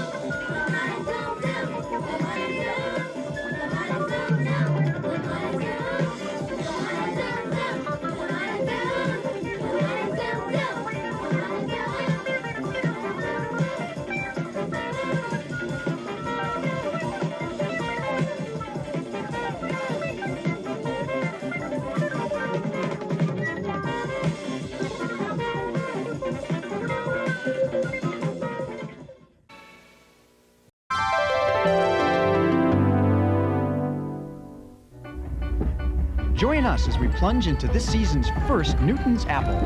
We discover the science behind the terror of roller coasters, narrowly escape the clutches of quicksand, and wrestle a ferocious wild tiger. All of this and more on our season premiere.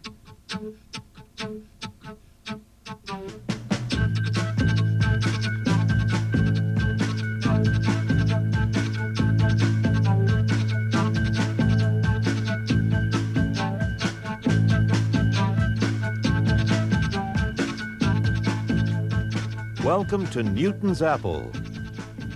Newton's Apple is made possible by a grant from DuPont, makers of better things for better living. And also by public television stations and viewers like you.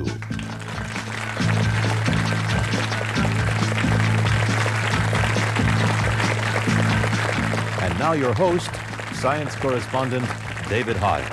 Thank you. Thank you very much. Welcome to another season of Newton's Apple. If you wonder about nature, technology, or the human body, or if you're just curious about the world around you, that's why we're here. From bee stings to boas, from volcanoes to spider webs, we'll answer more of your science questions this season on Newton's Apple. So let's go right to this first question of the season. It comes from Adam Baker of Lebanon, New Jersey, who asks, why does your stomach tickle when you go downhill in a roller coaster? You know, I can think of a few words besides tickle to describe a roller coaster ride. But in order to answer Adam's question, we sent our fearless field reporter, Peggy Knapp, to the Great America Amusement Park in Santa Clara, California. Hi, good to see you. Ah, amusement parks. The cotton candy, the games, the rides, the nausea. I don't like rides, any rides. They make me nervous. And not only that, they make me sick. So, of course, what did I have to ride on? Oh, no, not the racing snails. I had to ride on something called the Demon. It goes upside down. My guide for the day into the stomach-churning physics of roller coasters was Don Rathjen, a physics teacher at Foothill High School in Pleasanton, California. See, this is exactly the kind of ride where I feel like I'm just gonna lose my stomach and my lunch. Well, that's understandable. Why is that? Well, if you think about going off the top of the ride, we have mass, and that's associated with inertia. That means we tend to keep going wherever we happen to be going. Right. Something has to redirect us. And if you come off the top of that hill, and the car is going down on the track, and you tend to go out straight, you could fly right out of the car. Fly right out of the car. But you got that harness there to keep you coming down, and so you're really sort of in between the seat and the harness. You're off the seat, not completely off, but lighter, and so everything inside here feels pressed together a little differently than it normally does. And so that's your brain says you're losing your stomach. That's it. While you experience a certain degree of weightlessness over the peak of the hill, you experience the reverse at the bottom. Your inertia is now directed downward, but the cars of the roller coaster are being redirected up the next hill. So for a moment, your body is traveling down, the cars are coming up underneath you, and you feel pressed into your seat. This squashed feeling is so much fun that they've figured out a way to measure it.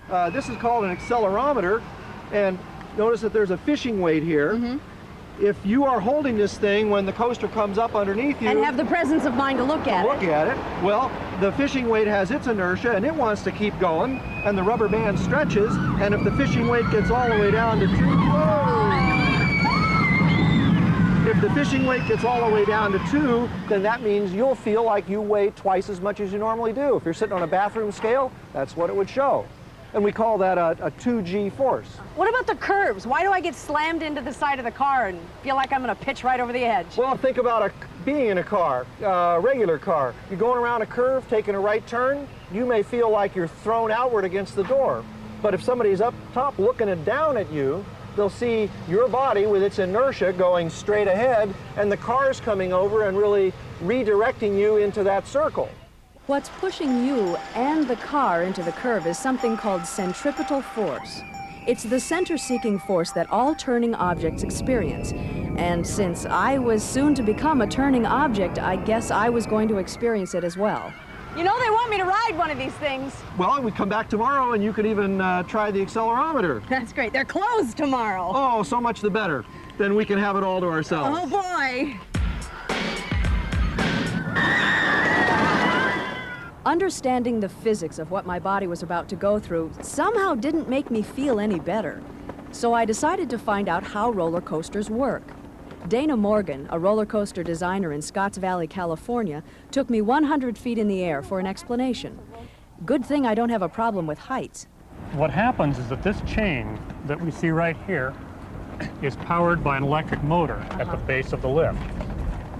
The train engages this chain with the chain dog and is raised to here, adding potential energy to the train. And then what happens after here? It goes over the top of this lift, beyond where the chain ends, and from there on back, it's gravity. It's just rolling after that? That's correct. Coaster, right, it's a roller coaster. Exactly. The first hill, or the lift of a roller coaster, is its highest point. This is the only place where energy is put into the ride by the motor and chain. At this point, the cars are poised at the top of the hill with potential energy because they're in a position to fall downhill. Now gravity takes over, and the potential energy is converted into kinetic or moving energy. Now we've gone back up high again. We're fairly slow because we're almost as high as the top of the lift. Almost as high? Exactly. We can never go as high again as the top of the lift. Oh, why is that? Because we don't have enough energy to go any higher than the first lift. Oh, I see. The exchange of potential and kinetic energy continues up and down each hill for the rest of the ride, the cars slowing down as they gain energy and speeding up as they expend it. At the same time, the cars are losing some of their total energy to wind drag and friction, which gradually slows them down. So the whole ride really is balancing those factors: gravity, acceleration, deceleration, friction, wind drag. Exactly. It's a giant energy equation, really, and it's balanced such that when the train returns to the station, it has just enough velocity left that the brakes will stop it coming into the station. It was all making sense, but there was just one more question I wanted to ask. Why doesn't the car fall off the track? That's a very good question. It's a very good question. The train has 3 sets of wheels. It has road wheels, very much like those on an automobile, that it runs on. It has guide wheels that are set sideways, and they steer it, so they cause it to come around the corners. The third set of wheels are called upstop wheels. They are underneath the track, and they keep it from coming off the track. Those are particularly necessary on a ride that goes upside down. Yeah, so it's perfectly safe. Absolutely.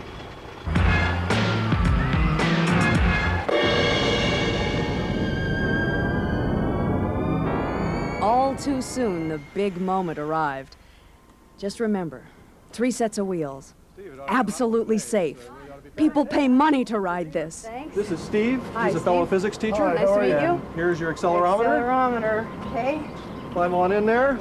We'll get your harness fastened. There you go. Okay, Steve, you in there? Johnny, you gonna get in the back there? Oh, Peggy, I never ride these things. I get sick on these. Have a good trip. What do you mean you get sick on these? See you later. Have a good hill for me. Okay, Steve. Hey, you ever ridden one of these before? No, I've never ridden one of these things before. Do you know what we're doing right now? We're climbing an enormous hill. No, we're gaining gravitational potential energy. Oh, I see. That's fascinating. What happens when we get to the top? Well, it looks like we're going to go down. Yes, we gain kinetic energy, which is the same as... Motion, velocity. speed. Speed, Yeah, yes. well, when do we look at these things? Well, we'll look at these accelerometers when we get to the bottom of the first hill. This hill? Yes, we get pressed into our seats. Okay, ready? Oh. Here we go. Oh, boy, this will make you sick. It's reading 3 Gs. Oh, my gosh. And now, you know, we've gained a lot of kinetic energy. It's a good thing, otherwise we'd fall out of our seats. That's a heck of a thing to be saying to me right now. Are we gaining more kinetic energy now? Little potential energy there. What's that? That's the corkscrew. The corkscrew. The corkscrew, that's right. And in the corkscrew, we'll be experiencing centripetal force. That's fascinating, Steve. Yeah. Centripetal force? No, we're experiencing centripetal force. It keeps us from falling out of the roller coaster. Oh, that's right. Oh, about 2 Gs on that. Oh, look. And then it was over. I didn't feel great, but at least I didn't, well, you know. Oh, there's Don. Hi, Don. Hey, welcome back. How was it? Welcome to the Demon. Oh, thanks. Thanks so so much, you guys. I had such a great time. Oh, where you going? Where you going? Rest a minute. Just remember, physics is fun. Fun. And this from the man who wouldn't ride it. Again sometime. Sometime. I'm going home.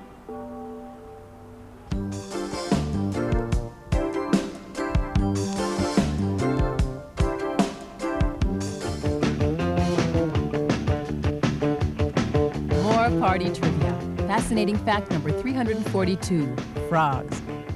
Frogs have to look before they leap. Once in the air, they are unable to see. At takeoff, the frog uses muscles to pull both eyes back into their sockets, protectively closing the lower lids over the delicate eyes. But a tree frog doesn't have to leap. Glands on the pads of its feet secrete a sticky substance that allows it to climb instead.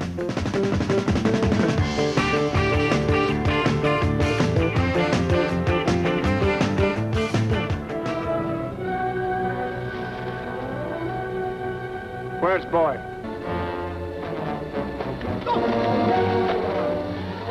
Anyone who has ever watched a jungle adventure movie may get a sinking feeling when they hear the word quicksand. Bubbling pits of sand that pull villains down into the earth. That's probably what Shane Barclay of East Northport, New York was thinking of when he wrote us this letter and asked us, what is quicksand and how does it form? Well, here with the answer is our very own jungle physicist, Gerald Walker, author of The Flying Circus of Physics. Welcome, Gerald. David? You've got me all dressed up in my jungle attire here. I suppose you're going to tell me we've got real quicksand in the studio. As a matter of fact, we got 2 collections of quicksand here. Of real quicksand? Real quicksand.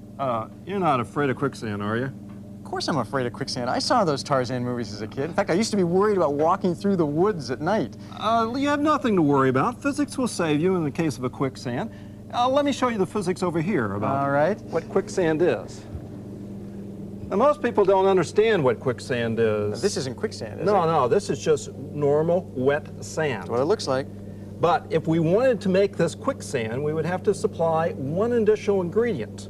We would have to make the water force its way up, like from some underground spring or something like that. So that makes it quicksand. That's right. Let me turn on some water pressure by increasing a pump down here. And look. It's getting wetter on top here. That's right. That our water house is being sinking. forced up. Oh, look at this, and an apple. Cute, Gerald. Well, notice the house. The house is just disappearing here. Yeah, it's on its way down. So now, the house sinks, but this apple bubbles up to the top. Why is that? Would the house eventually come back up as well? The house would never come back up because it is denser, because we've added some weights to this little model house. It is denser than this fluid of water and sand, quicksand, at least when we had the pressure on. I've turned the pressure off, and we're going back down to just normal wet sand. Kind of trap this. Look at this house, so we can't even budge this thing. That's right. It's quite stuck because the sand is no longer being forced upward. Very dense object, denser than the sand-water mixture, will sink. A very light object, such as this apple, will float to the top. So just like the apple would float in regular water without the sand, it's going to float in this fluid mixture as well. That's right.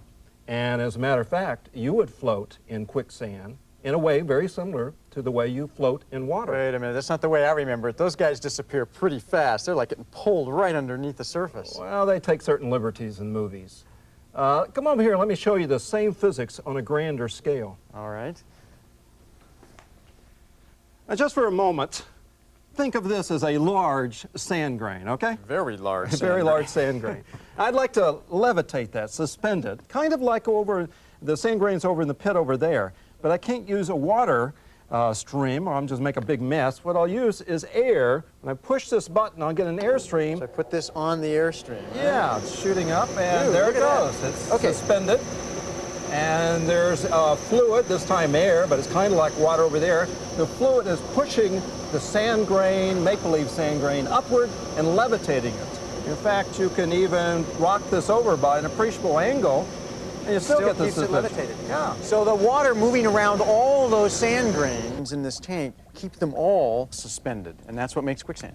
That's right. As you can see here, when the water pressure pushes up all the sand grains, lifts them up, then they move away from each other. They no longer touch each other. There's no longer any friction between them. And now if we put something reasonably dense on top, it has the chance of sliding down into the quicksand. Through all these little spaces that have been created. That's right. Something like if we were to put you on quicksand, you would slide down into all these little sand grains. Gerald, you keep bringing this idea up of putting me in quicksand. Now, wait a minute. As much convincing as you've done, I still envision myself sinking into this bottomless pit of quicksand. No, David. If you were to go into quicksand, you would just sink in a little ways, just like the apple, and then you'd kind of float. I still need more convincing. Well, let's take a little walk up the hill. We're headed into the jungle for this one, yeah, huh? Need proper attire. I suppose you're going to make me go first. Well, you are the host, you know. All right. And what we got up here is a big vat. Of sand. Yeah, wet sand, though, that's all. And it's very firm and stable, and I'd like for you to step onto it. So this is safe, huh? I don't know. Wait a minute, but Cheryl. We'll know for sure when we turn the water What on. kind of hesitation is that? So we're going to percolate water up through this. Wait a minute, Cheryl. I can feel myself going down. Oh, the water's coming in. The water pressure's coming up. Boy, this is exciting. Guarantee me a bottom on this thing, all right? Oh, that is just great. It's cold. It's not quite tropical. Look at this that. is weird. You're sinking right down out of view. Yeah, that's very good, Gerald. Didn't take physics to figure that out, huh? Oh, this is amazing stuff. It's just all around me. Ooh, and if I do move, it really loosens up. One might wonder just how far you're going to sink down. I thought you said this wasn't bottomless. No, don't. Trust me on this. Trust me. You're going to sink down just so far, and then you get enough buoyancy to float. Woo. Just like that apple did. You're going in deeper than the apple, but see, you're floating. Boy, the sand just keeps moving up around you, too. Now, Gerald, if I were running through the woods and really fell into some of this, not in a controlled situation like I hope this is, how would I get out? Well, I think the first rule to follow is don't panic. Because if you suddenly try to pull your legs out, the quicksand's going to hold on to you all that much more. Well, you got to admit, it's a natural tendency to try to do that. I mean, this is, actually, I can't pull my legs out anymore. What you need to do is to lie back on the quicksand and gradually pull your legs out, and then you can roll over to the shore and escape. Float on my back in quicksand. Yeah. That's the technique for getting out. Right. That's the official technique. I can't do it here. There's not enough room. Oh. So how am I going to get out of this one? How about the traditional manner? Like what? The vine. Aha! I knew I could count on you, Gerald. Oh, if I can just get out of this quicksand, we'll be right back.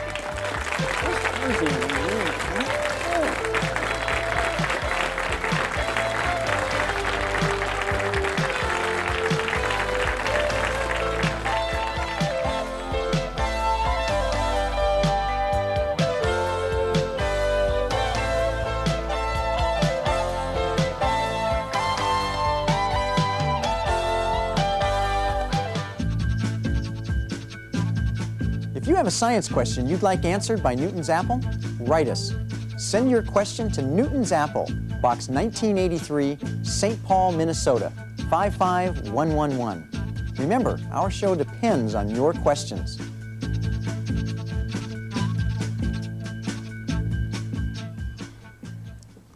Jelly. Watch it. Ooh. Why does it always land jelly side down? I'm really glad you asked me that, Bob. What a mess. And it's all thanks to physics. A peanut butter and jelly sandwich that falls off the edge of your counter will land jelly side down every time. Well, almost every time. Now, you're probably thinking it's because the side of the bread that has the peanut butter and jelly on it is heavier than the side without the empty side. Well, it's a good thought, but it's not exactly how it works. Let's have an instant replay. As I accidentally push my peanut butter and jelly sandwich off the edge of the counter, it doesn't fall straight down. As it approaches the floor, it starts to spin. Unfortunately, it only completed half a turn before it blopped onto my clean kitchen floor. The key to this mess is spinning. How fast it spins depends on how big the bread is. The bigger the bread, the slower the spin. Now, most bread, in fact, most of the things that you're likely to find on a kitchen counter spin at about the same rate. Like this. If I spread peanut butter and jelly on this book, there you go, and accidentally shove it off the edge of the counter, it lands jelly side down also. Bread has to be this small in order for it to have enough time to make a full revolution and land on the floor jelly side up. But I got to eat like 25 of them before I can call it lunch. Now, big bread will also land jelly side up, but it's got to be about 2 feet across, and you'd have to special order that. There is, however, a solution to the problem of the average sandwich. All you really need is a taller kitchen counter. If your kitchen counter is, say, 10 feet above the ground, and your peanut butter sandwich accidentally slips off the side, it does have enough time to make one complete revolution, and thus will land jelly side up every time. I just love doing research.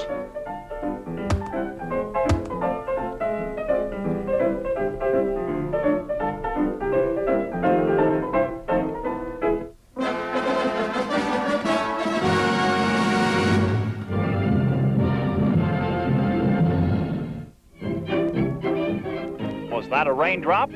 Not to worry, there are no soggy feet in this forecast. These compact little slickers fit comfortably over your shoes and ankles. 2 quick zips, and they have you covered. But best of all, these pristine puddle protectors are transparent and can weather any wardrobe challenge. Now, what are these beauties up to? Why, it's the latest twist in exercise. Waste away unwanted inches. Just step on the disc and rotate your way to a slimmer figure. Looks like these gals will be spinning their way into the newest dance craze. Oh my, a secretary's dream. Double your workload with this little setup. With this clever system, you can manage a call in each ear, a letter for your boss, and never once lose your pencil. Now, if we could just rig the coffee pot to a foot pedal.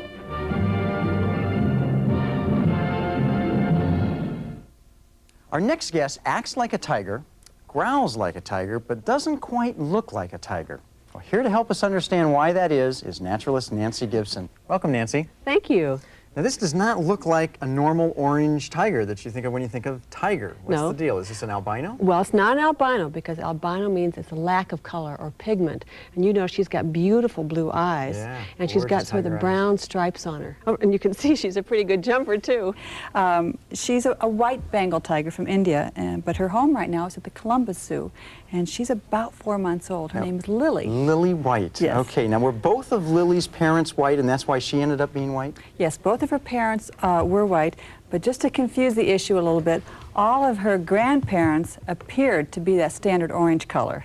Now, how's that work? Okay, well, I'm going to give you a little lesson in genetics, okay? Okay, I'm ready. Okay. The color of a tiger is determined by a pair of genes. A cub receives 1 gene from each parent. Now, the 2 trait options are the standard orange color and white. In this case, the orange color is dominant and the white is recessive. The orange will always dominate over white, so the tiger may appear that standard color, but carry the white gene. So recessive means that both genes have to be white in order for the cub to be born white.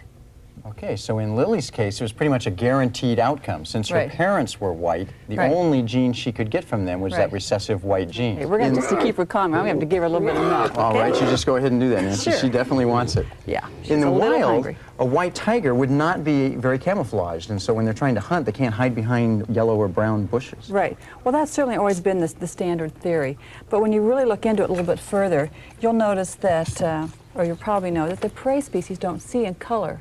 So they'd still see the stripes, but it wouldn't really matter as to what color. Also, tigers are nocturnal hunters. So I don't think being the white color really makes that big a difference. But they have determined that white tigers do have some problems with their eyesight. Oh, it's part of the genetic inherited white color. Yes. Come over here. Let's see if we can. She likes that bottle. You want to try feeding her? All right, I'll give her a try. Okay. Here, it's over here Over now. here. Lily, it's right here. Lily. It's right here. There it is. See if we can get All you. right. Turn her around a She little says, bit I want to there. make sure it's there. Right. I'll take care of the bottle. Yeah. Okay. There you go. Now, what kind of animals do they hunt? Well, they have a variety of prey. They are some wild cattle and wild pigs and deer and antelope that they like to pounce on. But the main thing about tigers, in order for them to survive, they have to have adequate cover. And they live, as I said, in the different regions of northern India. And in order for them to hunt, they have to be able to stalk or sneak up on their prey and they'll get to, say, within several yards, and using that very important cover, then they'll pounce or strike on top of their prey. So that's what these big paws are all about, Right. huh? Very well. She's also going to be a big tiger. Another interesting thing about white tigers is that they are actually a bit larger than the standard colored ones. How big? She's probably going to weigh about 350 pounds and she's full grown. That's plenty big. Yeah. I'm glad we've got her on the show now. Right, yeah, me too. Now, when you talk about that hunting situation, what kind of range are they hunting over? Well, the males actually have quite a large range. I think it's like 40 square miles that they, or square kilometers That's that they need. significant. Right. The females is actually a little bit smaller, but they need to have that wild habitat and a good source of prey. They miss on occasion, so they've got to have plenty of options. Well, it's interesting. You think they're very efficient predators, but actually they're only successful 5 to 10% of the time. Really? Yeah. That's not a very good success rate, so they've got to have a lot of range and a lot of animals to hunt. Right. That's very true. Now, in that habitat situation, are these animals endangered at all in their current habitat? There are 8 subspecies of tigers. One of them's extinct, and the other 7 are in dire straits, and they're really having a tough time. Actually, the Bengal tiger is the most numerous, if you call 2,000 in the wild numerous. Okay, so that's not a very good picture right now. No. Fortunately, Lily's got a home for herself in the zoo, and she loves bottled milk. Yes, she certainly does. Nancy, thanks so much for giving us a close look up to an animal that's this rare. Good. That's all the time we have right now. We'll see you next time on Newton's Apple. Newton's Apple is made possible by a grant from DuPont, supporting an interest in science today, so that future generations may continue to enjoy better things for better living. And also by the financial support of viewers like you.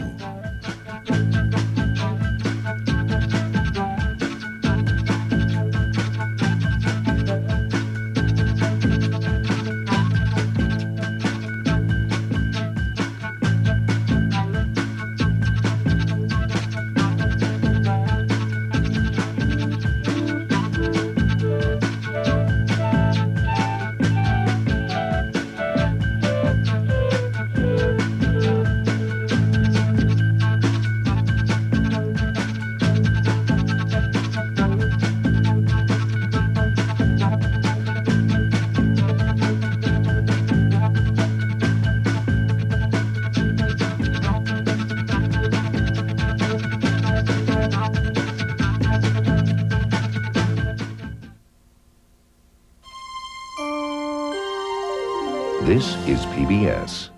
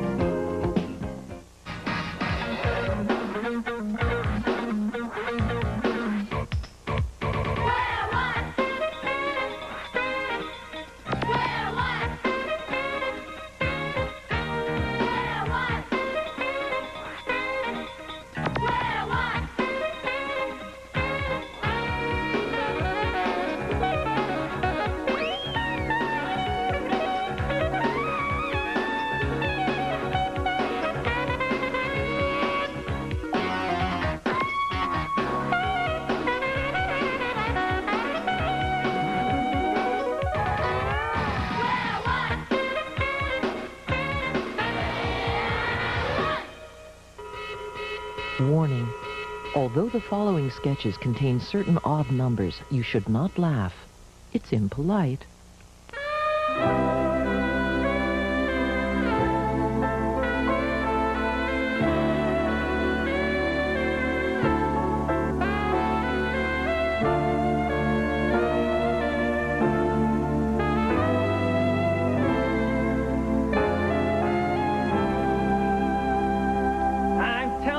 Throckmorton. With this super kablooey bowling ball, you and I, we're gonna win the Order of the Raccoon bowling tournament. Yeah, boy, Alfie, with that ball, it'll be a real cincharoo.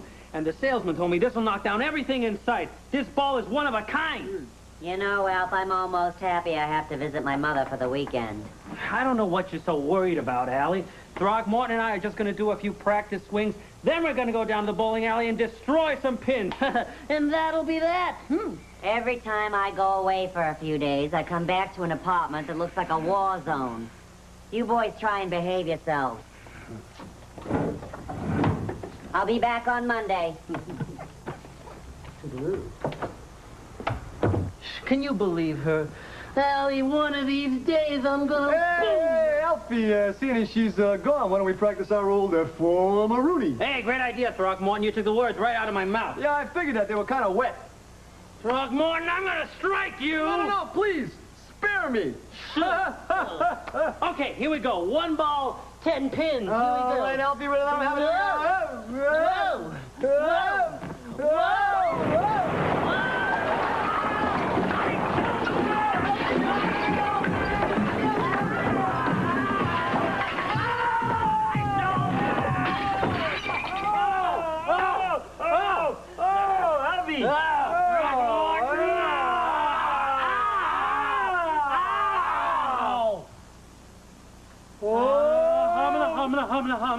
Oh, boy, really good form there, Alfie. Whoa, real classic move there.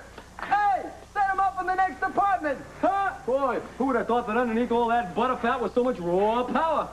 All we need now is a sign that says, this is not an elevator. I didn't do that, The bowling ball did that! And what am I gonna do, Throckmorton? Allie's gonna kill me! I don't really know, Alfie. I guess you gotta figure out some way to, fill up that hole with bricks and, How am I gonna do that? Well, I don't really know. I know what. We're gonna measure a brick, and we'll figure out how many bricks will go in a hole. You know, like, hey, Dr. Wilberforce, how many bricks will it take to fill this area? Well, I don't really know, Worthington. Well, why don't we multiply the length times the width and find out? Cut that out, Throckmorton! If we do that, that'll only give us a very rough estimate. These bricks are expensive, and I don't want to have to buy more bricks than I need. Hey, well, that's why we need a plan. That's it. Yeah, all we need now is a pen and paper, and we're on our way, Maestro Police. Over here. Pen. Paper. Thank you very much. Oh, by the way, on your way back to the desk, would you bring me a big turkey sandwich, please? Bang, zoom to the moon, Throckmorton!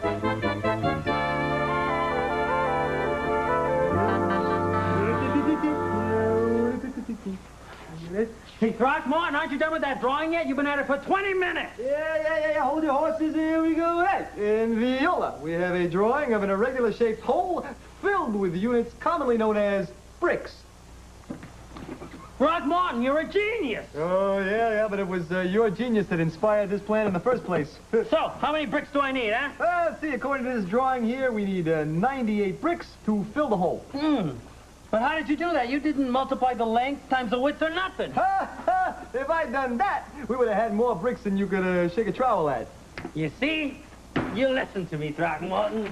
That's what friends are for. Now, according to your chart, the hole on this wall is 19 bricks high by 7 bricks wide at its widest point. So let me see, 19 times 7, we can figure it out this way. 20 times 7 is 140. Minus 1/7, that would make it 19 sevenths. 20 times 7, 140. Minus 7, 133. That's how many bricks we would have had to have bought if we would have thought of this as a rectangle. A little effort went a long way. We only need 98 brickaroos. Yeah, that little effort is known as thinking. And that's how I did it. I just added them up. Yeah, but how'd you do it so quick? Oh, it was simple. I just looked for tens. Huh? I don't see any tens. Oh, yeah, sure. Here you go. Here's a 10. Here's 5 and 5, and it's 1 10. And we got a 4 and a 6. That's another 10. Oh, look at here. Another 4 and another 6. That's another 10. And down here, we got a 6 and a 4. One more 10. And another 6 and a 4. And, oh, look at here. We got a 2 and a 3. That makes a 5, which we can add on to this 5 down here for another 10. So, we got 1, 2, 3, 4, 5, 6 tens. 6 times 10, that's 60. And then we got here 1, 2, 3, 4, 5 sevens. 5 times 7, that's 35. And oh, look at right down here, we got this lonely little 3 there. And we put the 3 there. And we got 8 and 9, and a grand total of 98. You know, Alfie, there's a song in this. Hey, add 'em up for you. You make a sandwich for me. Throgmorton, cut that out! Hey, you know what, Throgmorton, you're right. 133, take away 98 is, 35. At a buck a brick, you just saved me 35 bucks. Hey, I subtract them for you. You make a sandwich for me. Throgmorton, now cut that out. We gotta hurry up and fix the hole in the wall. Allie! Whoa! Whoa! Come. Help, I forgot my... What is this? That's a hole. Yeah, it's a hole. And, what is a hole? Nothing. Right. And if you think I'm going to stand around talking about nothing, you're crazy. Allie, I know that you think that you know that I know why there's a hole in our wall. But if you think that you know that I don't know, Throgmorton, I'm coming!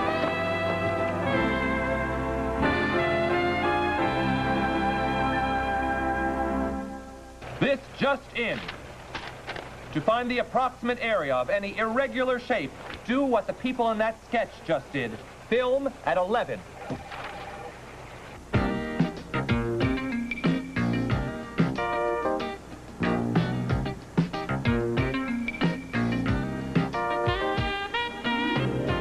Pamela Hepburn is a licensed tugboat captain who works out of the New York Harbor.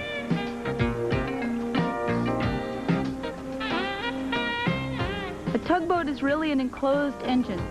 Often it tows things that don't have their own engines.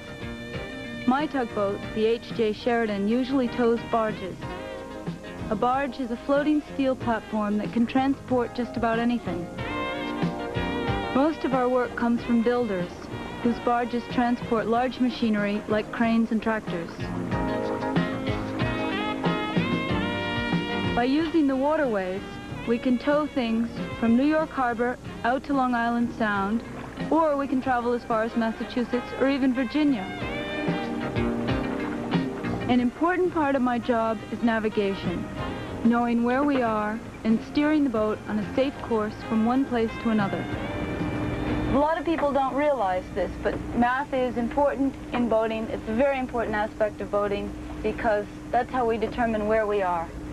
And in a boat, you can't see what you're going over underwater. And there's a lot of parts of underwater that the boat doesn't want to be anywhere near because it's too shallow. Now, to always stay in the proper place, we use mathematics. In fact, it's a very necessary tool of the trade. To work on the chart, we have certain tools. There's a book that has tide and current tables and distances. And these are parallels. These are dividers. I'll show you how to use those. The parallels we use to go parallel to our course.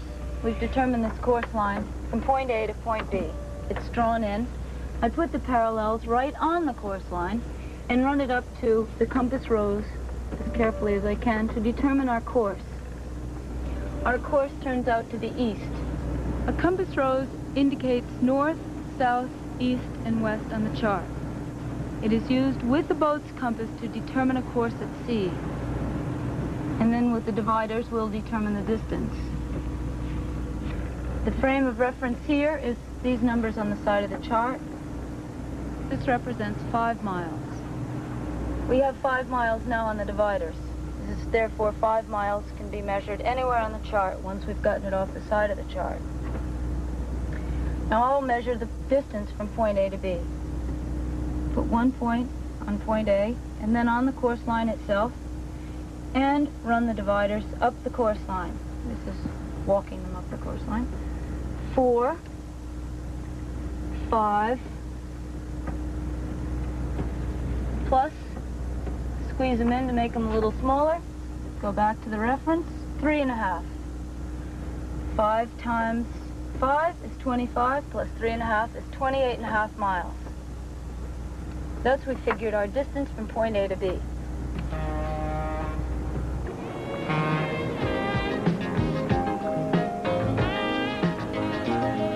This job is terrific. It's fun, and it's very interesting, and it makes you feel good. You're always moving. Learning navigation is a skill that I'm quite proud of, and you feel like you can do anything or go anywhere with the boat.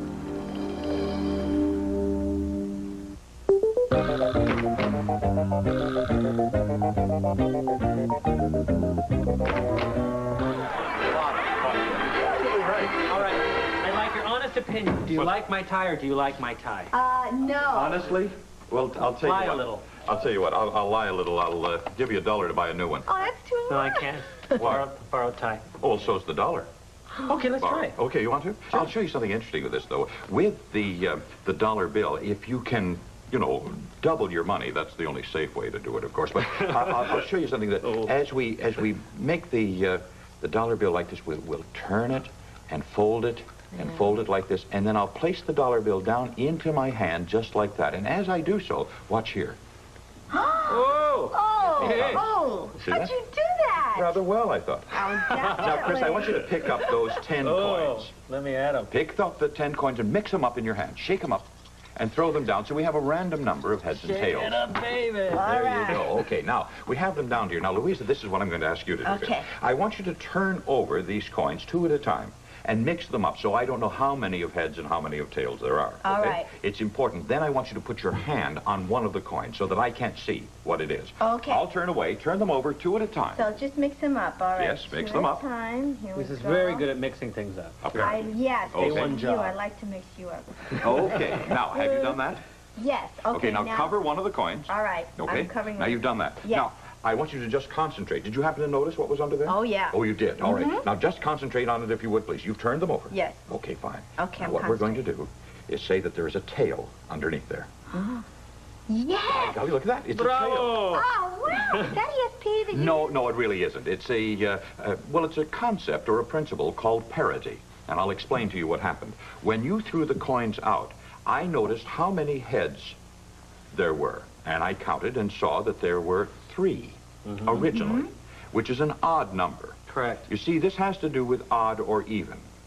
In this particular case, when you turn over any 2 of these, it will always remain an odd number of heads. For instance, if you were to turn over 2 of those that were tails, it still leaves an odd number of heads. If you were to turn over 1 head and 1 tail, it still leaves an odd number of heads. Therefore, when you cover one that is a tail, I see that there's still an odd number of heads. If you had covered one that was a head, it's now even. Therefore, I know under your hand is a head. And that's how it's done. You see, that's mathematics. Oh, that's Well, wonderful. Mrs. Blackstone, what? The rabbit? You changed into a pigeon? What happened? Well, it's flown the coop. Oh, my. Well, here, let me. Hurry! So this, isn't it exciting? Hey, Chris, let's try this. It's a great party trick.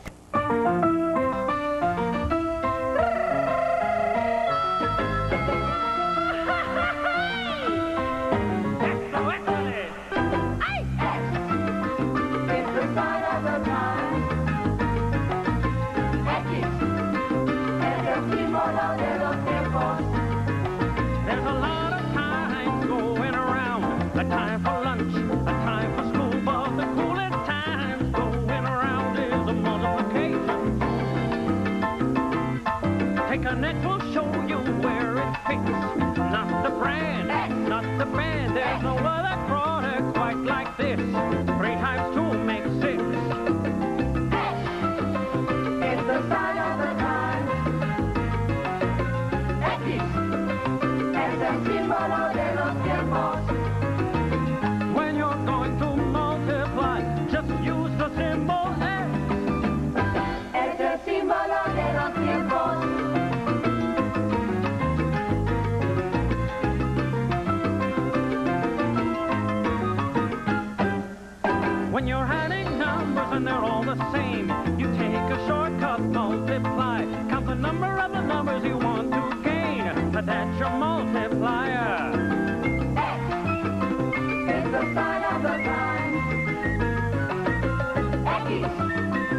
Es el símbolo de los tiempos.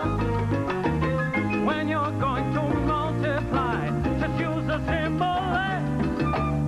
Es el símbolo de los tiempos. There's a multiplication table everyone should know by heart. From 0 times 0 to 9 times 9, that's the place to start.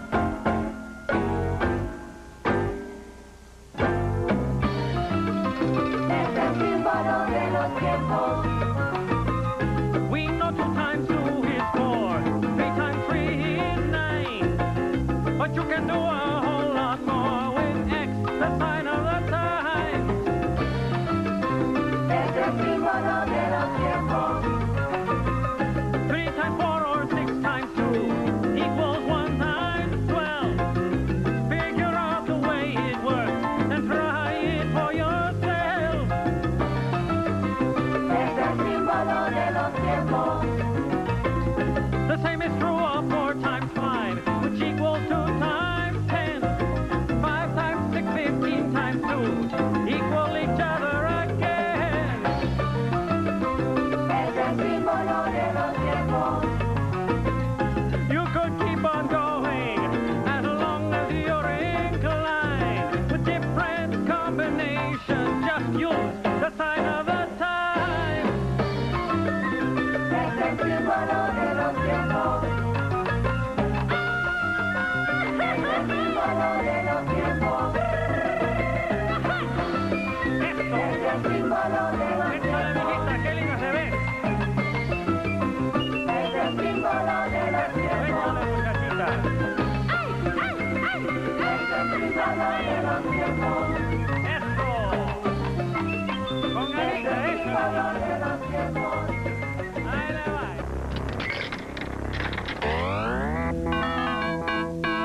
Mathman, your mission is to eat only odd numbers. When you encounter a number, you'll have until the count of 3 to make your decision. And beware the insidious Mr. Glitch. He will eat you if you are wrong. Mathman, Mathman, Mathman, Mathman, Mathman, Mathman. Looks odd. Mathman, Mathman, Mathman. Odd numbers, Mathman, Mathman. No, even. Yaha! Mathman, Mathman, Mathman. Odd numbers, Mathman, Mathman, Mathman, Mathman, Mathman. Fonder, Fonder. Oh. Mathman, Mathman, Mathman, Mathman. Ah, fake them out. Mathman, Mathman. Oh, boy, did I enjoy that. I'm rotten. The story you are about to see is a fib, but it's short. The names have been made up, but the problems are real. It was Thursday, 2:43 p.m., and it was over 110 degrees in Sri Lanka. Luckily, we were working MathNet out of Los Angeles. My partner is George Franklin. The boss is Thad Green, chief of detectives. My name is Monday. I'm a mathematician. We had been working on the problem of the missing baseball and had gone down one blind alley after another. Still no solutions. Just have to keep at it. We decided to look at the last scene from yesterday's show to see if there was anything we had missed.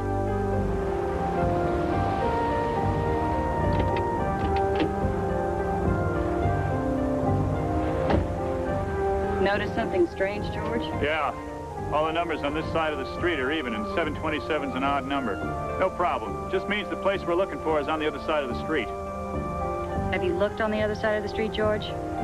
There are no odd-numbered houses on Bluff Drive.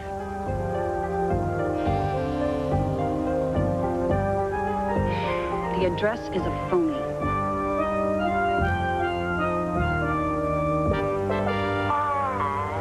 We're still working on it, Howie.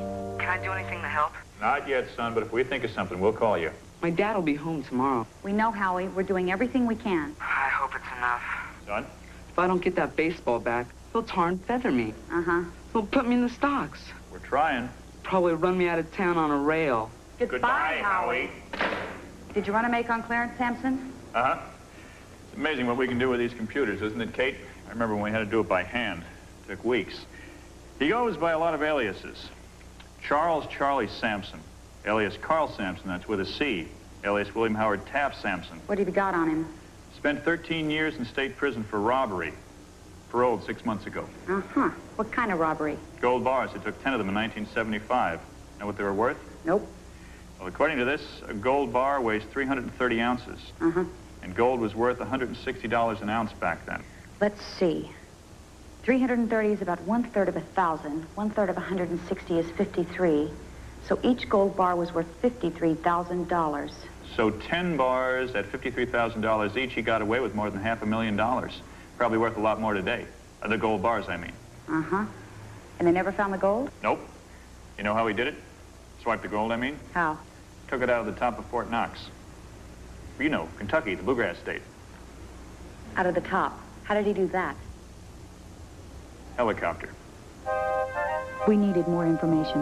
I asked Jenny to check the specs on the XY313. George was checking some house moving companies to get an approximate weight on Mrs. McGregor's house. Thank you very much, sir. I've got some info on the XY313. It's got a range of 600 miles. It's a lot of range. How's that? Look. The missing baseball was here in Burbank. You mean the house? Yes, but as George says... You got the house, you got the ball. Uh-huh. Go on. Look, on this map, 1 inch equals 20 miles. So for 600 miles, we would measure 30 inches, which would take us all the way up to Oregon. So the house could be almost anywhere. But the helicopter's range is 600 miles. It would have to fly back to base after dropping off the house, so it couldn't have flown more than 300 miles each way. But that would still take us all the way up to here. That's still too much ground to cover. Jenny, Kate, I got an approximate weight on the house. The moving company said it weighs about 7 tons. 14,000 pounds. The XY313 can handle that. It could carry up to 16,000 pounds, but the 600-mile circle is still too big. Wait, we're forgetting something. I know, Martha told me. Green peppers for the meatloaf. You sure you can't come, Jenny? Positive. Kate? Uh-uh. You guys ever had Martha's meatloaf? Yep. What we're forgetting is that the helicopter was carrying a house. Now, that extra weight would cut the range back even further. But how much? Yes, sir, me again. I was wondering if there was any way you can tell me how far the helicopter flew. You can? Uh-huh. Okay. Oh, I see. Thank you. Got something? Blackboard.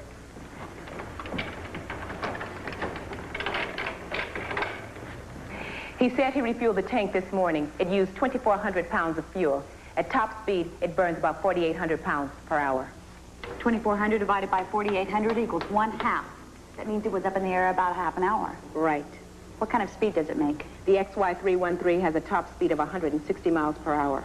So in a half an hour, it would have flown half that far, or 80 miles. He flew someplace and returned to the base. That's right. We take 80, divide it by 2, and we get a radius of 40 miles. We can cover that. 40 miles, I mean. Let's take a look at that other map. On this map, 1 inch equals 5 miles. So 8 inches equals 40 miles. This is the helicopter base, so the house could have been dropped anywhere within this circle. But look, 20% of that circle is Pacific Ocean. We can eliminate that area. Uh-huh. They wouldn't have put it there. Right. It would sink. All we have to do is concentrate our efforts in this area, but it's still going to take time, and we need that baseball by tomorrow. Wait a minute, we're forgetting something else. A helicopter would make a lot of noise carrying a house. Let's question some of the residents in the area and see if they'd heard anything. That's going to take time. Got an idea. Hello, Howie? No, it's not your father. I asked Howie and his friends to ask people all over the area if they heard or saw a helicopter on the night the house was snatched. They began to call in with their reports. Uh-huh. And no one saw anything, but a couple of people thought they heard a chopper. Uh-huh. What's that? Nothing unusual except what? Television reception on the Fritz. Thanks, Howie. Anything, Kate? Some people complaining about their television reception that night. Funny, so was the guy we talked to. What guy? The guy in Tuesday's episode, remember? He complained about his TV reception, too. MathNet Monday. Hello, Nell. Find out anything? Some complaints? TV reception. Are you in the Whitechapel area? Thanks. George. Those complaints are all coming from the same direction. MapNet. Yes, Mr. Baker. More complaints about TV reception? What area? Thanks. Same direction, but further southeast. And it must have been the helicopter that was causing that interference. Look, it's giving us an arrow. The house has to be somewhere along this line. What we've got to figure out is where that interference stopped. Call Howie. George called Howie and told him to follow the arrow until he ran out of interference complaints. I checked the map.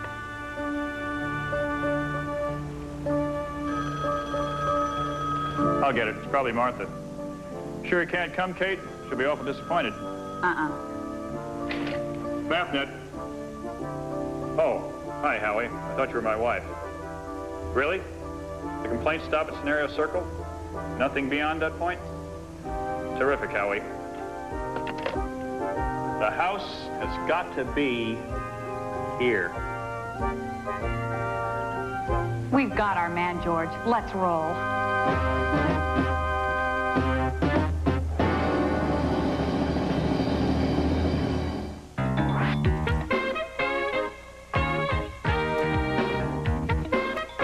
Now, what are we going to do with all these shirts? I'll take care of that.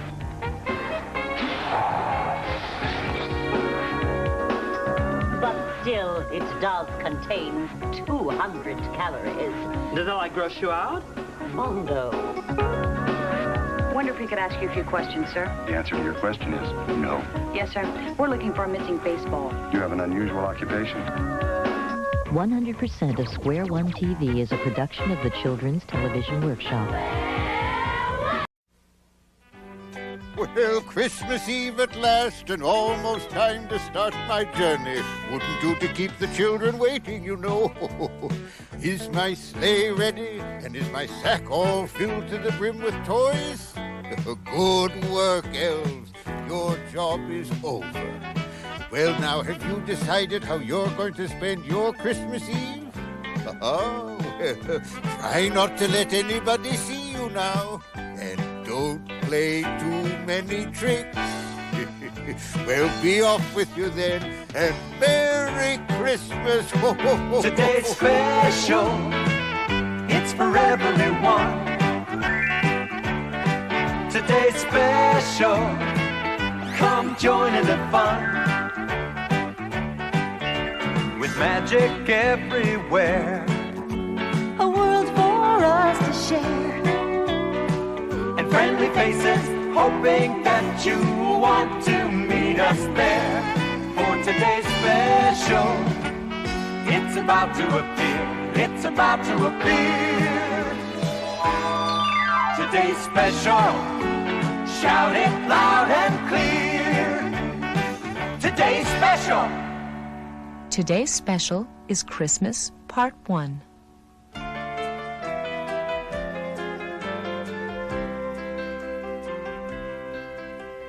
Christmas Eve tonight, the shopping's now complete.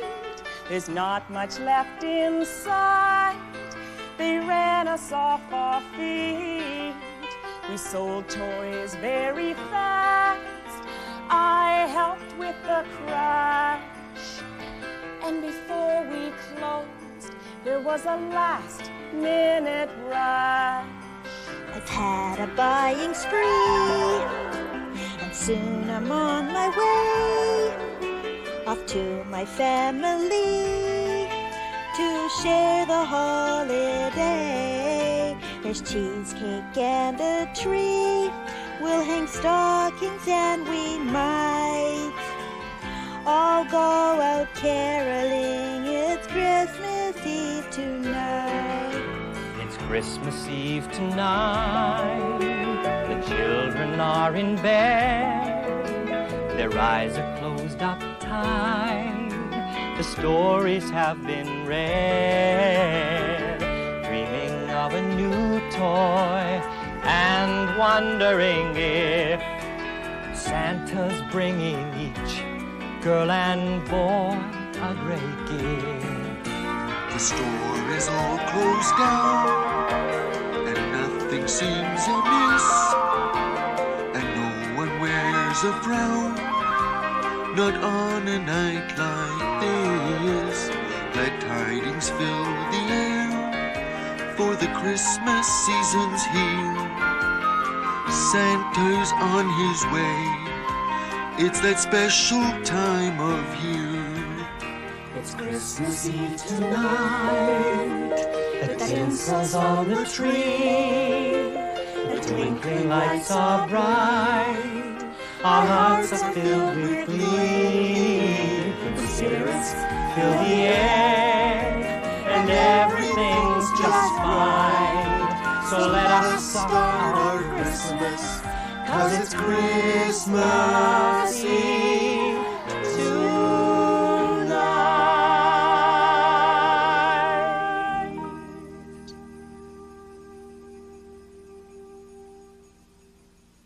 'Twas the night before Christmas, and terribly late, but cookies and milk have been left on a plate. They must be for someone. Can you tell me who? Oh, ho, ho, ho, ho, ho, ho, ho. It's Christmas Eve tonight. All right, Jeff, here's my phone number at Aunt Margaret's and Sam's phone number at his sister's. Now, look, if anything goes wrong or there's something that you don't understand, then just call one of those two numbers, okay? Okay. Are you sure you're going to be all right, Jeff? I really don't like to leave you alone on Christmas Eve. Don't be silly. Christmas is for families. I mean, you see me every day. You hardly ever see your Aunt Margaret. Yeah, that's true. Do you know my relatives are going to be there, too? I am so excited. Great. On the first day of Christmas, my true love gave to me a plate full of macaroni. Oh, Sam. Merry Christmas Eve, Jeff. Merry Christmas. Merry Christmas Eve, Jody. Same to you, Sam. I'm not late, am I? I wouldn't want to miss my bus. I hope you have a good time at your sister's, Sam. Oh, thank you, Jeff. I intend to. Gosh, they make such a fuss of me when I go there. They always give me double helpings of Christmas cake and things, boy. What are you going to do, Jeff? Oh, lots. I'm going to find the biggest tree in the store and bring it in here and decorate it. Ooh. And when you come back tomorrow night, we'll have somewhere to put our presents. Hey, that should keep you busy. Yeah. On the second day of Christmas, my Who's true that? love Muffy, gave eh? to me Muffy. cheesy sauce Oh, on my there. plate full of macaroni. Hey, Merry Christmas and goodbye. My family waits and I must fly. But remember, Jeff, keep a watchful eye in case an elf comes passing by. Oh, Elf? yeah. Muffy, what are you talking about? Well, on Christmas Eve, the elves run free, but they're very difficult to see. If you catch one and then let it go, a wish is yours. Of that I know. Elves. Next thing you'll be wanting us to believe they're only that high or something, Muffy. Come on, Sam, we gotta go. I'll just grab my purse and my coat. Are you going to come with us, Muffy? We're going out the side door. Oh, I'll go out my private way. So have a lovely Christmas day. Aw, you too, Muffy. Yeah, thanks, Merry Muffy. Christmas, Jeff. We'll see you tomorrow. Okay. Bye-bye, Jeff. Have a good time. Merry Christmas. Jeff, do you have lots to do? If you like, I'll stay with you. Oh, no, Muffy. I don't want you to miss your brothers and sisters.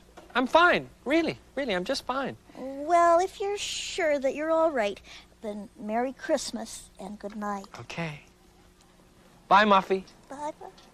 I'll keep a watch out for the elves.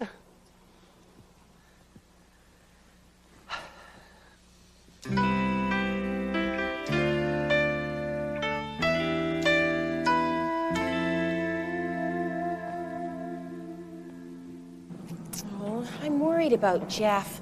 Do you think he'll be lonely? Well, maybe we should have taken his magic hat. He can't be lonely if he's just a mannequin. I know, but he said he didn't want to miss Christmas Eve. Yeah, well, And he says he's all right.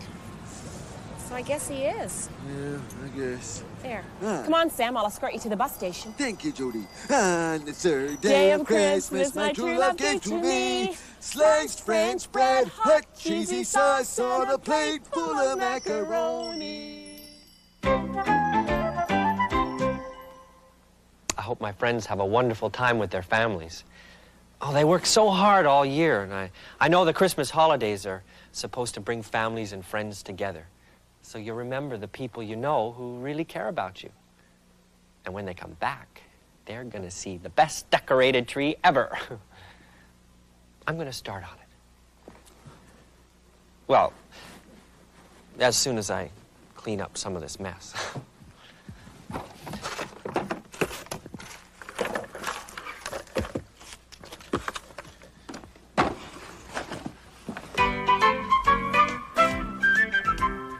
Elves are clever.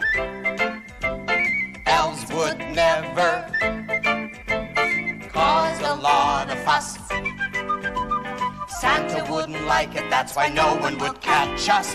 Here's a sample, an example of how smart we are. If anyone was coming, we'd drive off in this car. I can hide in here. I can disappear.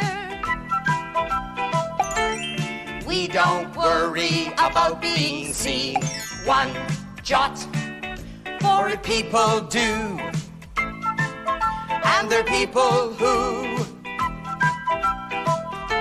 will chase us around, and when they think we're caught, it's when we're not. Oh, it's so dandy, Very handy. being small ourselves, for no one ever sees us 'cause we're very clever elves. Too very merry, quite contrary, extraordinary elves.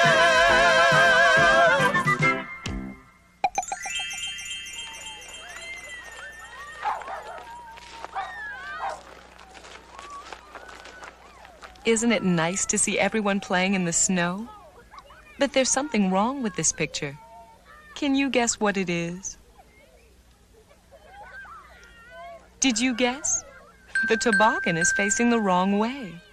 Now, who ever heard of a toboggan sliding up a hill? That's better. Now the toboggan can slide down to the bottom.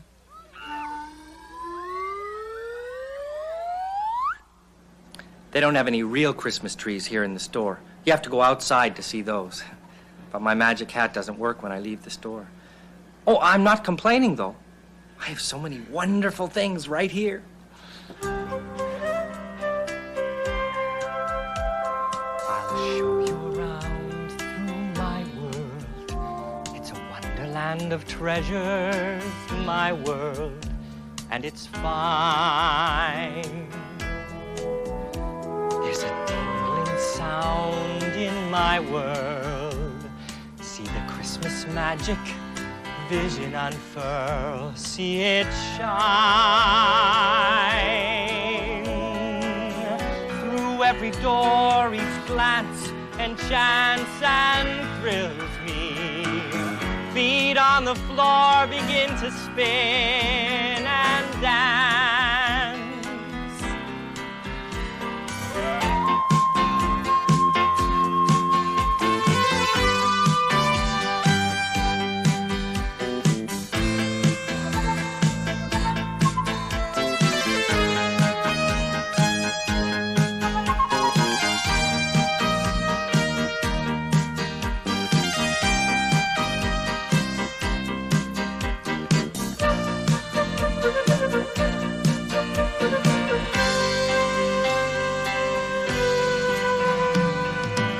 This is the end of my world, for out there beneath the stars it's your world, I believe. By caring and sharing, be happy in your world is my wish on this Christmas Eve. Oh, this is the end of your world, for out there beneath the stars, it's my world, I believe. What are you doing up here, Jody? Oh, I just decided that this is where I really want to be on Christmas Eve. Yeah, but, well, you're supposed to be with your family at Christmas. Well, I know that, but, well, you're part of my family too, Jeff. And Christmas is a time for people who care about each other to be together. Hey, come on, let's go down and decorate that Christmas tree of yours. Okay? By caring and sharing, be happy in your world is my wish on this Christmas Eve.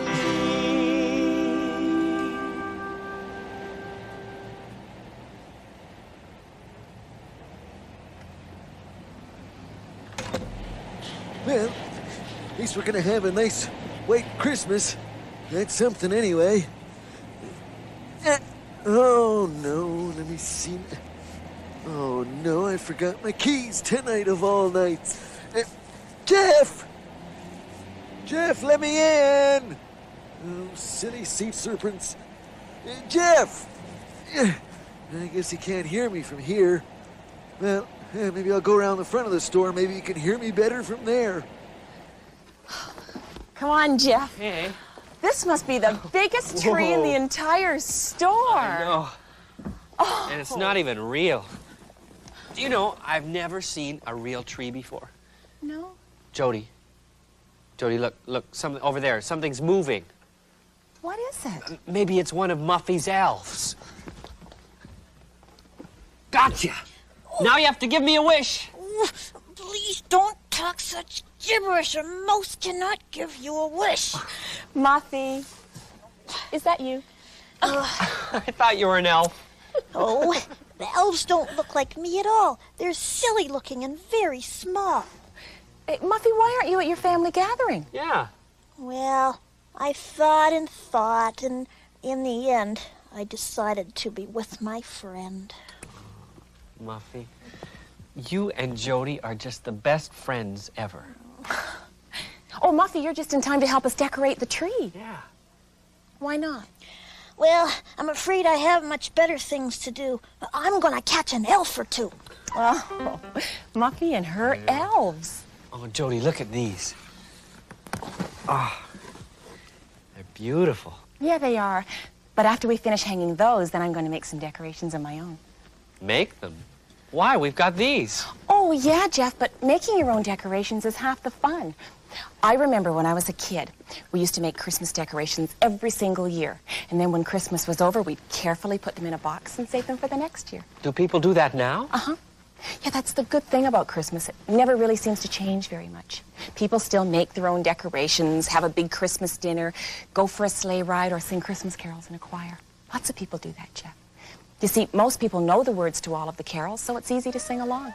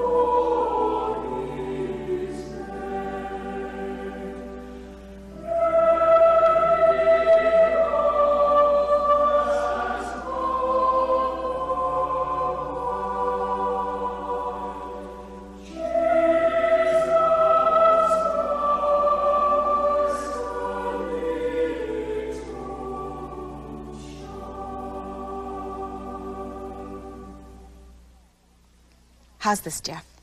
A row of snowmen. Oh, that's terrific. Hey, why don't we make one in the shape of an elf? Yeah, and then we can give it to Muffy if she doesn't catch a real one. Muffy's ready for the hunt.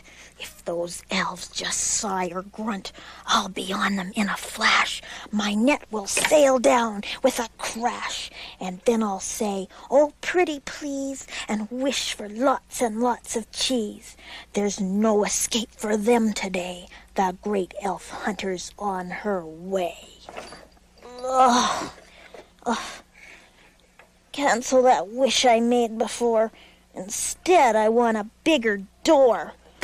Oh,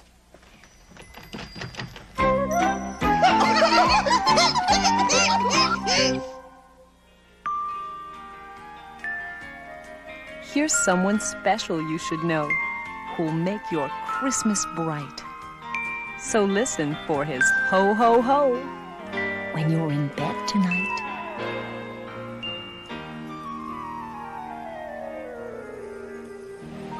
Hey, Jeff!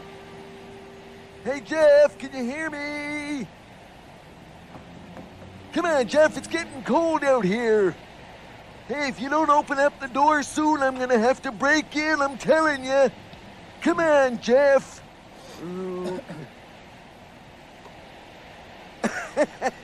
Hello there, officer. I was just joking, you know, about breaking in. I just meant I was gonna have to get in. That's all. But it's Christmas Eve, sir. The store's closed. Well, yes, I know that. I'm the night watchman. Sam Crenshaw is the name, but you see, I forgot my keys inside. Do you have any identification, Mr. Crenshaw? Oh, sure. I got my, I guess I left my wallet inside, too. Hey, but don't worry, Jeff will tell you who I am. This Jeff, he's a night watchman as well? Oh, no. I'm night watchman. Jeff's a mannequin. A mannequin? Yeah. Oh, but not just any mannequin. See, it's Christmas Eve, and he's all alone in the store, and I thought he might get lonely, you understand? See? Oh, I see. Yes. I think I do. Yeah. You need to go inside to spend Christmas Eve with a mannequin. Well, not just any mannequin, I told you. Jeff's special. See, he's got a magic hat, don't you know? A magic hat? Yeah, it doesn't help his hearing any, though. Jeffy! I wish Muffy was here. See, she doesn't need keys to go in and out of the door, no, sir. Oh, this Muffy person, I suppose she just walks through the walls. No. You know you can't do that. No, sir. And anyway, she's not a person, she's a mouse. A mouse? Yep. Little mouse. Kind of a funny critter. You know, she believes in elves. Strange, huh? Yes, very. Yeah. Mr. Crenshaw, I think we'd better go to the police station. The police station? What for? Oh, yes. Maybe we can sort this whole thing out there. Oh, and yeah. you'll be warm inside. Yeah, I guess that's true. All right. Seems like kind of a funny way to spend Christmas Eve, though.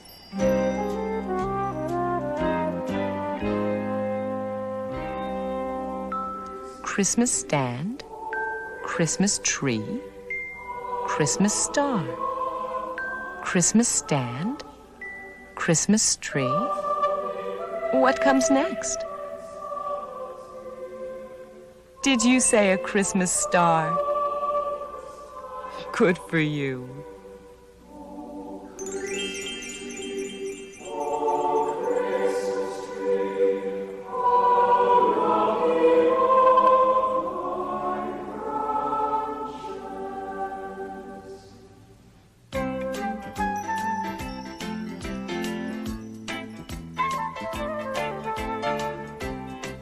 Who's there? Is someone there? Is that you, Mr. Crenshaw? Please answer me. I demand to know, why have I been activated?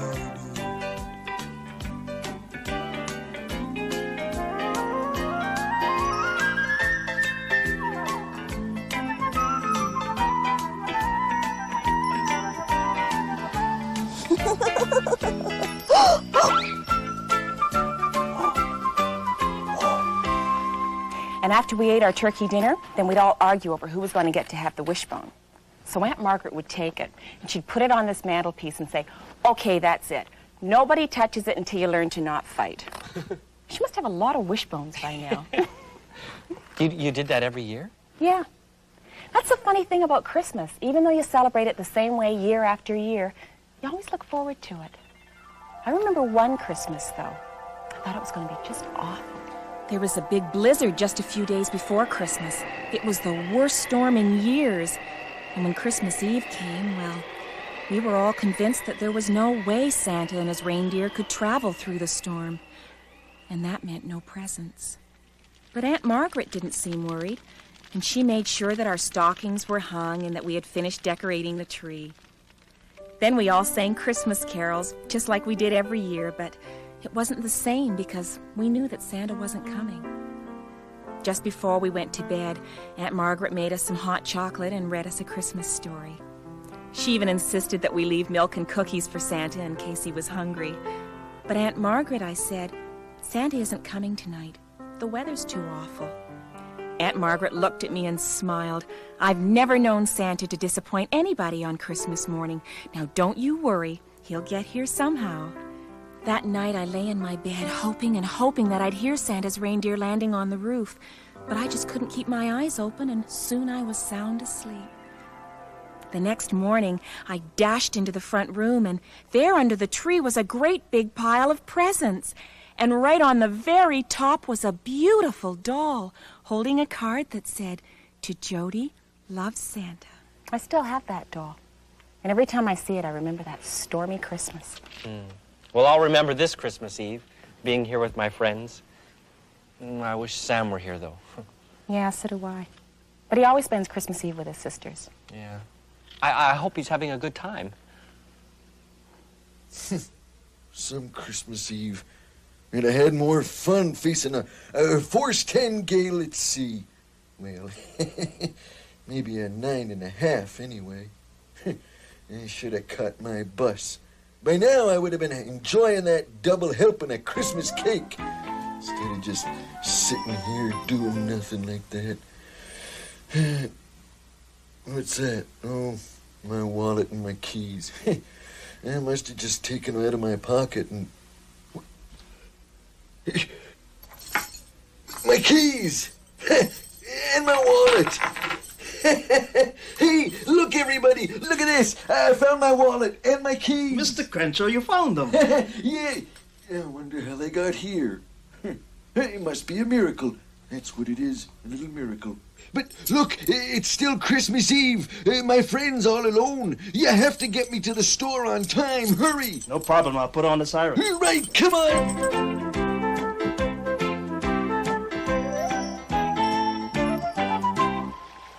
Somewhere in this picture is a face. Can you find it?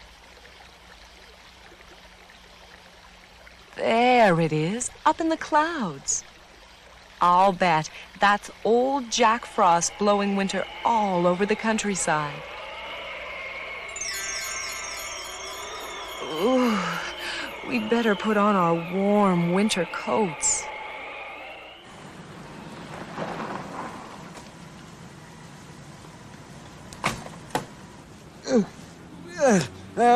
Thank you very much for the lift, officer, and a very Merry Christmas to you. Bye now. Goodbye, Mr. Crenshaw. And a Merry Christmas to you and your friends. I suppose I should be glad that they're here protecting the store and everything. But still in all, you know, absolutely incredible. Never seen such a thing in... Oh, Muffy, it's you. What a night. First I forget my wallet and my keys, and then I spend all evening in a police station, and then I'm attacked by an elf-crazed mouse. All because I wanted to wish my friend a Merry Christmas. Merry Christmas, Muffy. And Merry Christmas to you, everybody. Deck the halls with boughs of holly, ba la la la la, la la la la. 'Tis the season to be jolly, ba la la la la, la la la la. Welcome back. Hey, come and help us decorate the tree. Troll the ancient Yuletide carol, fa la la la la, la la la la. Nice looking tree. See the blazing Yule before us, fa la la la la, la la la la. Strike the harp and join our chorus, fa la la la la, la la la la. Follow me in merry measure, fa la la la la la la la la. While I tell of Yuletide treasure, fa la la la la, la la la la. That's nice. Fast away the old year passes, fa la la la la, la la la la. Hail the new ye lads and lasses, fa la la la la, la la la la. Sing we joyous all together, fa la la la la la la la la. Heedless of the wind and weather, fa la la la la, la la la la. Fa la la la la, la la la.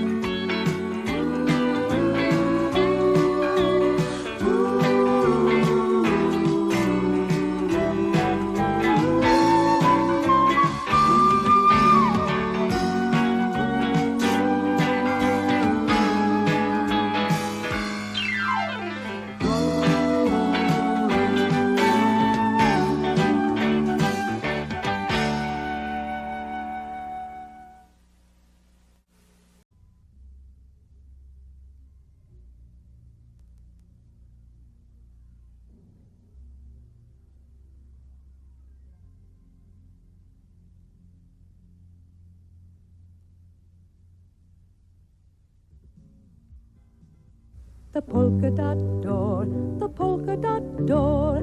Let's peep through the polka dot door. Songs and stories and so much more. Through the polka dot door, this is the time we always say. Get ready, get set for Imagination Day. We'll tell some tales, we'll pretend and play. So come in the polka dot way. Take a good look, Johnny. All right, I think I'm ready. Oh, hi. Salut. Hello, bonjour. We're playing a game called Who Lives at the Pond. We're going to take these cards out of the picture and then try to remember where they go. Why don't you play with us? Look at the animals. There's 1, 2, 3, 4 of them to remember. I think I'm ready.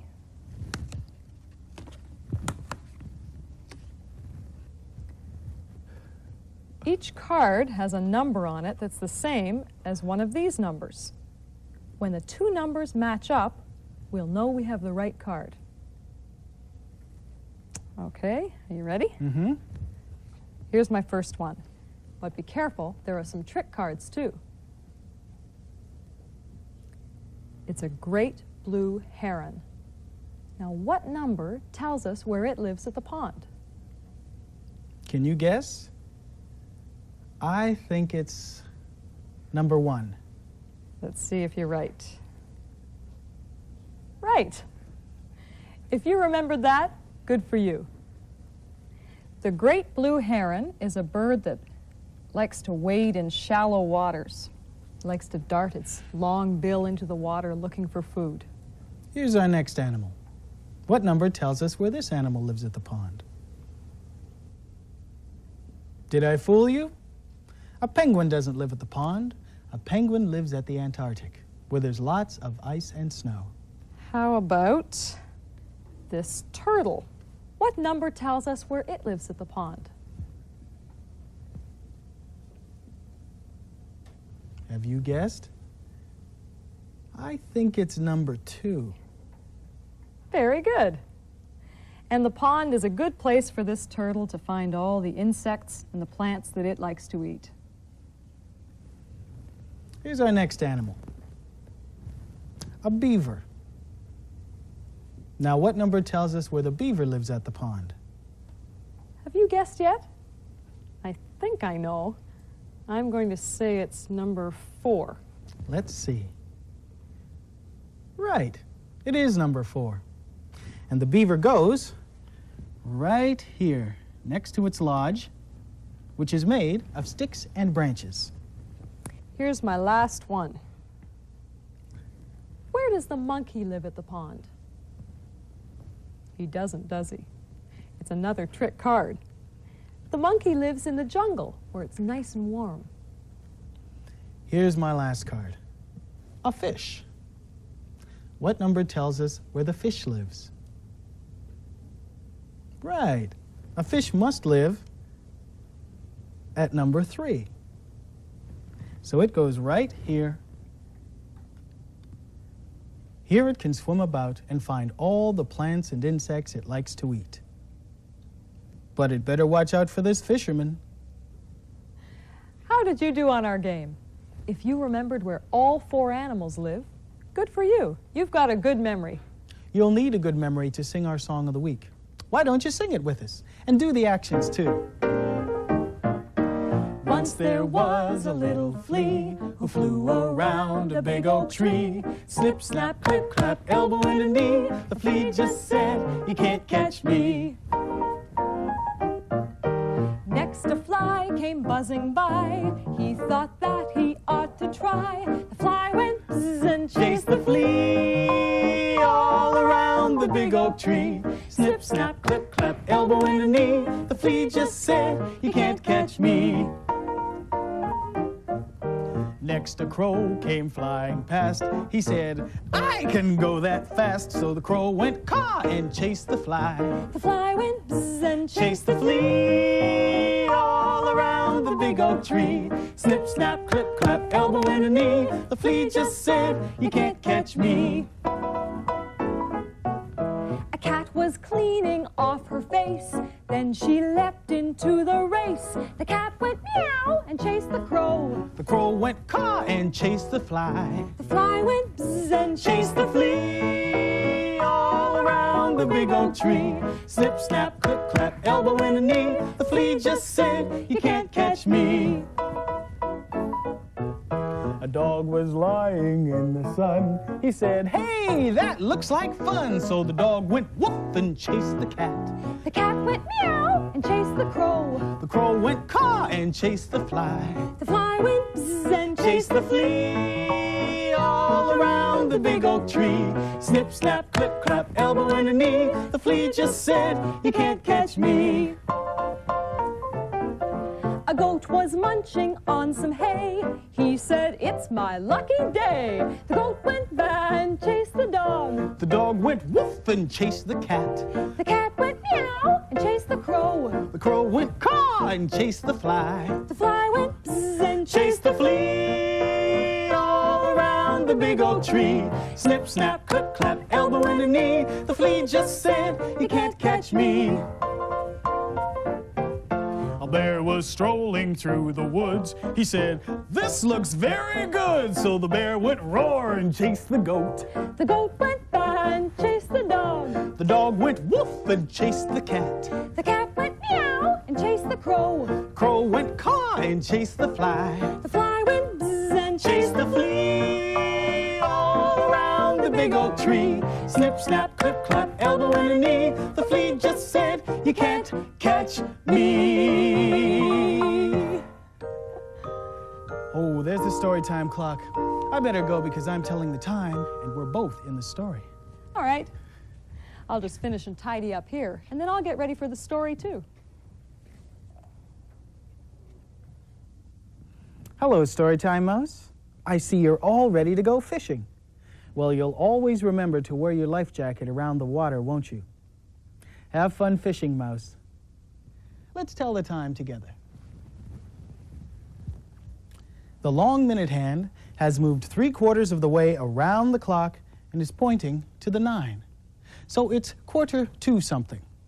The short hour hand is pointing almost to the 1.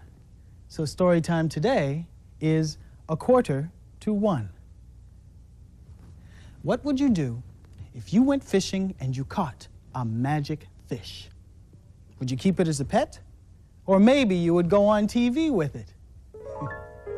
Well, our story today is about a poor fisherman who catches a magic fish. Carrie is going to play the fisherman's wife, Clara, and I'm going to play the fisherman whose name is Peter. The story is called The Magic Fish. Where is that husband of mine? Late, as usual. Clara, I'm home, dear. Peter, where have you been? I've been at the pond, my pumpkin. I saw a great blue heron, a turtle, and look. You caught a fish. Not just any fish.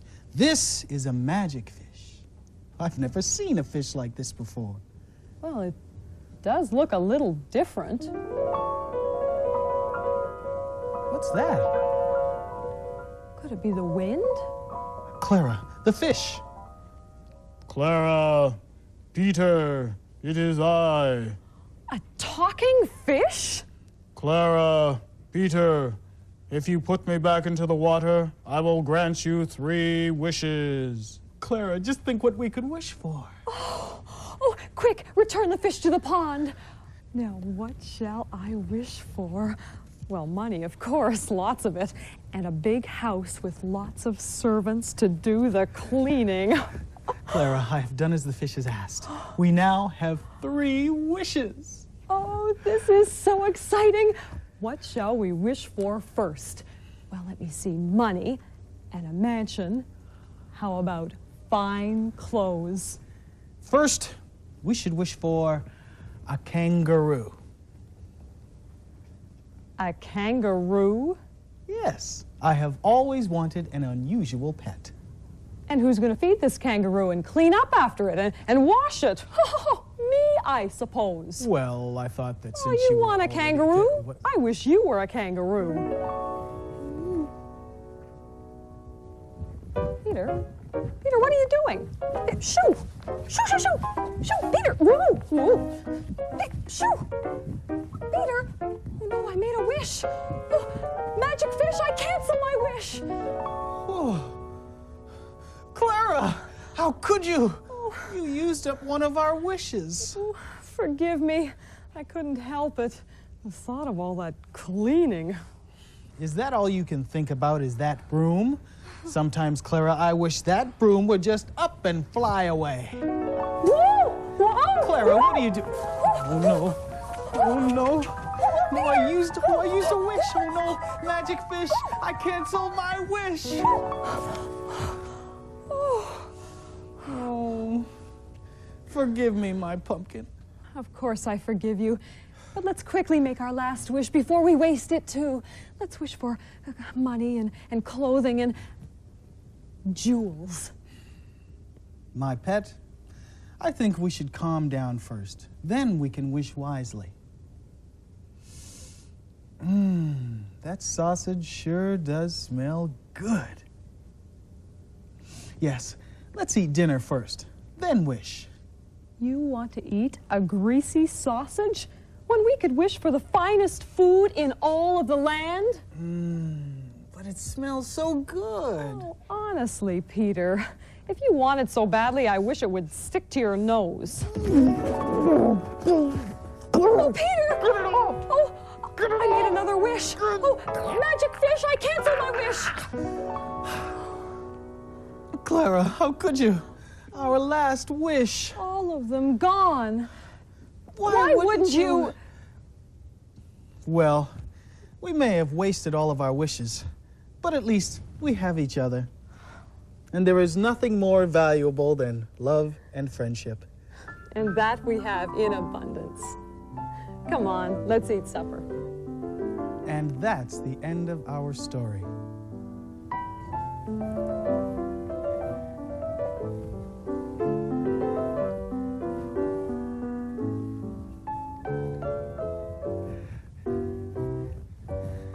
Let's pretend that we're a magic fish, but we're tired of being a magic fish. So we make a wish to be a kangaroo. And we go hopping everywhere.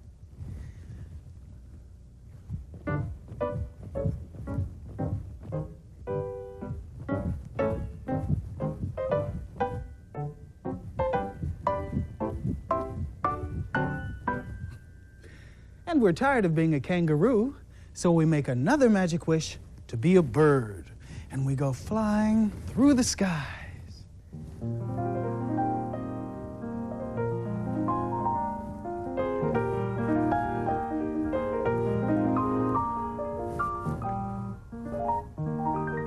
Ooh, and we're tired of being a bird, so we make another magic wish to be ourselves.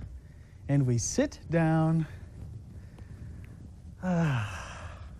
and relax. There you go, Dumpty.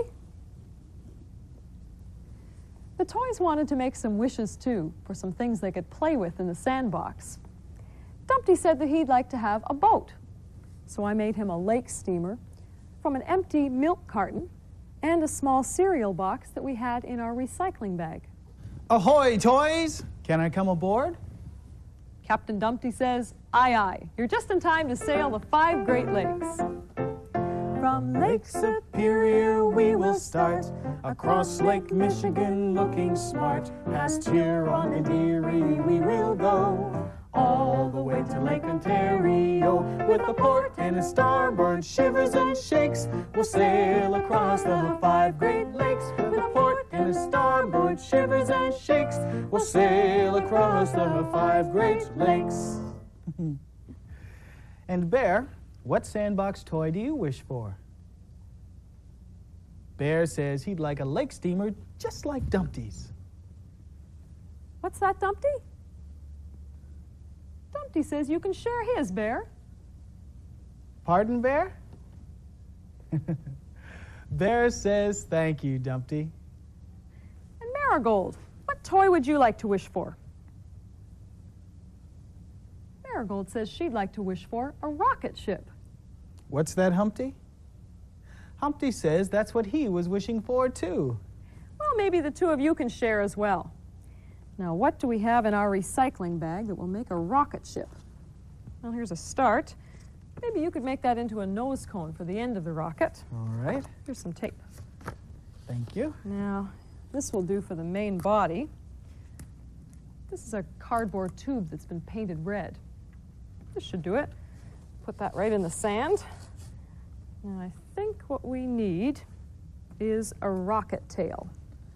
Maybe I can just cut one out from this paper plate. Always remember, if you want to cut something, to ask a grown-up first. This should do just fine. There we go. Need a piece of tape on the back. This will be a fine rocket ship, Marigold. There it is. A rocket tail. Perfect. And here's your nose cone. That's All great. right. There. A rocket. Are you ready to blast off, astronauts Marigold and Humpty? 5, 4, 3, 2, 1, blast off!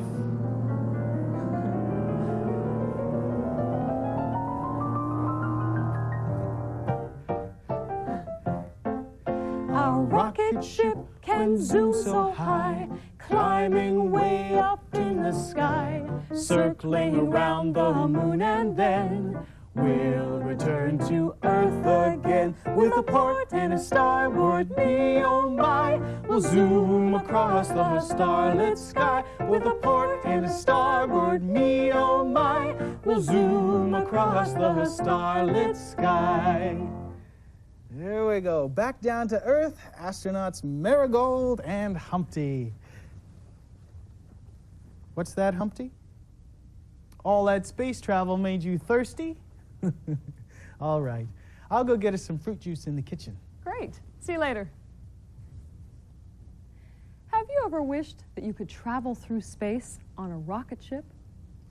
Well, if you look through the Polka Dot Door, you'll see astronauts on the Space Shuttle Discovery, and you can imagine that you're flying with them.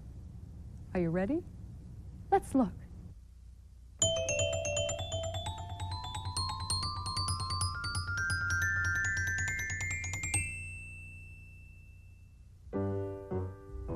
It's early morning on the day of the launch.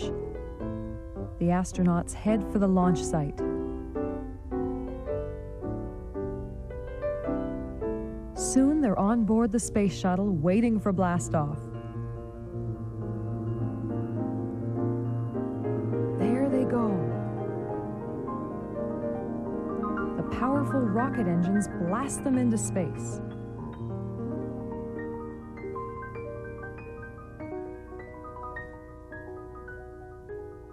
The astronauts prepare for their first experiment. In space, people and things have no weight, so they float. This astronaut almost lost his camera. He's going to film the launching of a satellite.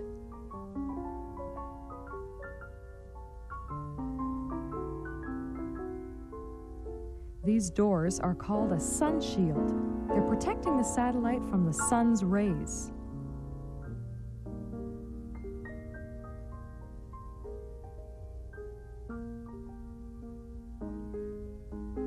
The satellite starts spinning and off it goes. A perfect launch.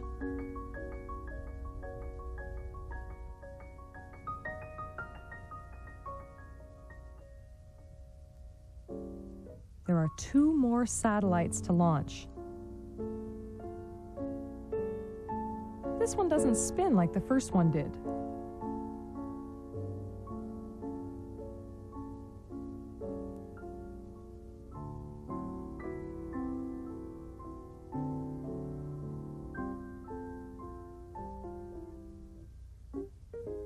Oops, careful.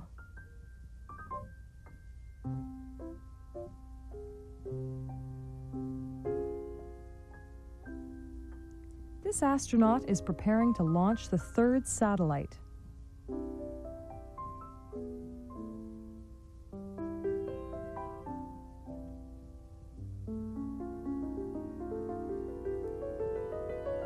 Another perfect launch.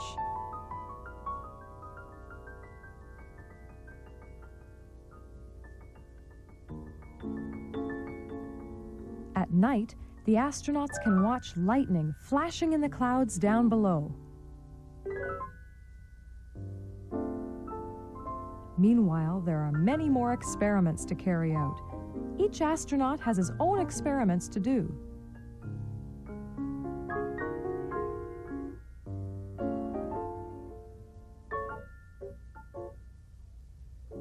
This is called a solar ray wing. In the future, it could use sunlight to power a spacecraft or a space station.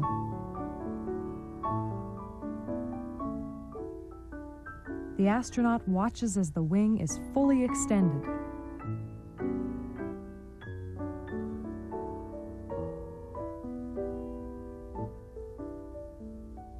Repairs must be done as well.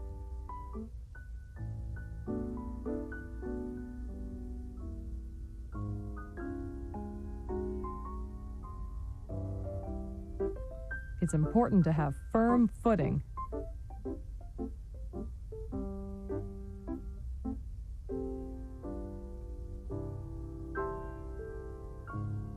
There's also time for some play.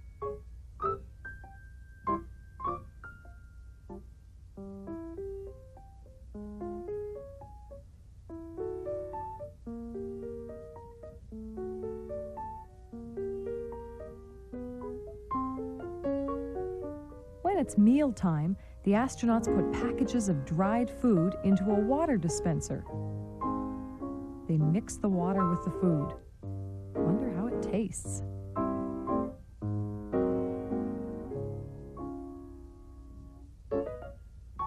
I hope you don't try to pass the food like this at your dinner table.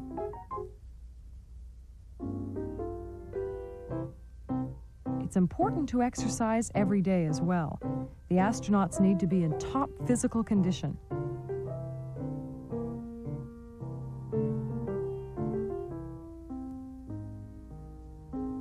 At night, the astronauts sleep in their sleeping bags. Their arms float because they're so relaxed.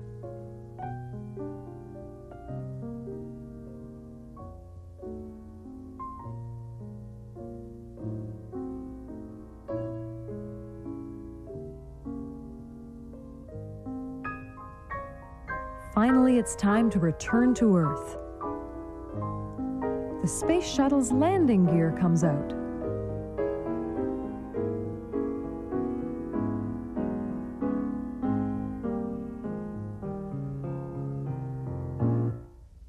A perfect landing.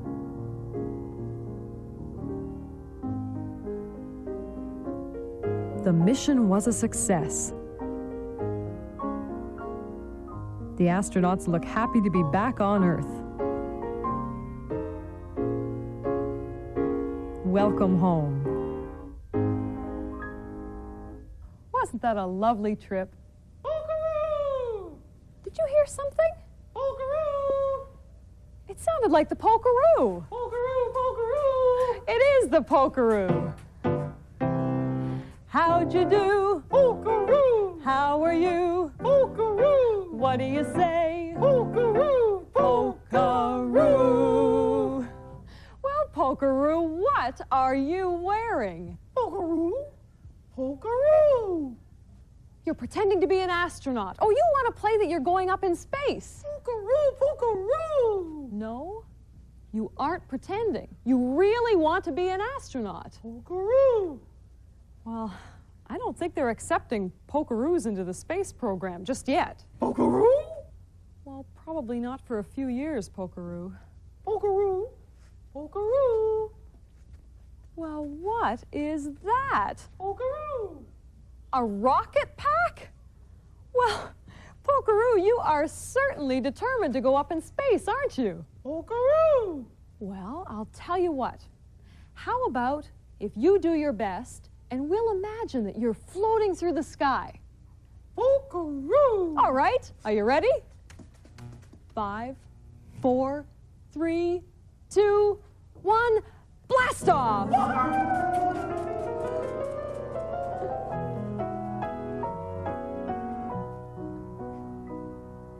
Imagine, imagine, you can imagine Polkaroo flying in space.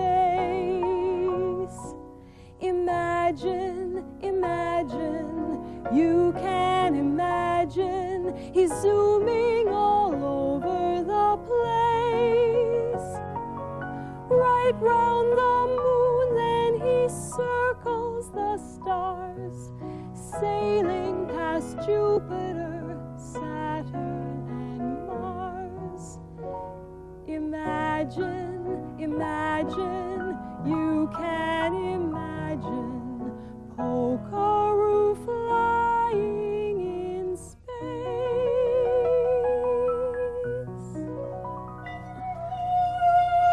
Whoa! Whoa! Polkaroo! Well, you certainly had quite a trip, didn't you? Polkaroo! Oh, too bad you couldn't have brought me a souvenir. Polkaroo! Polkaroo! Why, Polkaroo, what's this? Polkaroo, Polkaroo! Oh, Polkaroo, it's beautiful, but where did you get it? Polkaroo!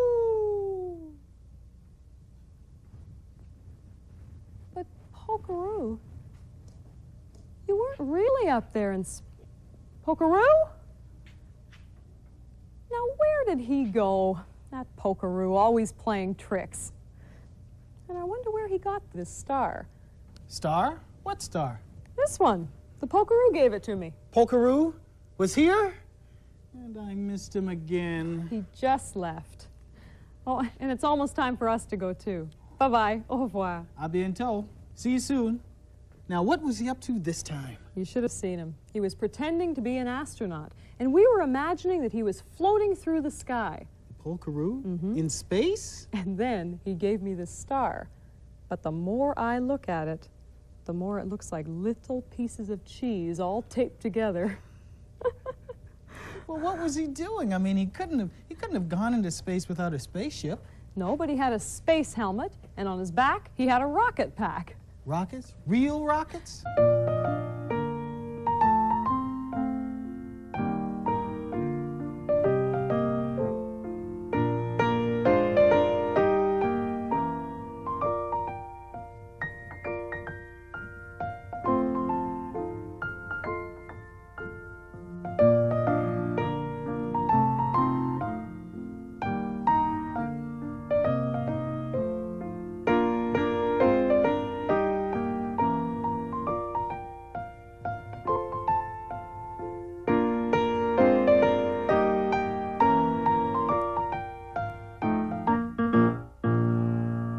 The polka dot door, the polka dot door. See you soon at the polka dot door for songs and stories and so much more. Through the polka dot door.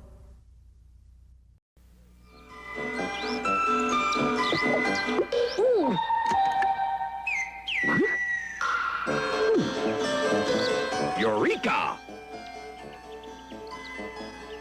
The story so far.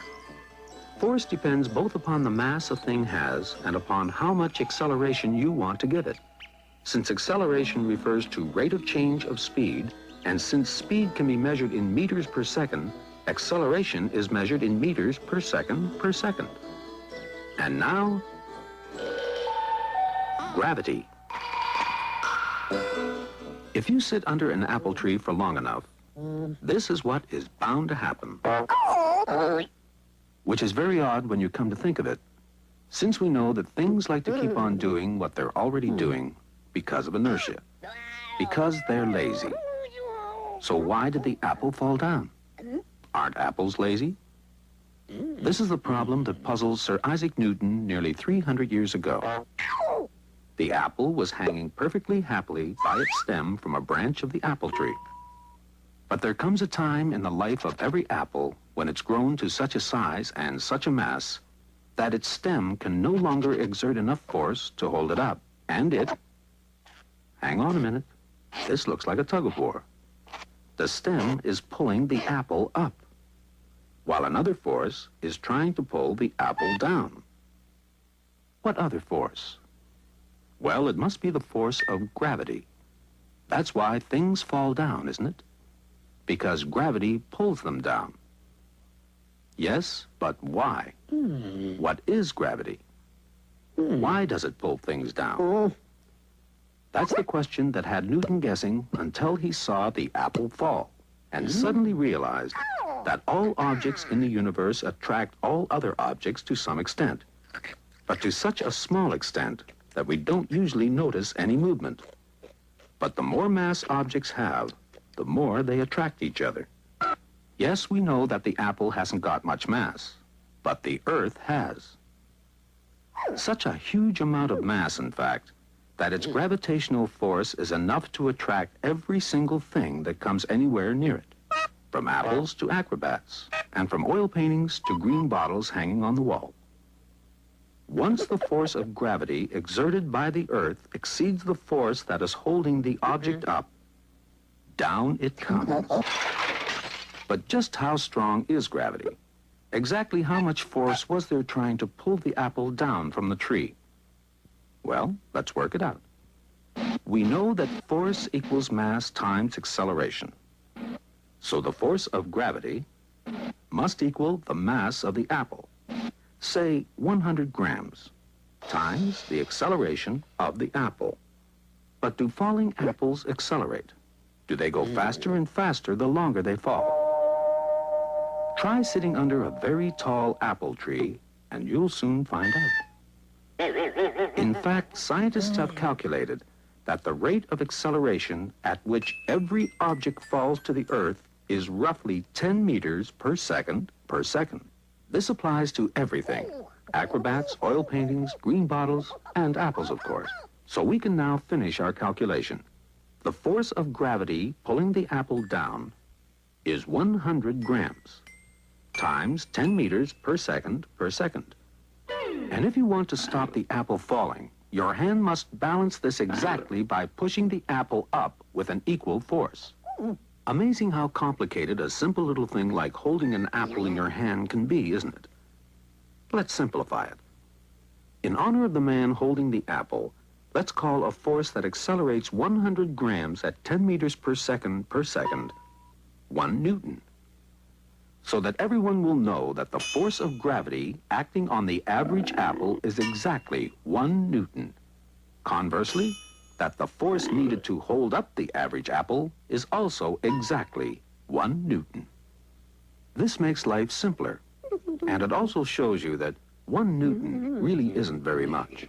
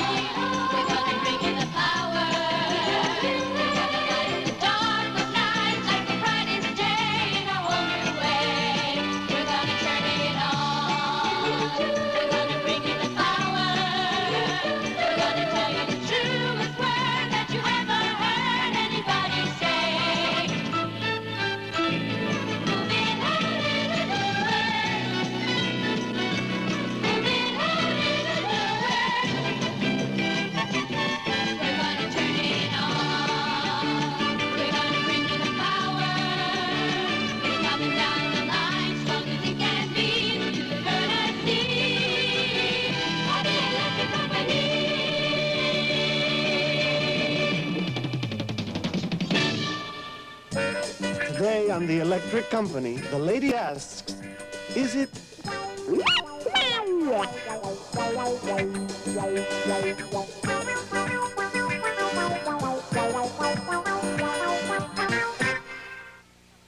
Hi there. I'm standing on the corner of 5th and Main where hopefully some very lucky individual is going to walk by and try nutty, crunchy, munchy candy. The candy that is nutty, crunchy, munchy, and definitely not great for your teeth.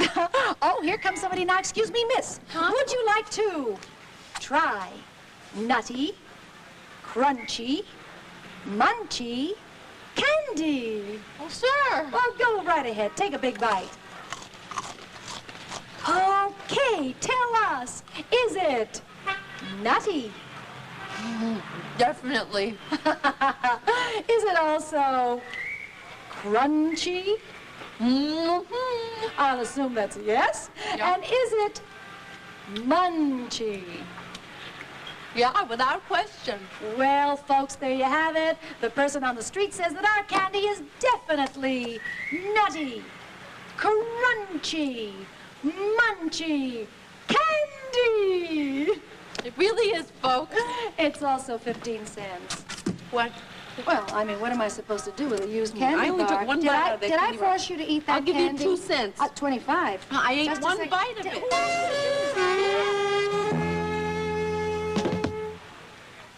Hey, have you noticed something? The letter Y can have 2 different sounds at the end of a word. Like, for instance, sometimes it sounds like I, like in shy. Huh? So, the sound that Y makes there is like this. I. That's right, you lucks. Okay, now another thing you should notice is the letter Y also, at the end of a word, can make a sound like E, like in baby. Huh? Right, baby? Uh-huh. So the letter Y, in this case, makes it sound like this. E. Another klutz.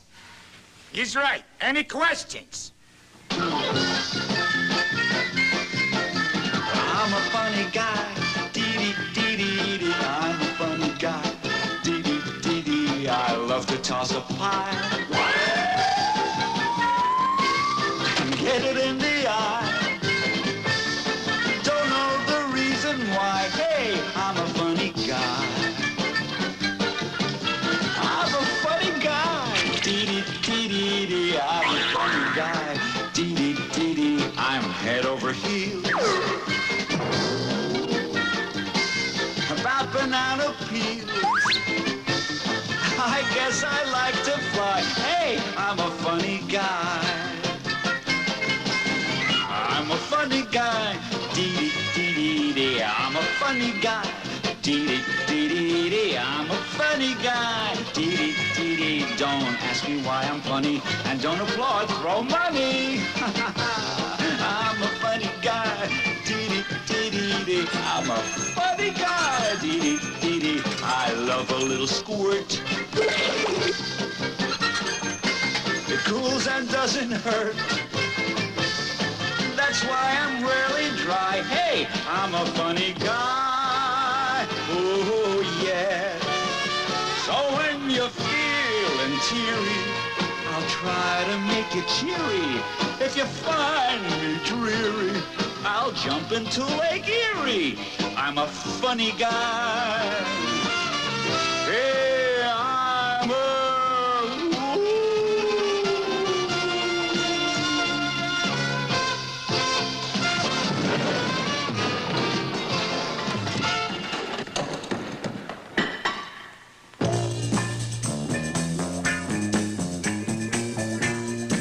Hey! Bet you thought it was going to be tough to learn about the 2 sounds of Y, right? Just goes to show you. Things are easy if you try, right? You keep watching for these 2 sounds now. I'm going to finish my book. The shark soon learned to play first base. Silly. Silly. Silly. Hey, hey, hey, what do you say, Toon Goons? Yours truly, Mel Mounds here. I thrive on jive, so give me 5. Glancing at the charts here, I see that our own short circus are riding a bullet as they ask the perennial musical question, why? Here we go. Why? Why? Why? Why? Why? Why? Why? Why? Why? Why? Why? Why? Why? Why? Do mosquitoes like to bite us? Why? Don't your rats get laryngitis? Why? Does the seahorse go to sea? Why should that be? Do you know not me? Why is a tangerine so tangy? Why is Count Dracula so fangy? Why don't we have 11 toes? Well, I suppose that somebody knows.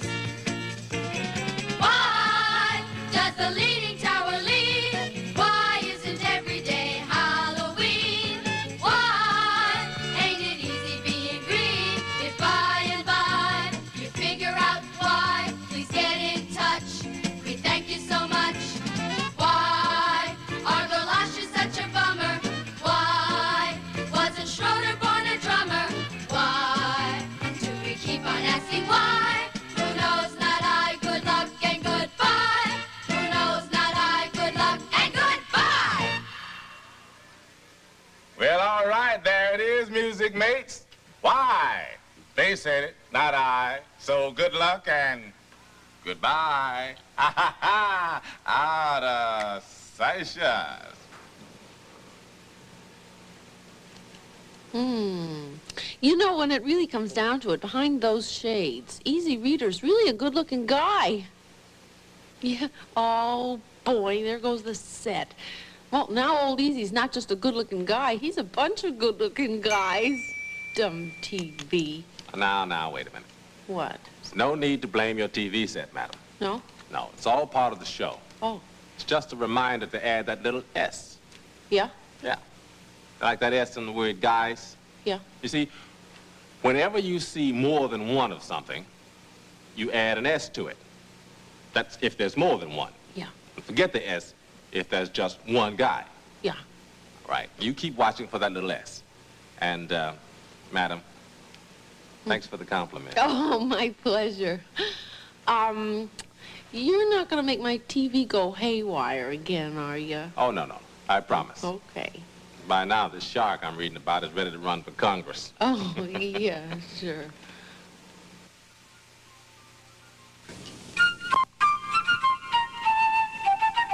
Note. Notes. Notes. I think those notes are a little off-key. Hey, come on, you guys, get your stuff together.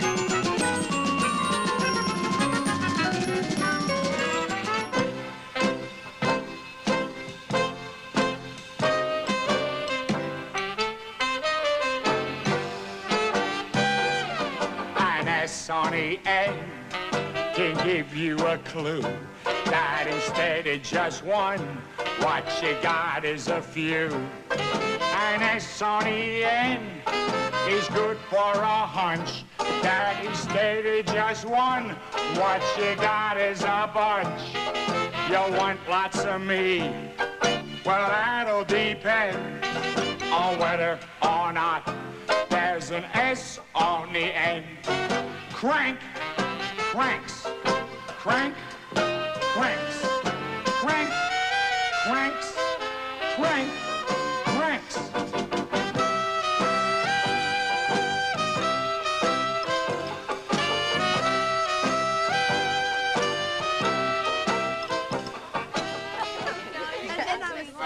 The short circus kids have 5 seconds to read the next word they see. Can you read it before they do?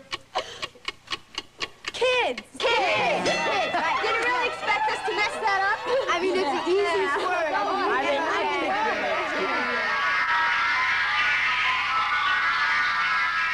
Big!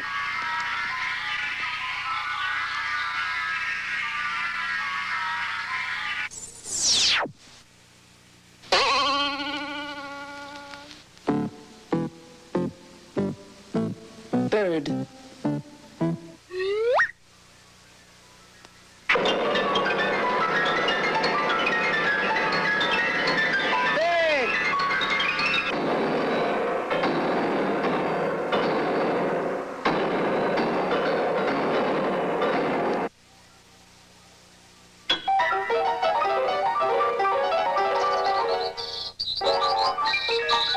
Birds.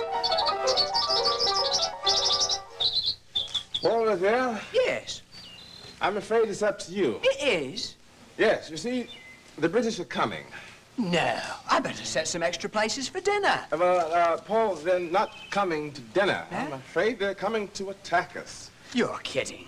We better get out of here, then. Well, that's, true. Well, we have a job to do, Paul. We have to warn the countryside. Rather. Let's get out of here and warn the countryside. Quite. Now, here's my plan. Oh, yes, we plan. We need a plan. We will wait in the steeple of the Old North Church to see if the British are coming by land or by sea. Yes. When we know, we'll signal you. Ah, I gotcha. Rather. Good plan. Paul? Yes. The signal will be 1, if by land. Yes, that one. 2, yes, if by sea. Yes. I think I have that. That's rather simple. That's 1, if by land, that one there. Yes. And 2, if by sea. Right. These 2 little devils over here. Right. All right, all right. I think that's rather easy. 1 if by land, 2 if by sea. 1 if by land, 1 what? 1 what, Emery? Lantern. Ah. I'll wave one of those. 1 lantern if the British are coming by land. Yes. I'll wave 2 lanterns if the British are coming by sea. Yes. Now that's rather. 1 lantern by land. Yes. 2 lanterns by sea. Yes. You got that now? I think so, Emery. Let me see here. That's 1 lantern if by land. Quiet. 2 lanterns if by sea. Quite right. That's 1 lantern, land. Quiet. Lanterns, sea. Quite right. Quite right. Very good, Yes, chaps. yes. Very good. Now, Paul. Yes? What if you should see 3 lanterns? Well, then they're coming by bus or subway, or they've decided to forget the whole thing. How should I know, Emery? You're the one making the plans here. He always makes the plans. It means they're coming by land and by sea, Paul. Those crafty devils. Yes, they are. Well, let me see. Let's see if I have this all together here. That's 1 lantern if by land. Quiet. 2 lanterns if by sea. Quite right. And 3 lanterns by everything, coming out of the woodwork, as it were. By Jove, I think he's got it. Very good, chaps. I'll see you there. Save me a place. Paul? Yes? What if you should see no lanterns at all? No lanterns? Well, then you forgot to pay the light bill or something like that. For this, I'm going down in history.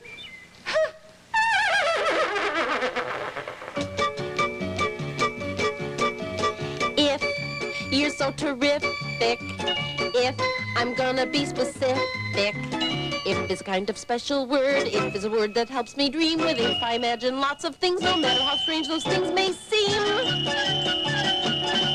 If rocks were made of rubber, if bicycles could fly, if city streets were city streams, if stars fell from the sky, if vacant lots were jungles,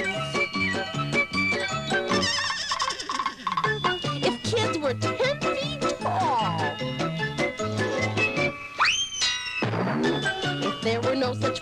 if I'd have no fun at all.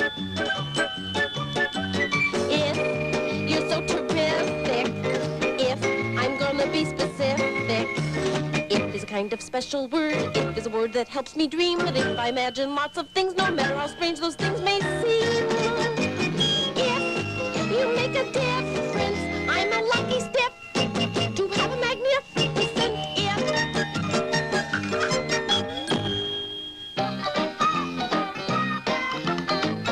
if. If it swims, we have it. If it swims, we have it?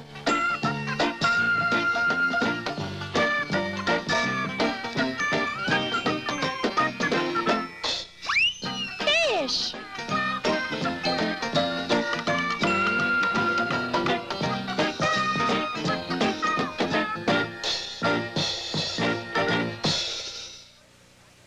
Hey, wait a minute, guys. Where was the if in that section? No. This is the part about if. There wasn't no if in that film. No, only fish, and I hate fish. This is the part about if. Right. Where? At the beginning? If it swims, we have it? There was an if in there? There was an if in there. Hi, I'm here for Easy Reader who's trying to finish his book. He told me to tell you that if you stay tuned and if you pay very close attention, you'll see more if. What's happening in the book? The shark is eating Pittsburgh. Oh, that's awful. I mean, eating Pittsburgh can give one indigestion.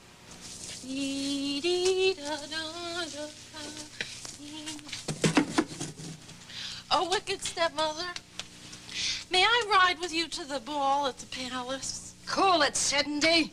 Okay.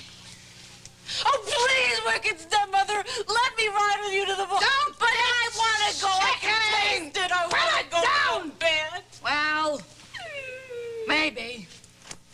Maybe? If you name it, wicked, you know you got it. If you wash the dishes.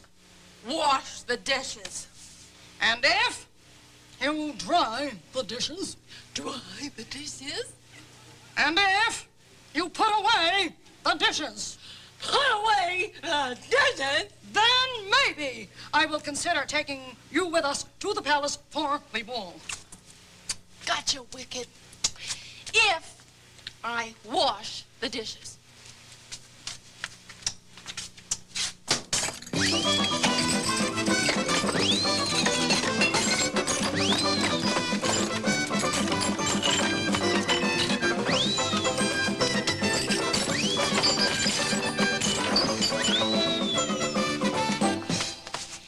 And if I dry the dishes.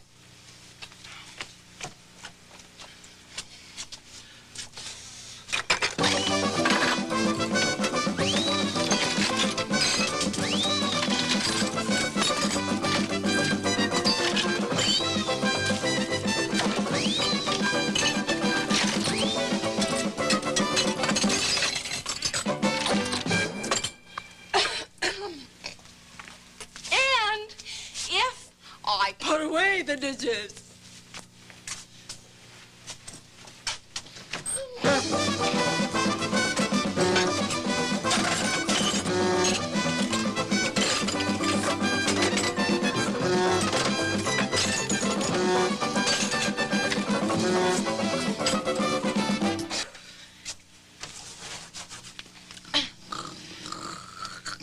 Now may I ride with you to the ball? No. No, but you said... I said that if you did all those things, maybe I would let you ride with us, but I have decided against it. Boy, maybe sure is a wishy-washy word, and I wouldn't give you 2 cents for if either. Where do you think you're going, young lady? I'm going to the pumpkin patch to see if I can thumb a ride. Doo-dee-doo-dee-doo-dee-doo.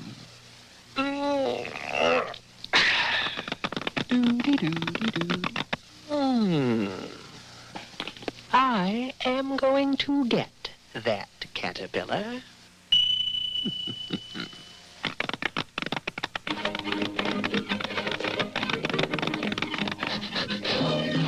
I am going to get that caterpillar.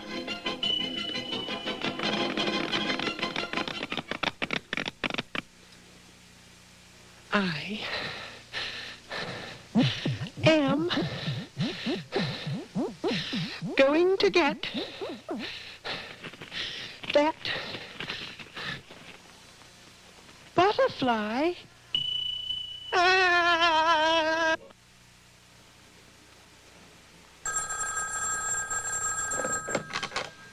Hello, the electric company. Oh, you mean that you didn't understand what those, little marks meant when Humpty Dumpty was speaking? Please, calm down. Don't shout at me. After all, I'm just a child.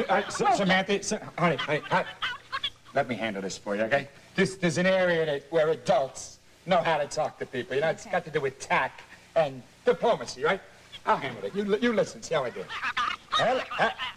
Yes, right. Wait, you see those little marks that you see when Humpty Dumpty spoke? Yes, they are called punctuation marks.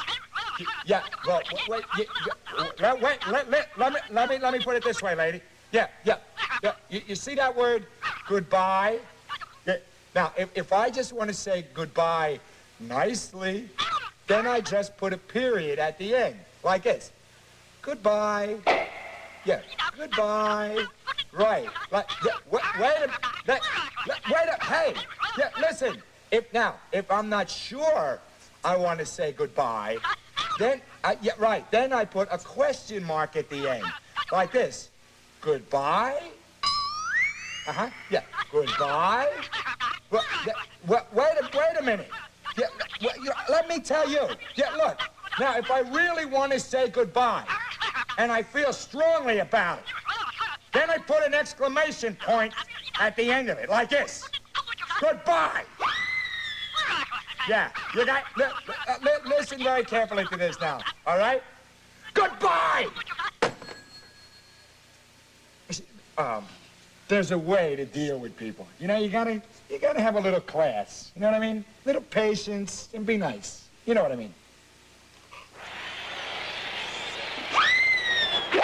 Strike one. Strike two. Strike three. Are you set? I am set.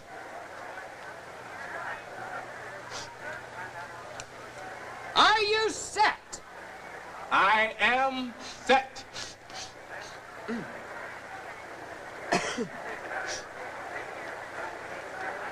Are you set? I am set.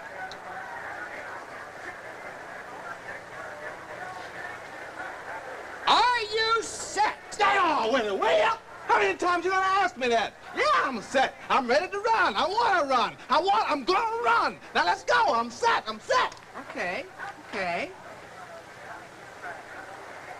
Are you set? I'm set. Then why didn't you run? I'm too upset.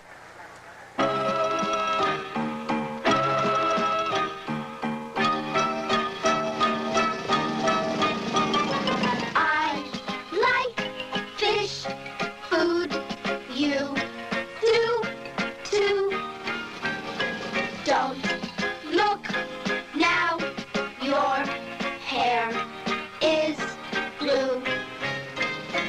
Walk right in and see the zoo. Up is down, and I love you. Stop and go and dance.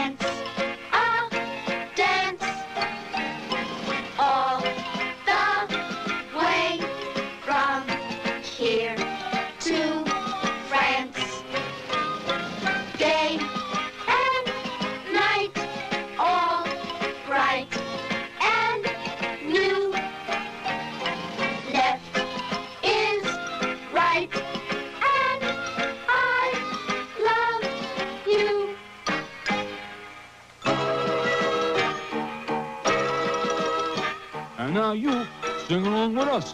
You know what I mean?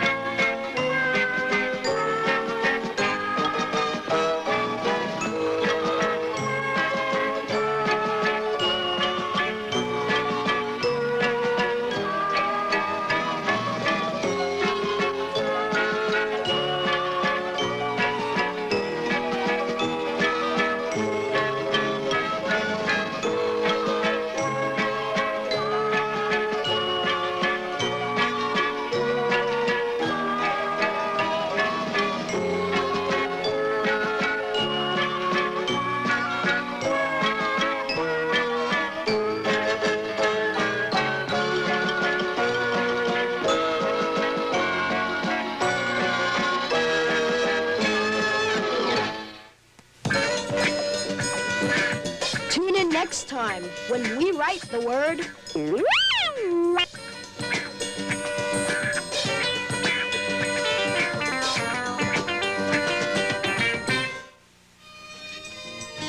The electric company gets its power from the Children's Television Workshop.